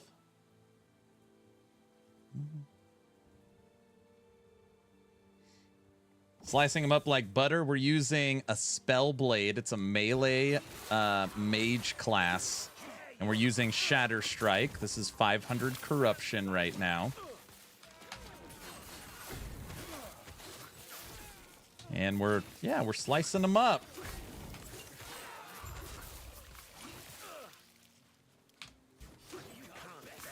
When I played PoE 1 back in the day, that's what I liked doing, Delve. We honestly thought Aaron would quit PoE 1 at Act 2. So guys, again, no build guide, no leveling guide, no strategy, no theory crafting, no POB, nothing. Just, all right, we're playing PoE today. And we beat the campaign, and we got to tier 12 mapping, and then I stopped. That's as far as we made it.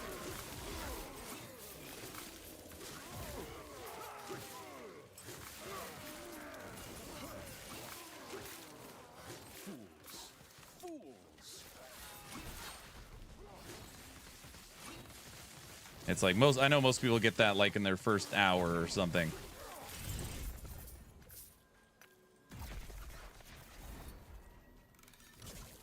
Can't play PoE with at least 3 tools outside of the game. Yeah, I said I wasn't going to use any third-party tools other than trade, and we weren't going to use any build guides or anything other than just the community offering me advice. It's pretty much all I used.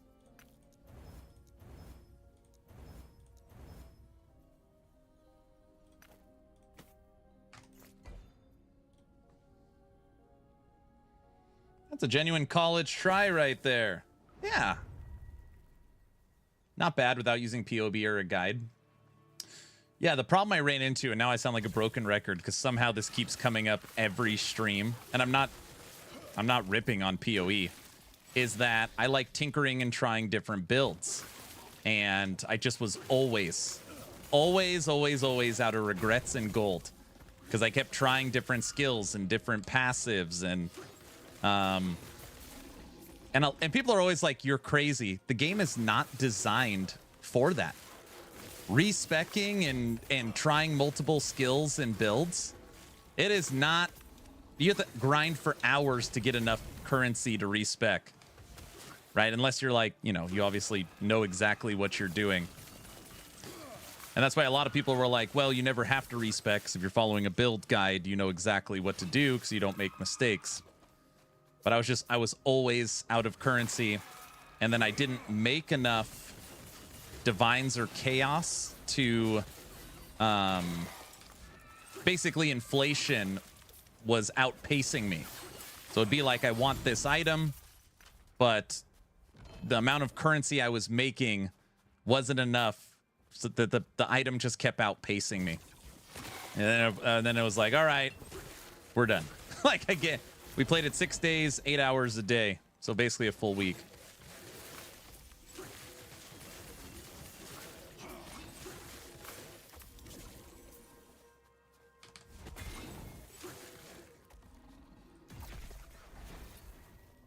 That happened to me so many times.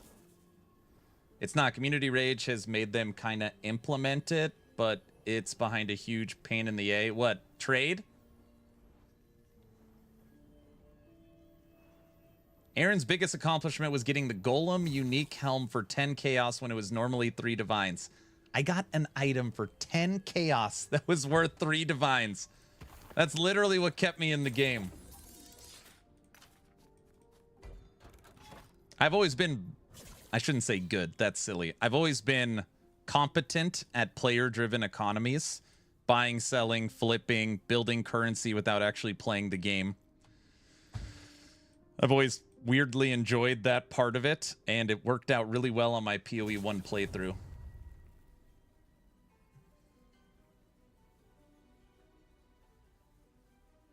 PoE 2 is better suited for making your own build and experimenting. I 100% agree with that.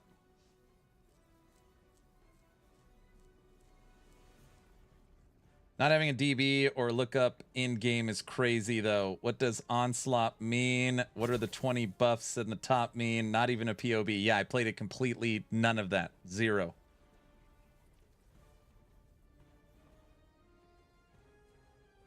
Nish. Complete. Nothing. No, nothing.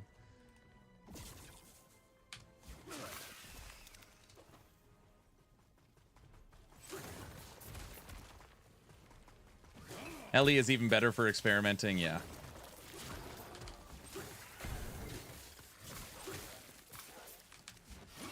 I did learn a lot.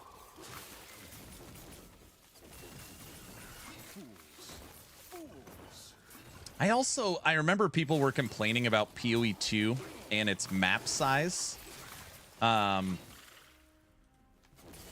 the campaign for PoE 1, the maps are the exact same size. They are massive. I just think maybe people have memorized them or something.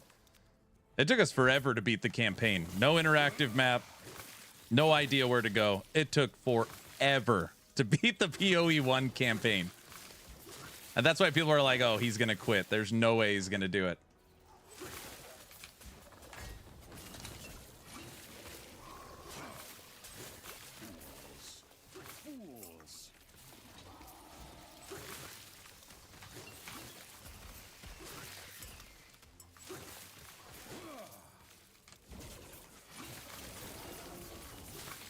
I did have a loot filter. We had NeverSync's loot filter, so I did use that.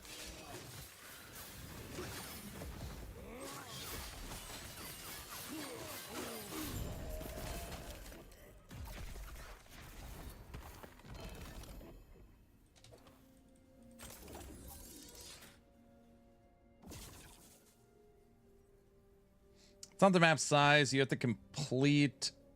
You have to kill all the rares and then backtrack on the giant map. I don't know if they've implemented it. My suggestion for PoE 2 is that basically once you are in the vicinity of the rare, it should pop up on your map. Literally more often than not, you'd be like, there's a rare you barely missed in the fog of the map, like to the left or right.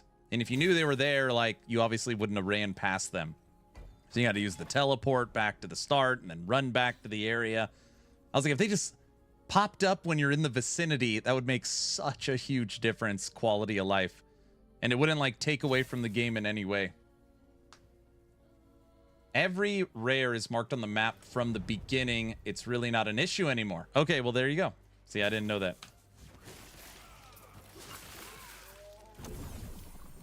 That's huge. That's great. So you know exactly where to run to. It's like having the objectives.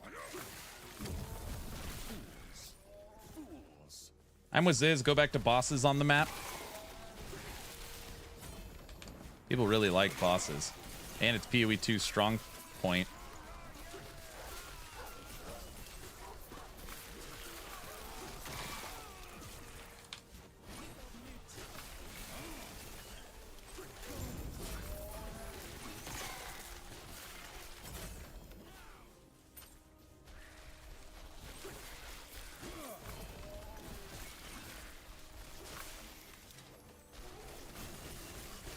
I just really want to know what's the new ascendancy for PoE 2.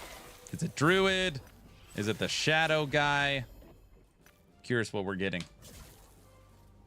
Current rumors are Act 4, new trial, new Shadow guy. I don't even know his name. Shadow something. Shadow not gonna work here anymore. Something like that.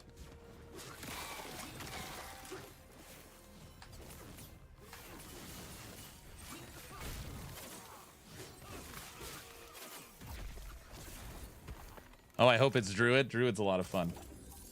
90% confident on Druid because of an interview said in a Q&A didn't pass yet on Dawn of the Hunt. Shadow Sonic? No, not that. Not that Shadow.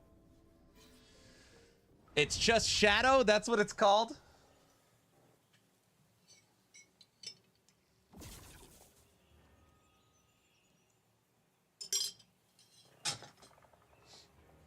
Okay, let's continue talking about PoE 2. Just because it's a good break from last Epoch for a second. Did they remove or take out towers? Or what's the... I know that was a big thing. Just know that I haven't been... Since early access, I've played 300 hours. So what's the... they added more? Yeah, right. What do you mean they added more? Last I knew, they doubled down on them, and I think they made them easier to see in the fog. Interesting.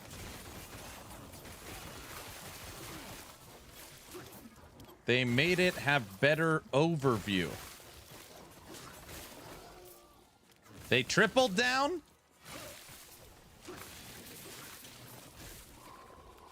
I'm glad, because the Shadow's the one I'm waiting for. Is the Shadow like a rogue character?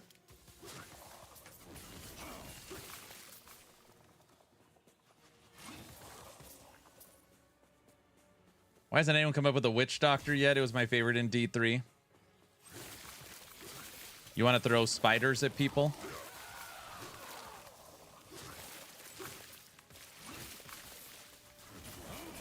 Daggers, claws, traps. Oh, D2 Assassin? I can get behind a D2 Assassin. No, now towers in PoE 2 are rare, but more impactful. I see. Towers endgame makes sense. Would rather just have PoE 1 Atlas. Man, if Mark from GGG could just make a few bosses in LE. I actually think they did a really good job on Aberoth. So in my opinion, you could disagree. I think that multiple phases, each phase being a different era, and changes the environment and changes his attack pattern. I thought they did for like their first attempt at a pinnacle boss, I was very pleased when you compare it to the other bosses in the game. And I'm just hoping they maintain that quality while refreshing the older ones. I think they're okay at boss design moving forward, but we will see. We will see. We just want more. Yeah. Only recently found your channel. You deserve much more credit for your detailed guides. Great streamer. LK, thank you so much. I appreciate that. Thanks for supporting and coming by the stream.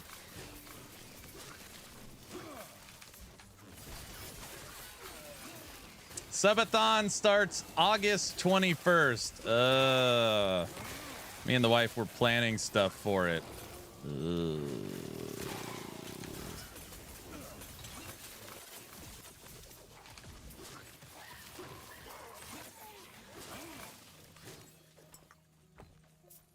Haberoth fight's great. Yeah, I think they did a good job. I am not spoiling anything. So whatever you ask about Subathon, the answer is no comment.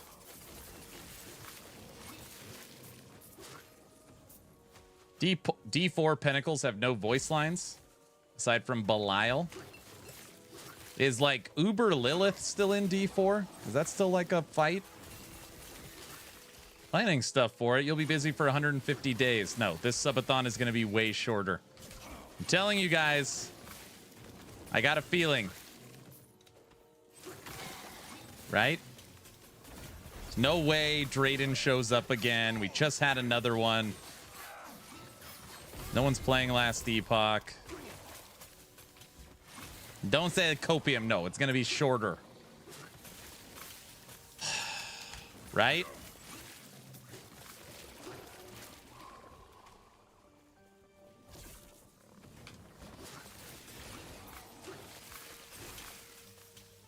Copium, come on. It could be.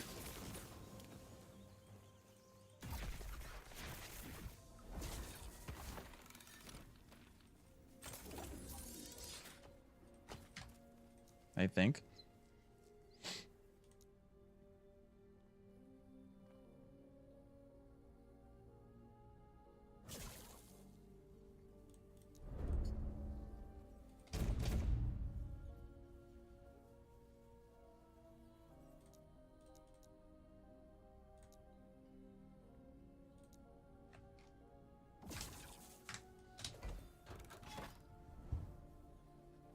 Tanky and Rogue should not be in the same sentence.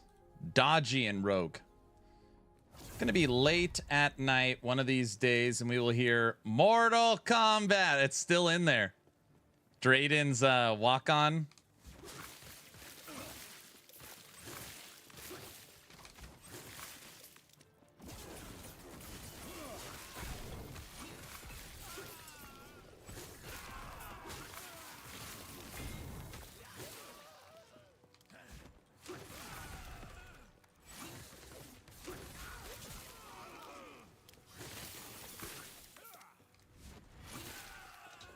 We'll see.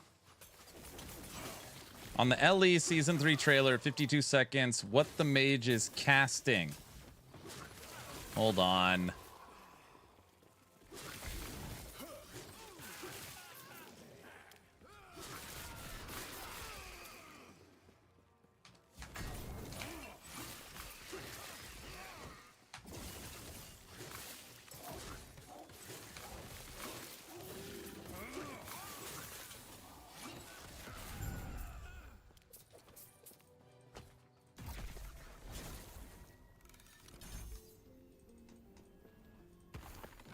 Hold on. Oh, 52 seconds. Last Epoch trailer. What's your league starter? Undecided. I'm undecided on my league starter, but I have decided it will be Necromancer. So something Necromancer.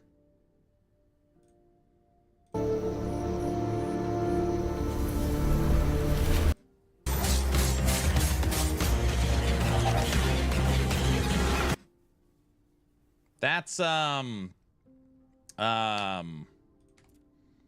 it's Flame Reeve.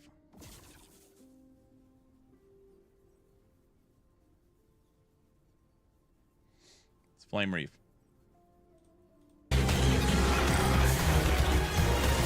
Followed by Volcanic Orb.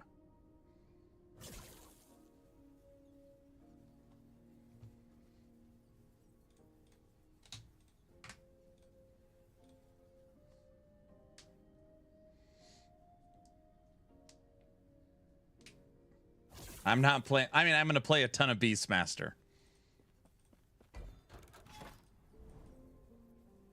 We're going to play a lot of Last Epoch for Season 3. I can feel it.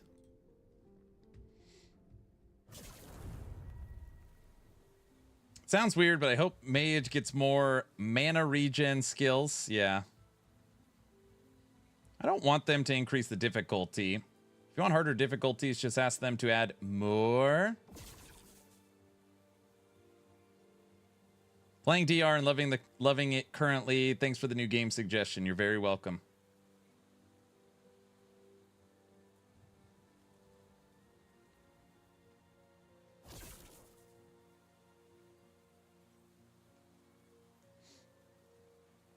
I appreciate you not starting a Beastmaster. Again, Muffin, my friend that works at EHG, said if I don't play Necromancer, I'm an idiot. He said that live when I was on chat. He's like, I have to play Necro Merchant's Guild. He is so attached, so passionate. He is getting a combined Necromancer Merchant's Guild logo on his hand. He knows something. Well, I mean, we know it's new AI. We know that likely we're getting stances. We know we're getting the new passive tree with the new threshold nodes. I'd be shocked if there was not a new necro item, unique of some kind. What else? Is that all we know? Oh, we know Abomination and Skeletons are getting updated. To be fair, even if you don't play Primalist, you're still an idiot. Oh, brother. Nope, sorry.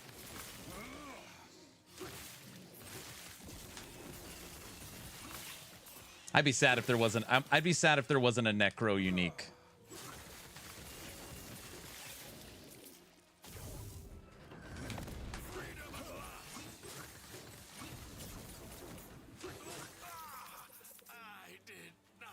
Dude, you know, it'd be the ultimate item.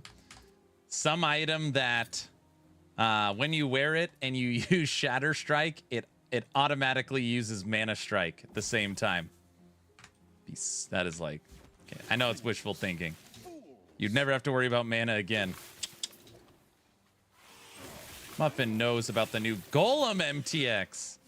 I actually think that Golem will get an MTX because inside of the tombs and cemeteries, there is a new Golem model. That big jumping thing is just it's just a Golem. Make that playable. I mean, the model's already done. I don't know why they wouldn't sell it. They did that for Scorpion. The new Scorpion enemy, champion, they just literally took that and allowed you to turn your Scorpion to look like it. Just reusing the same asset set.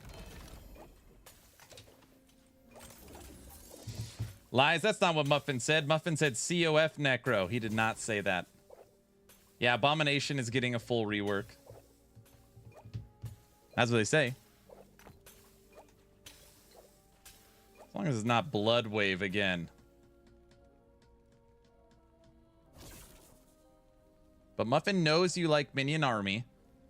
So he would not say that if it was a solo Minion. What? Here, we can go back to the trailer really quick.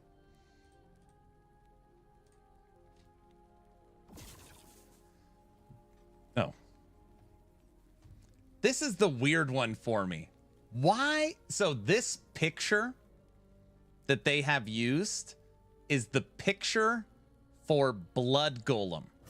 Golem can turn into a cold golem, fire golem. It's normally necrotic, and blood. Blood shoots this little blood orb. It's horrible.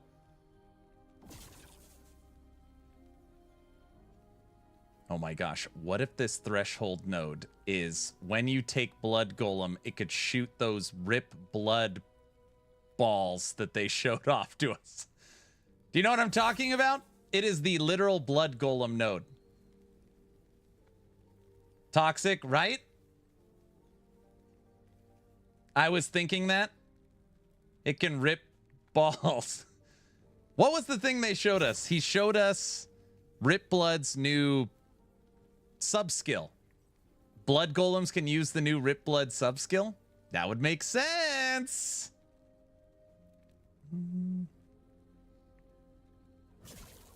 Feeling like it's golem for sure. Okay, it has to be golem because it's a brand new node. So since it's a brand new node, it's not like a placeholder image. So it has to be golem. If it's not for golem, like, come on, EHG, that is terrible. So we know this node is for golem, and we know it has a threshold node. Or maybe they just made it red because it, like, leeches life, or I don't know.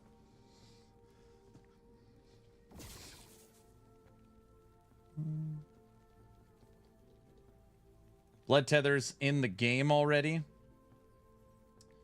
No, we're talking about that. Right, what's the... I think it's Rip Blood. Rip Blood shoots 3 of the blood balls. Basically, Aaron's will, but health for you. Blood golem instead of bone golem. Yeah. The golems can use the earthquake node. Blood golems win. Blood golems are horrible. They're so terrible.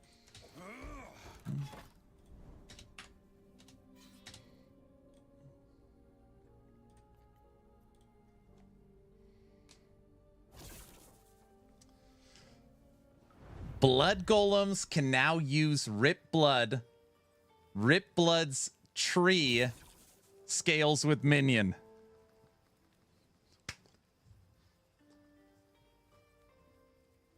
Make that. I'll take that. I'll take... There's no way they would do that. There's not a chance in hell that would happen. That would be... There's no way that would happen.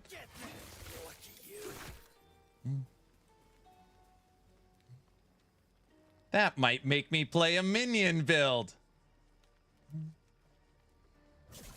There's no way. Because then you could use Aaron's Will to drop 4 golems. 4 golems automatically casting Rip Blood. Actually, it wouldn't even matter. It doesn't even need to scale with Minion. Then you play a Spellblade. You're a spell necro.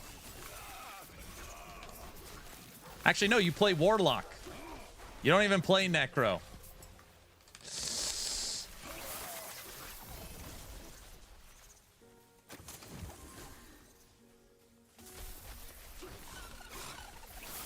It's gonna be like golems have more health. It's gonna be somewhere. I'm already setting myself up for disappointment.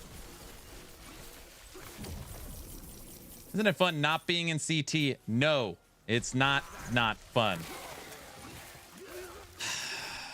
Yes, you are. I'm aware. But I mean, come on, guys. EHE at this point, why would they use that picture? I mean, if it doesn't have to do with Blood Golem, why would they literally use the Blood Golem picture? Unless it's just golems now cause bleed. All right, we already have a red golem picture. Use that. Oh, it's Blood Golem.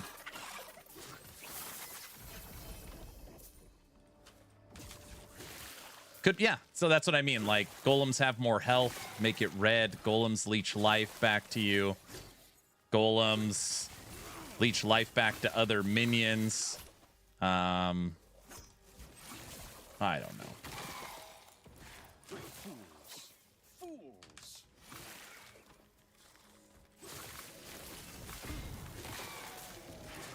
There's other things I think of too.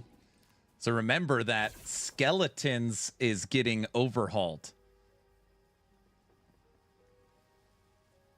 If we have more ways of creating maximum skeletons,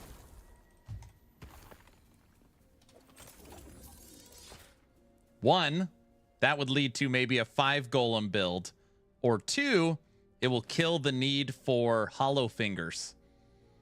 So you don't lose your ring slots anymore. So now you could use phantom grips, you could use red rings, you could use the set ring. All right, now I'm getting more excited about playing Necromancer. The fact that we're talking this out. Now that we're talking it out, the wheels are starting to turn. Why am I sad? Wait, what did I say? Oh, I said I'll be sad. I'm building myself up. Aaron promotes red rings? Did someone say red rings? I'm just saying in general. That's why Muffin would hype it. I'm more confident in increased skeletons than Blood Golem.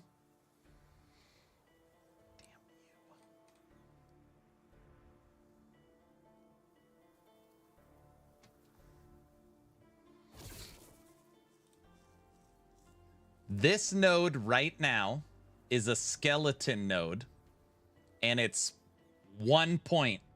Pretty sure it's 1 point, and it gives you 1 to maximum skeletons.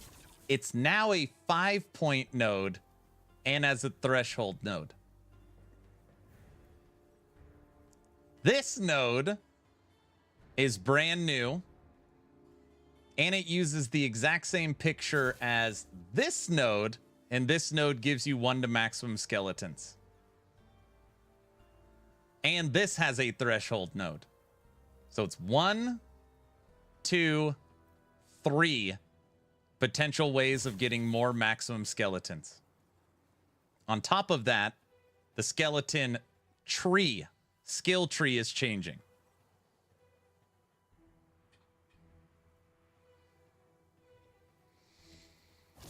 Oh, God, please let me have 50 skeletons lagging my screen. It's for sure not going to be that. What? No longer tie up an important slot? Inconceivable. Now I want to play Golemancer from Lich. I have no idea. Until I see the passive tree, I can't make a decision on my starting build. Also, you have to find an Aaron's Will. It's the rarest body armor in the game. I'm not saying it's, but it's like, you know, some people it took months. Hoofprint, how long did it take you to find?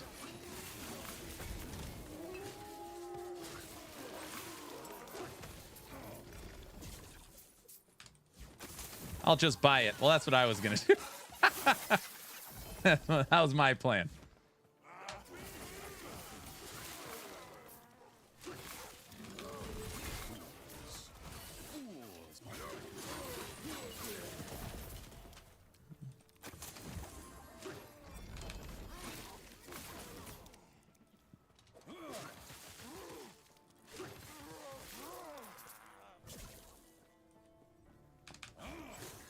Armor Shred is right above it.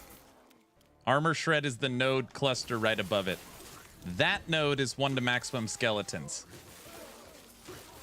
It now has 5 and a threshold node.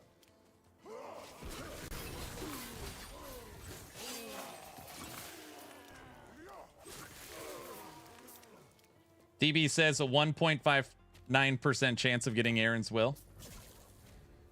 Primordial infused skills, and the skills are enhanced by the uniques you find. There's a theory going to stick to it for now. Red Ring's a 0.14 chance. Aaron's Will is a 1.59. Yeah, from a drop perspective, my body armor in game is the rarest of any world drop.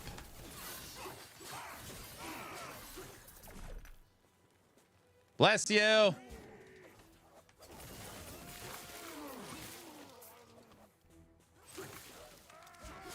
Necro's going to be a lot of fun. Is the body armor at least worth it? No. No. not worth it. My body armor was built in a time before Pale Ox. I still can't believe Pale Ox exists. I still can't believe it. But every time I look at it, it's like, how did this get approved? I can't believe it.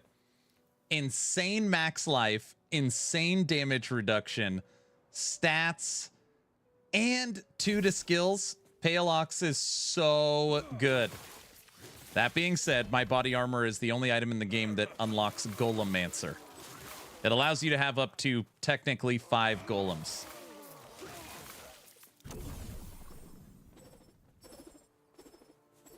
AKA rarest trash item. That's right. And it's mine. I mean, if you're like a meta slave, yes.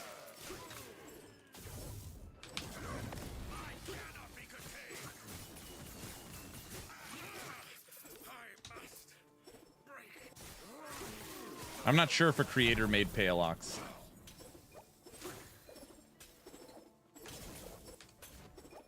All right, Brow, just because you said it and we haven't played a song today. For the people out there that likes trash items or F tier builds, or maybe you just like having fun instead of being a meta slave.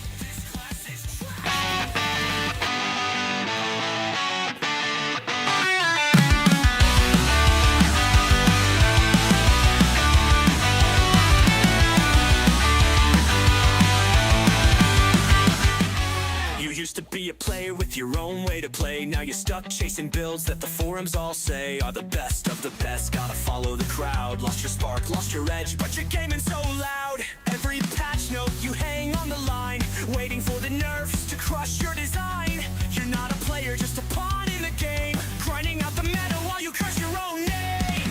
Meta slave chain to the build, all your fun's been killed.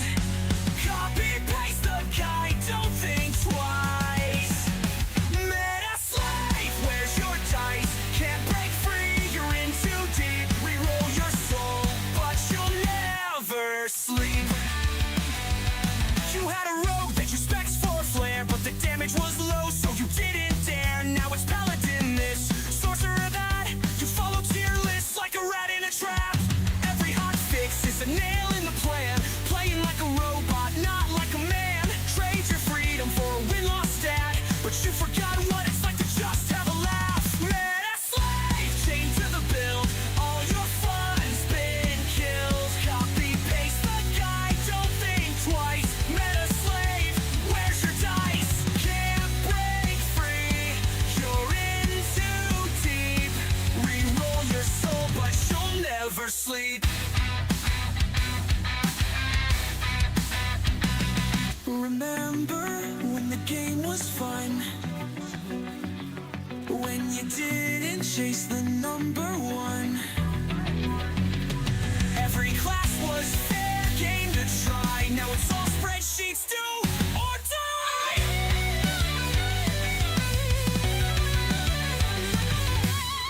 Just use the crit build. Why don't you max strength? This class is trash, bro. Meta slave, chained to the build, all your fun's been killed. Copy paste the guide, don't think twice. Meta slave, where's your dice? Can't break free, you're in too deep. Reroll your soul, but you'll never sleep. So roll the dice and take a chance. Break the chains, make your own stance. The meta's fleeting, but you could be free. Don't let the game turn you into me.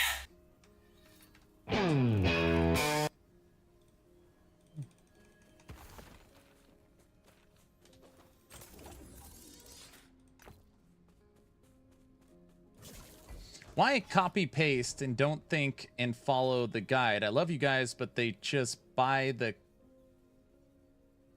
craftiest items and we get 100% profit from the craft thanks to idiots. What? This song says a lot about the human condition. That song is damn catchy. I know it is. Oh, brother. What's up, Bulldog? I was listening to Iron Maiden Power Slave before stream. Why copy and paste and don't think about follow the build guide? I love guys like this. They just buy the craziest items and we get 100% profit. I get what you're saying. You're saying you're making huge profits off people just following and buying items in the MG. Who would ever? That's like yeah, who would? That would be like you're gathering a bunch of meta items for build guides and then selling them at a premium price. Who would do that? I would never. I give away the stuff for free, you know? I would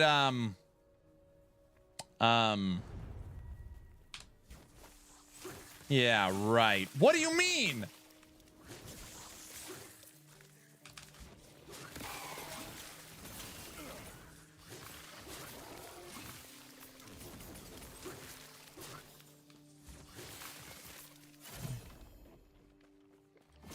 Aaron is the wolf of the bazaar. That is not true.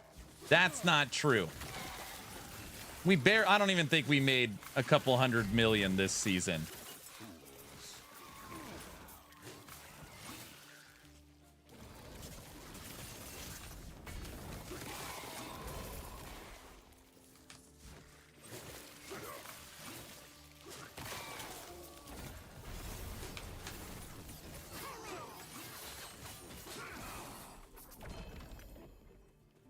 This is the person who has billions. I'm down to like 3 billion. A small few millions. Did Yogi ever kill Uber Aberoth? No, we didn't. Uber Aberoth was not our focus this season. We didn't play in offline mode. We didn't use any bug stuff.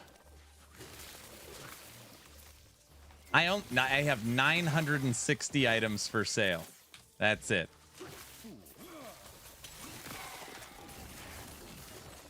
For season 3, we'll see what minions can do against Uber this season. Even if that means, okay, take a deep breath. You can do it. Even if that means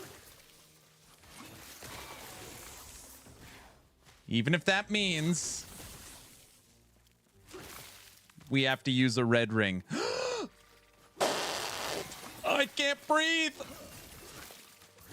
What did I say? I can't believe I just said. Oh. Traitor! What? Ew. I've never put a red ring on one of my characters. Never. We've never played with red rings. I've refused to do it for so long. Everyone's always talking crap, though. Aaron can't kill Uber Abra. He's not playing the bug stuff. Ugh. Never.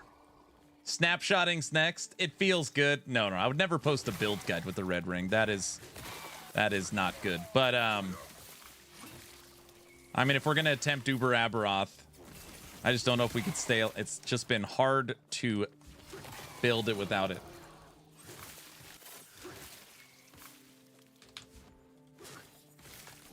I'm actually kind of worried about Primordial Uniques. Could be the same issue as red rings. You can only wear one, though. So they seem pretty build specific, and you can only wear one. You don't need to post a build with red rings. All of Maxroll builds have them. I still don't know if I believe that, but... Patch note, red rings has been converted to +1 to maximum skeletons and minion dodge. Okay, if that happened, we would use them. That would, there you go. If red rings now have +1 to maximum skeletons, you win. Maxroll has tiered builds on every guides. People just are lost. Oh, okay. Yeah, that's what I've heard. They don't actually recommend red rings. They're just under aspirational content.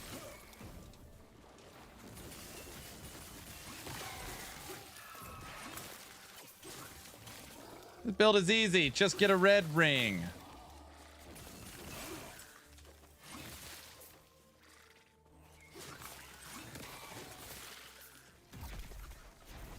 Brow made that that meme. It's like, can't figure out survivability? 2 red rings. It plugs the link. Oh.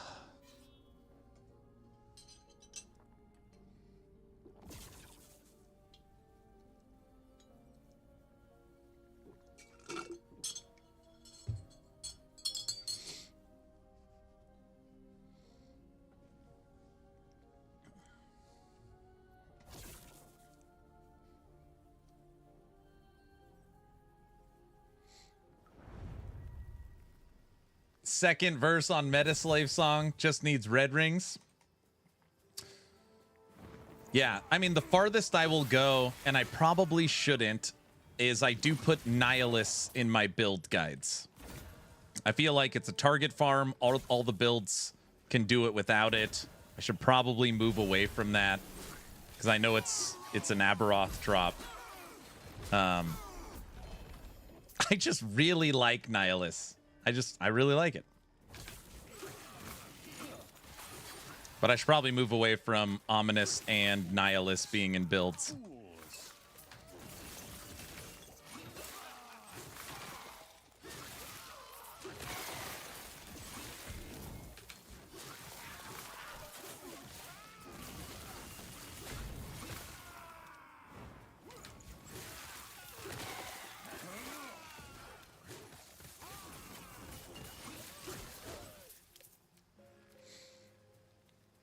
I'm tired. Work's been hectic today. All right. Hopefully this makes you feel better.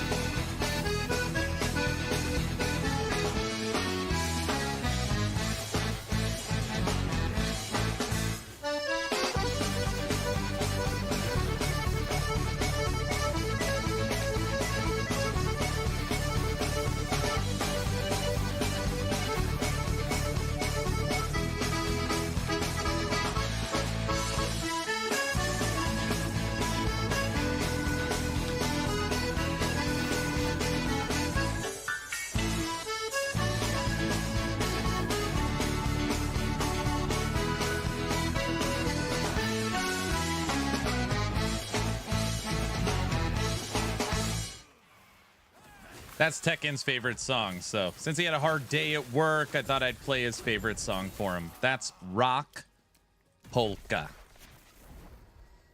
Rocks out with lose in chat. There we go. With MG being a thing, I don't see why you would avoid any specific items from any builds. But if you have to drop an item yourself, then yeah, things that only come from already completing Pinnacle content should be avoided. The idea with red rings is normally if you went to Merchant's Guild, it's hundreds and hundreds of millions of gold. And it is the rarest ring in the game. So when you make a build guide and you say, hey, I want aspirational. I'm going to put a 500 hours into this build. What is the best in slot regardless of rarity? Hey, then go 3-4 LP best in, whatever. Now, if it's just like, here is what is required for the build, and the build does not work unless you have 1 LP red rings, I won't do that because it sets an expectation that I think is hard for a lot of people. I think I truly believe in streaming and content creating for a long time that the people that follow YouTube and Twitch are definitely in a different category. Brow, I got you. Brow wanted me to... Oh my gosh.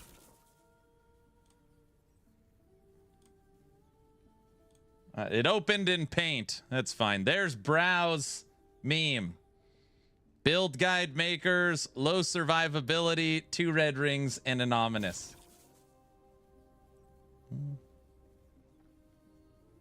Perfect. Fixed. I'm not wrong. Cough, Mage Blood.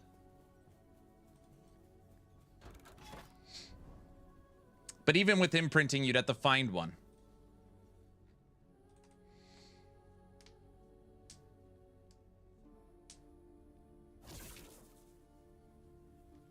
How could you say something so controversial yet so brave, Brow? He's not wrong.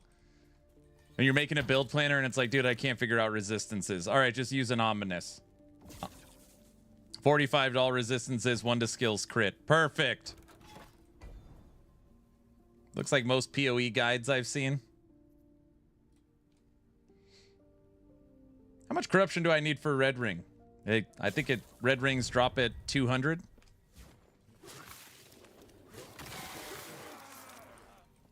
I think N64 too. And this isn't meant to be disrespectful. People that follow like super heavy, like meta progressive build guides are normally people that don't have a lot of time on their hands. Sometimes it's people that are newer to the game. Sometimes people that are just trying to figure it out. And I think like it just makes people upset. I've just had so many people in stream that are like, I'm so frustrated. I'm so upset. What's wrong with me? Do I suck? I need 2 1LP red rings and I can't find one. Am I doing something wrong? You're just setting up the person following it to have, in my opinion, like a rough time. I don't know. I don't know if that makes sense. Like, I like more the idea of like this build guide can do 500 corruption. It could kill the pinnacle boss. You could clear 99.9% of everything. It's enjoyable. And the stuff to get it is, you know, easier. And then, hey, at that point, if you want to take it to the next level, this is what you would do.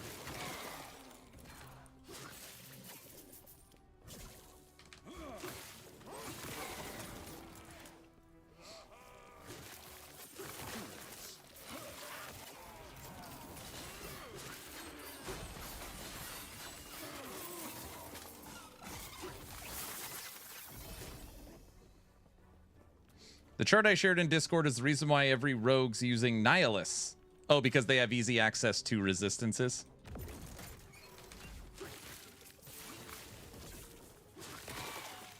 I've never seen a guide that uses red ring on starter gear.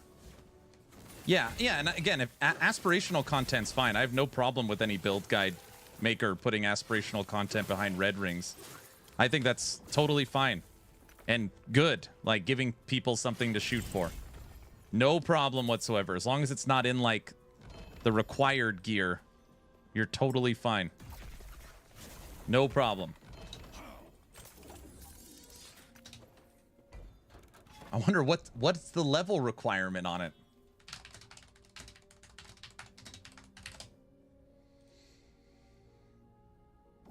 You can't even use it till level 80, so it can't be in starting anyways. You can't even use it till level 80.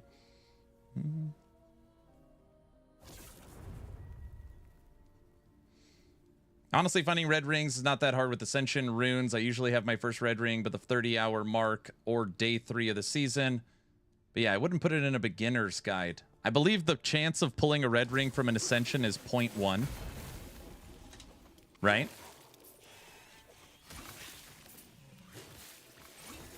So if you had 1,000, you can get one. 0.13.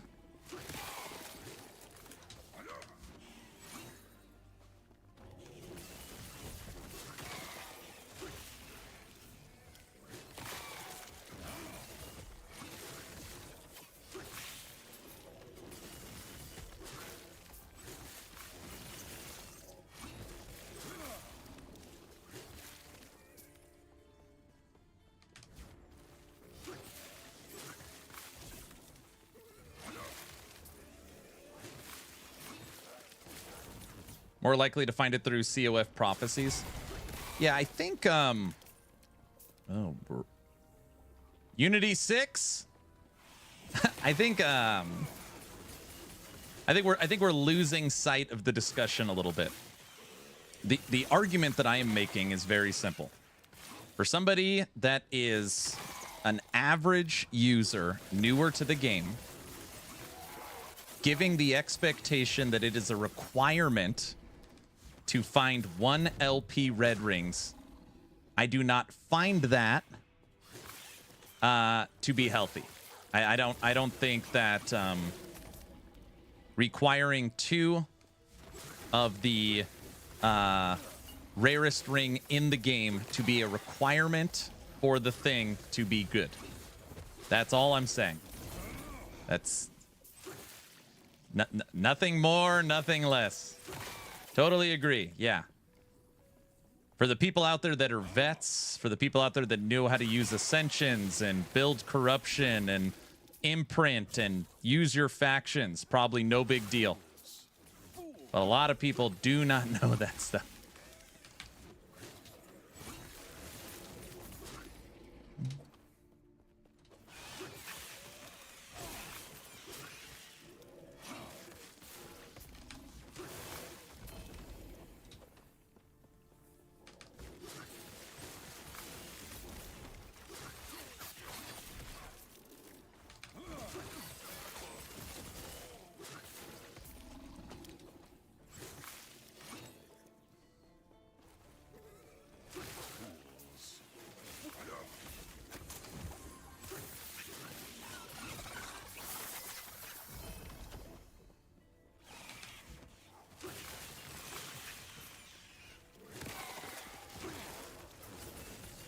Same with Null and Nihilus. I know, like, and that's what I was saying. Like, I'm contradicting myself because I'll put Null and Nihilus in build guides sometimes.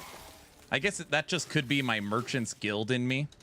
I go to the Merchant's Guild and Null and Nihilus are literally free items, right? And I have found 100 of them. I mean, literally, I don't even pick them up anymore. How many? Look at all these. I gotta. How many nulls are just sitting in this stash? But I do get it. Like, I know it's a rare item. I don't know. I guess I just think in the Merchant's Guild, since they're free, they can't be that popular.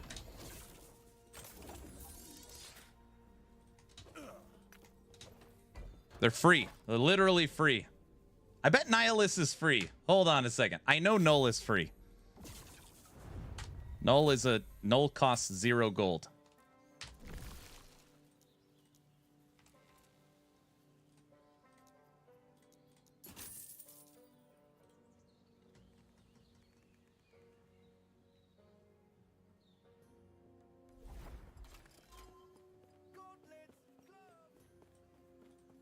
You will not find such exquisite artistry anywhere else in the city.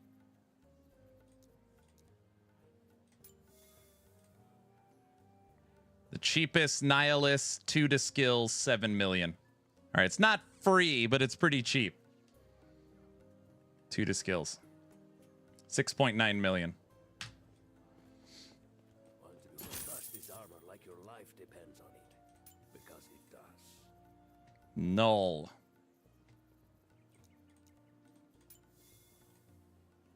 $20,000 gold for a null. Yeah.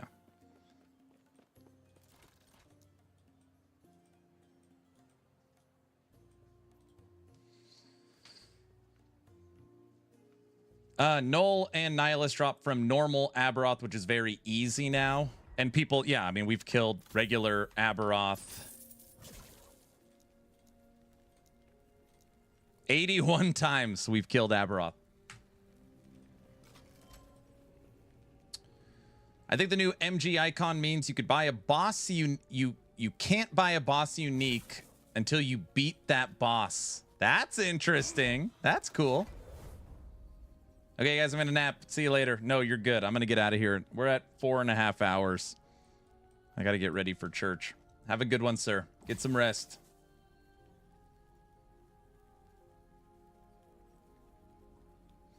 With how power creep, normal Abby, I don't think it's as bad.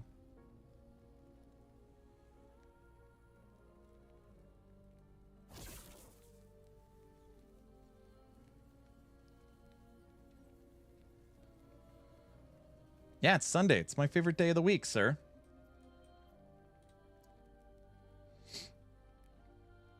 I love that idea, but players would revolt.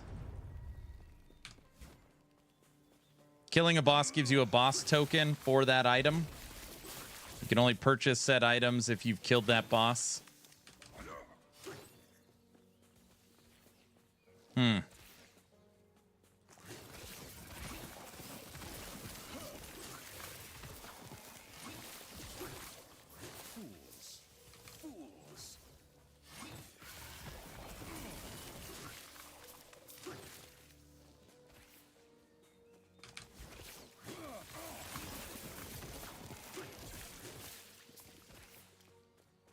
It would be fair. CUF can only get those items by beating the boss. Yeah.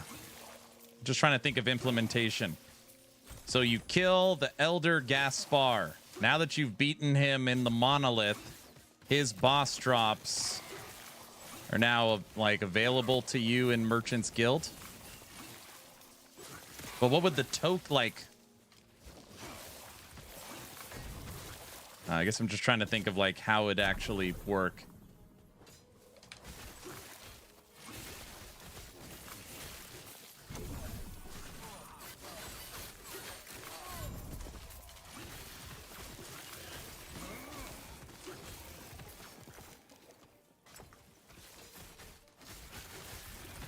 Probably be like a flag for your character. I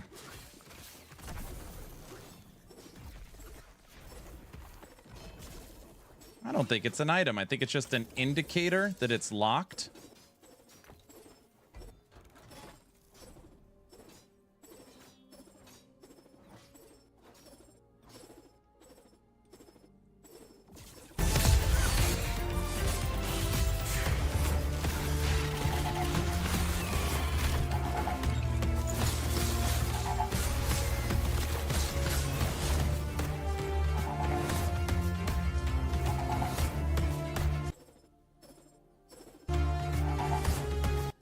No, it's got a number on it.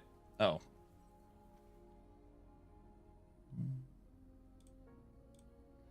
If you look top right, it has a 0. So it is a collectible token of some kind. Yep, see right here, it shows 1. And it's labeled on... Yeah, you're wrong. You're wrong. Because 1, it has a number, and 2, it's labeled on this item, and this item is not a boss drop. It's an exalt.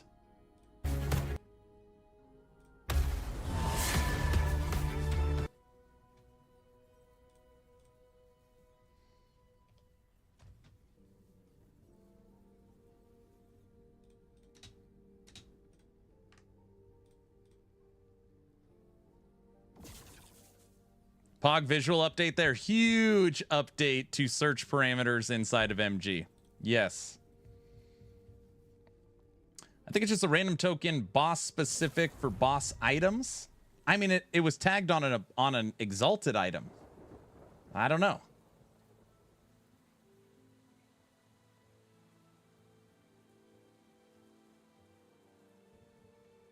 Make sure Streamlabs works. Gambling and points for next stream.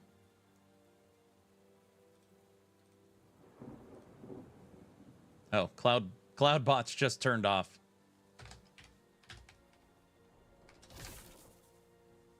See, it works. I lost my points. Wonder if that means you have to farm item drops in order to trade for exalt / legendaries, etc. Instead of just having an MG rank and being able to trade an unlimited number of items. If I think about tokens that they are adding, I always think, why would they add additional currencies? 1, to make it easier for new players, which I believe that's what it is. One of the tokens replaces favor cost. So it's like, you don't need as much favor, which is fine. And the second one, a way to limit RMT. But they haven't told us what they do, so I don't know.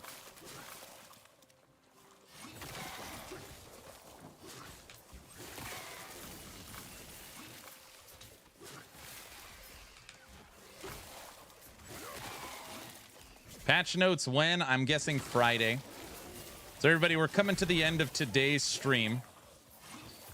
This is what's happening this week. Tomorrow kicks off Hype Week for Last Epoch. So tomorrow we will get the first post from them in the morning, which of course I will be covering. And normally the way it works is we'll get a post Monday, post Tuesday, post Thursday. So 4 days of Hype Week, breaking down the big systems with all the details. Friday morning is patch notes. And then Mike has his final Friday live stream with everything out in the open to answer any questions. That should be what happens starting tomorrow. You think they'll nerf some builds? Big boy, have you ever seen a season of any kind not nerfing the broken builds? Yeah, I would guess all of Sentinel, Falconer, whatever that poison Primalist build, all that stuff's gonna get gutted. And it should be. Like anything that's one-shotting Uber Aberoth needs to go away. That kind of stuff. Snapshotting's gone. Yeah. Instead of nerfing, they should buff weaker ones. No, they should. I don't agree with that. Yeah, I don't agree with that. Some poison Primalist. Remember everyone was telling me I should play it, something like that. I don't know.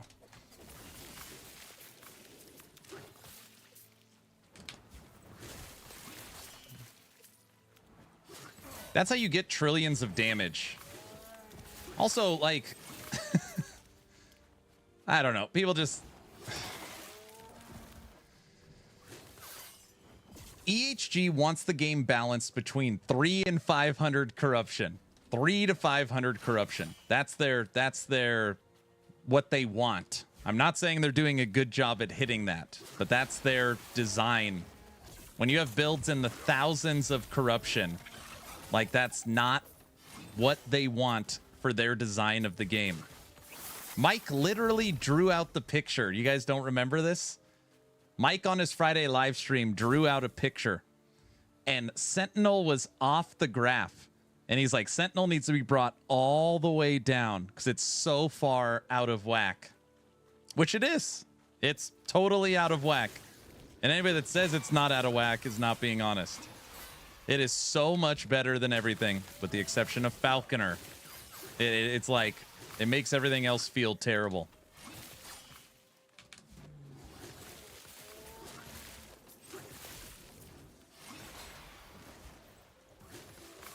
Scorpion's getting a full rework this update. Yeah, buff everything so everybody can one tap Uber. It's like such an easy thing to say. Well, why don't you just bring everything up to Sentinel so then everything feels powerful? It's like the easiest solution. Just move everything from 100% to 200%. No. It just like totally destroys the game.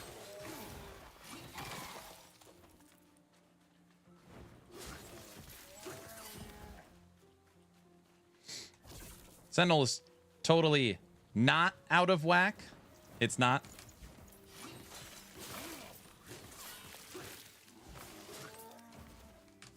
I usually start hitting a wall around 250 corruption on random builds.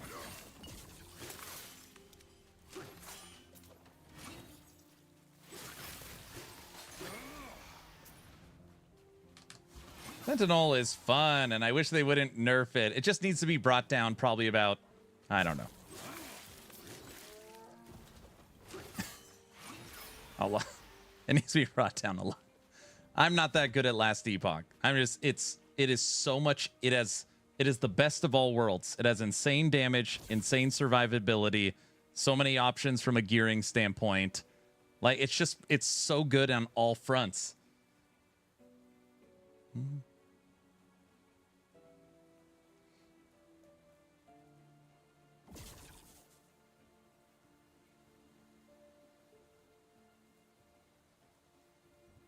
Are they getting full rework minions or minor changes? Full new passive tree for Necro. Full new Minion AI. The removal of snapshotting. The complete overhaul of 6 different minions. And potentially minion stances. I'm worried there will not be a huge bump for Primalist minions. Primalist minions will probably have the biggest bump. Scorpion, Wolf, Scorpion, Raptor, Sabretooth, and Bear are getting complete reworks with the AI, with the T-Rex unique. Yeah, it'll be huge. Aaron, did you kill Uber Abbey with Healing Hands Rune Map? I never played Healing Hands Rune Map. Oh, wait. HHRM? What? I played Sentinel Judgment, Righteous Fire style. I got Uber Aberoth to 10%. Insane survivability. My damage output wasn't as fast as Submachine Gun Judgment.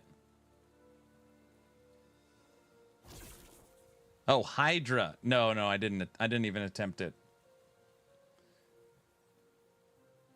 Yeah, I mean, guys, I'm just giving you my opinion.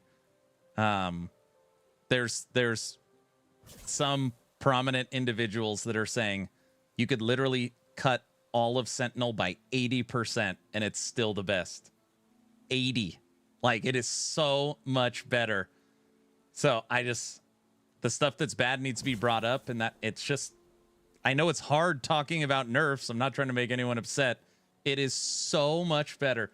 We were playing at 1500 corruption with just Rive and Spin to Win. No red rings, no Orin's Eye.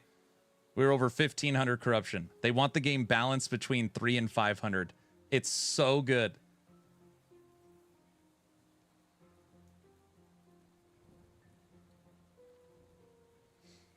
Sentinel needs to be brought down and other builds brought up. Yeah, it's exactly what he said. It's literally exactly what he said. And what he said is that Sentinel will still be the best. So if it's like, if the line is 100%, follow me for a second. If the line is 100%, we'll take all the builds that are at 20% to 80. And the ones that are balanced will stay the same. And Sentinel that's at 500% will bring to like 120 to 150. So it's still the best. It's still the most powerful, but at least it's like on the graph. Sentinel is not OP. You guys are nuts. It's so good.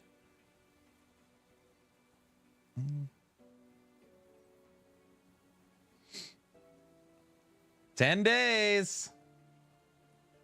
There is a reason it has 65% of the player population. I was playing 400 corruption on my Forge Guard, literally standing there and not attacking. Sentinel's the best class in the game. Of course it is.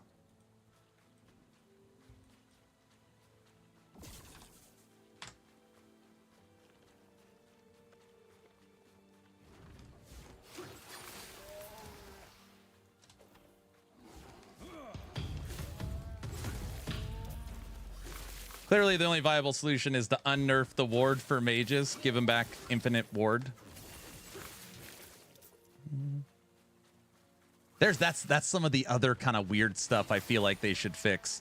Why are most builds for Sentinel use ward? You know, it's like, so they have endurance, they have insane armor, they have resistances, they have endurance threshold, they have block effectiveness, they have infinite ward.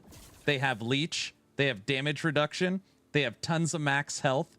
They literally have access to every defensive scalar with the exception of dodge. And a lot of it. And a lot of it. They're really, really good. They're really good. Literally most of it. All right.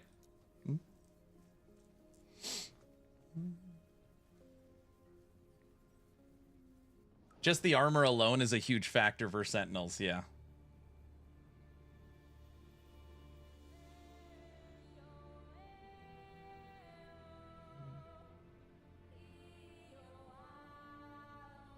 It's not the jack of all trades, master of none. All right.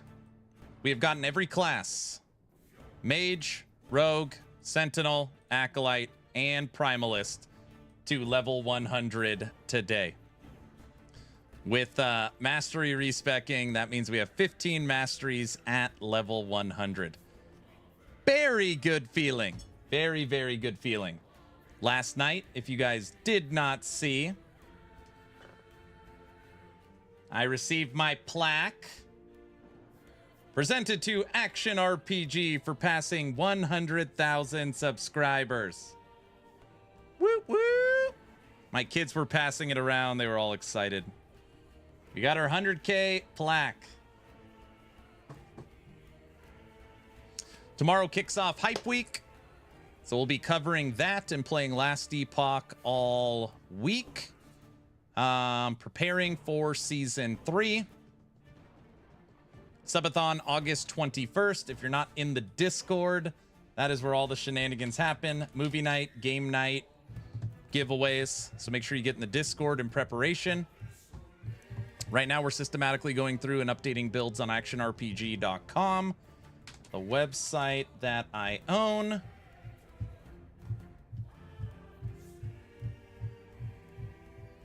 I think that's all I've got. I believe that is all I've got. All right, let's draw a giveaway today. I'm in a giving mood. As long as you are following the channel on Twitch or subscribed on YouTube, type in ! giveaway, costs you nothing. I'm going to manually run a 1-minute ad. So you got a minute ad, join the giveaway.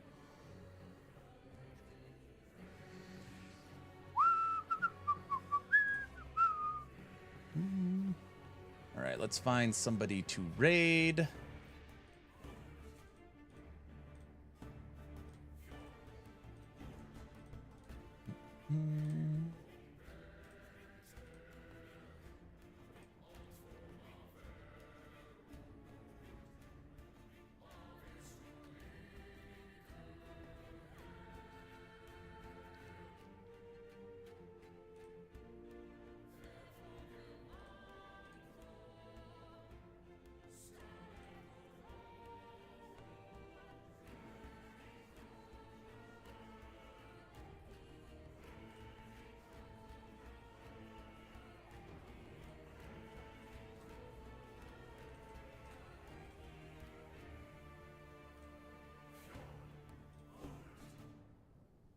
All right.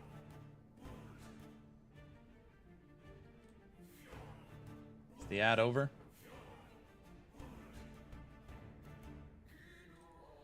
Just got my factor delivery. Woohoo! Let me know what you think. Take care and see you tomorrow. Dragon Warrior, have a good one.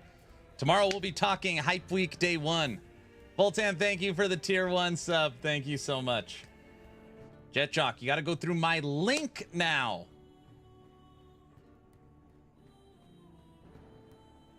Maybe you did. Big guy, have a good one. Factor seems great, but the price per meal for DoorDash. What I took this picture because I didn't think people would believe me. This piece of...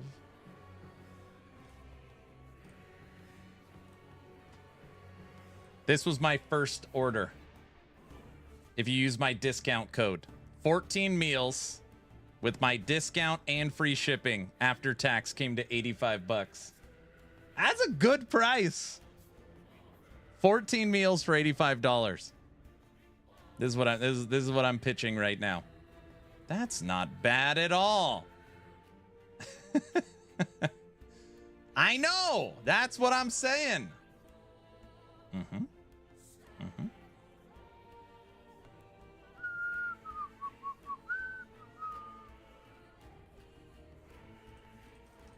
Either way. Yeah, it's pretty good. All right, let's draw today's giveaway.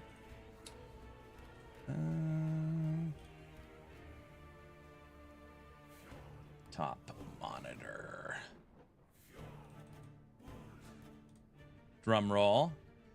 Final call, starting the countdown right meow. As long as you are following the channel on Twitch or subbed on YouTube, type in ! giveaway. 10, 9, 8, 7, 6, 5, 4, 3, 2. And entries for this giveaway are officially closed. And the winner of Pick Your Steam Key is the real person that has to hit me up on Discord. Click Black Gem. Gem, you are the winner. This is a real person. I mean, they're all real people. I didn't mean like it's not rigged, guys. Haha, third time. Okay.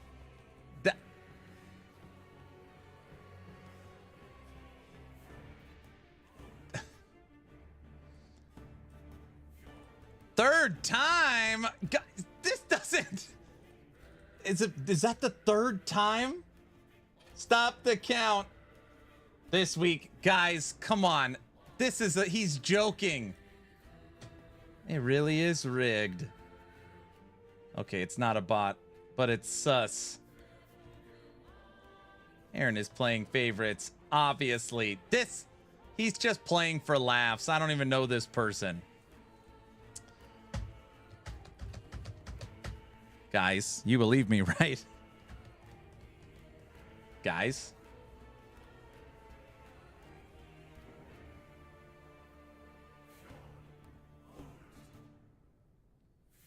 Kicking YouTube might be the ugly stepchild Aaron wants to disown, but no ads, baby.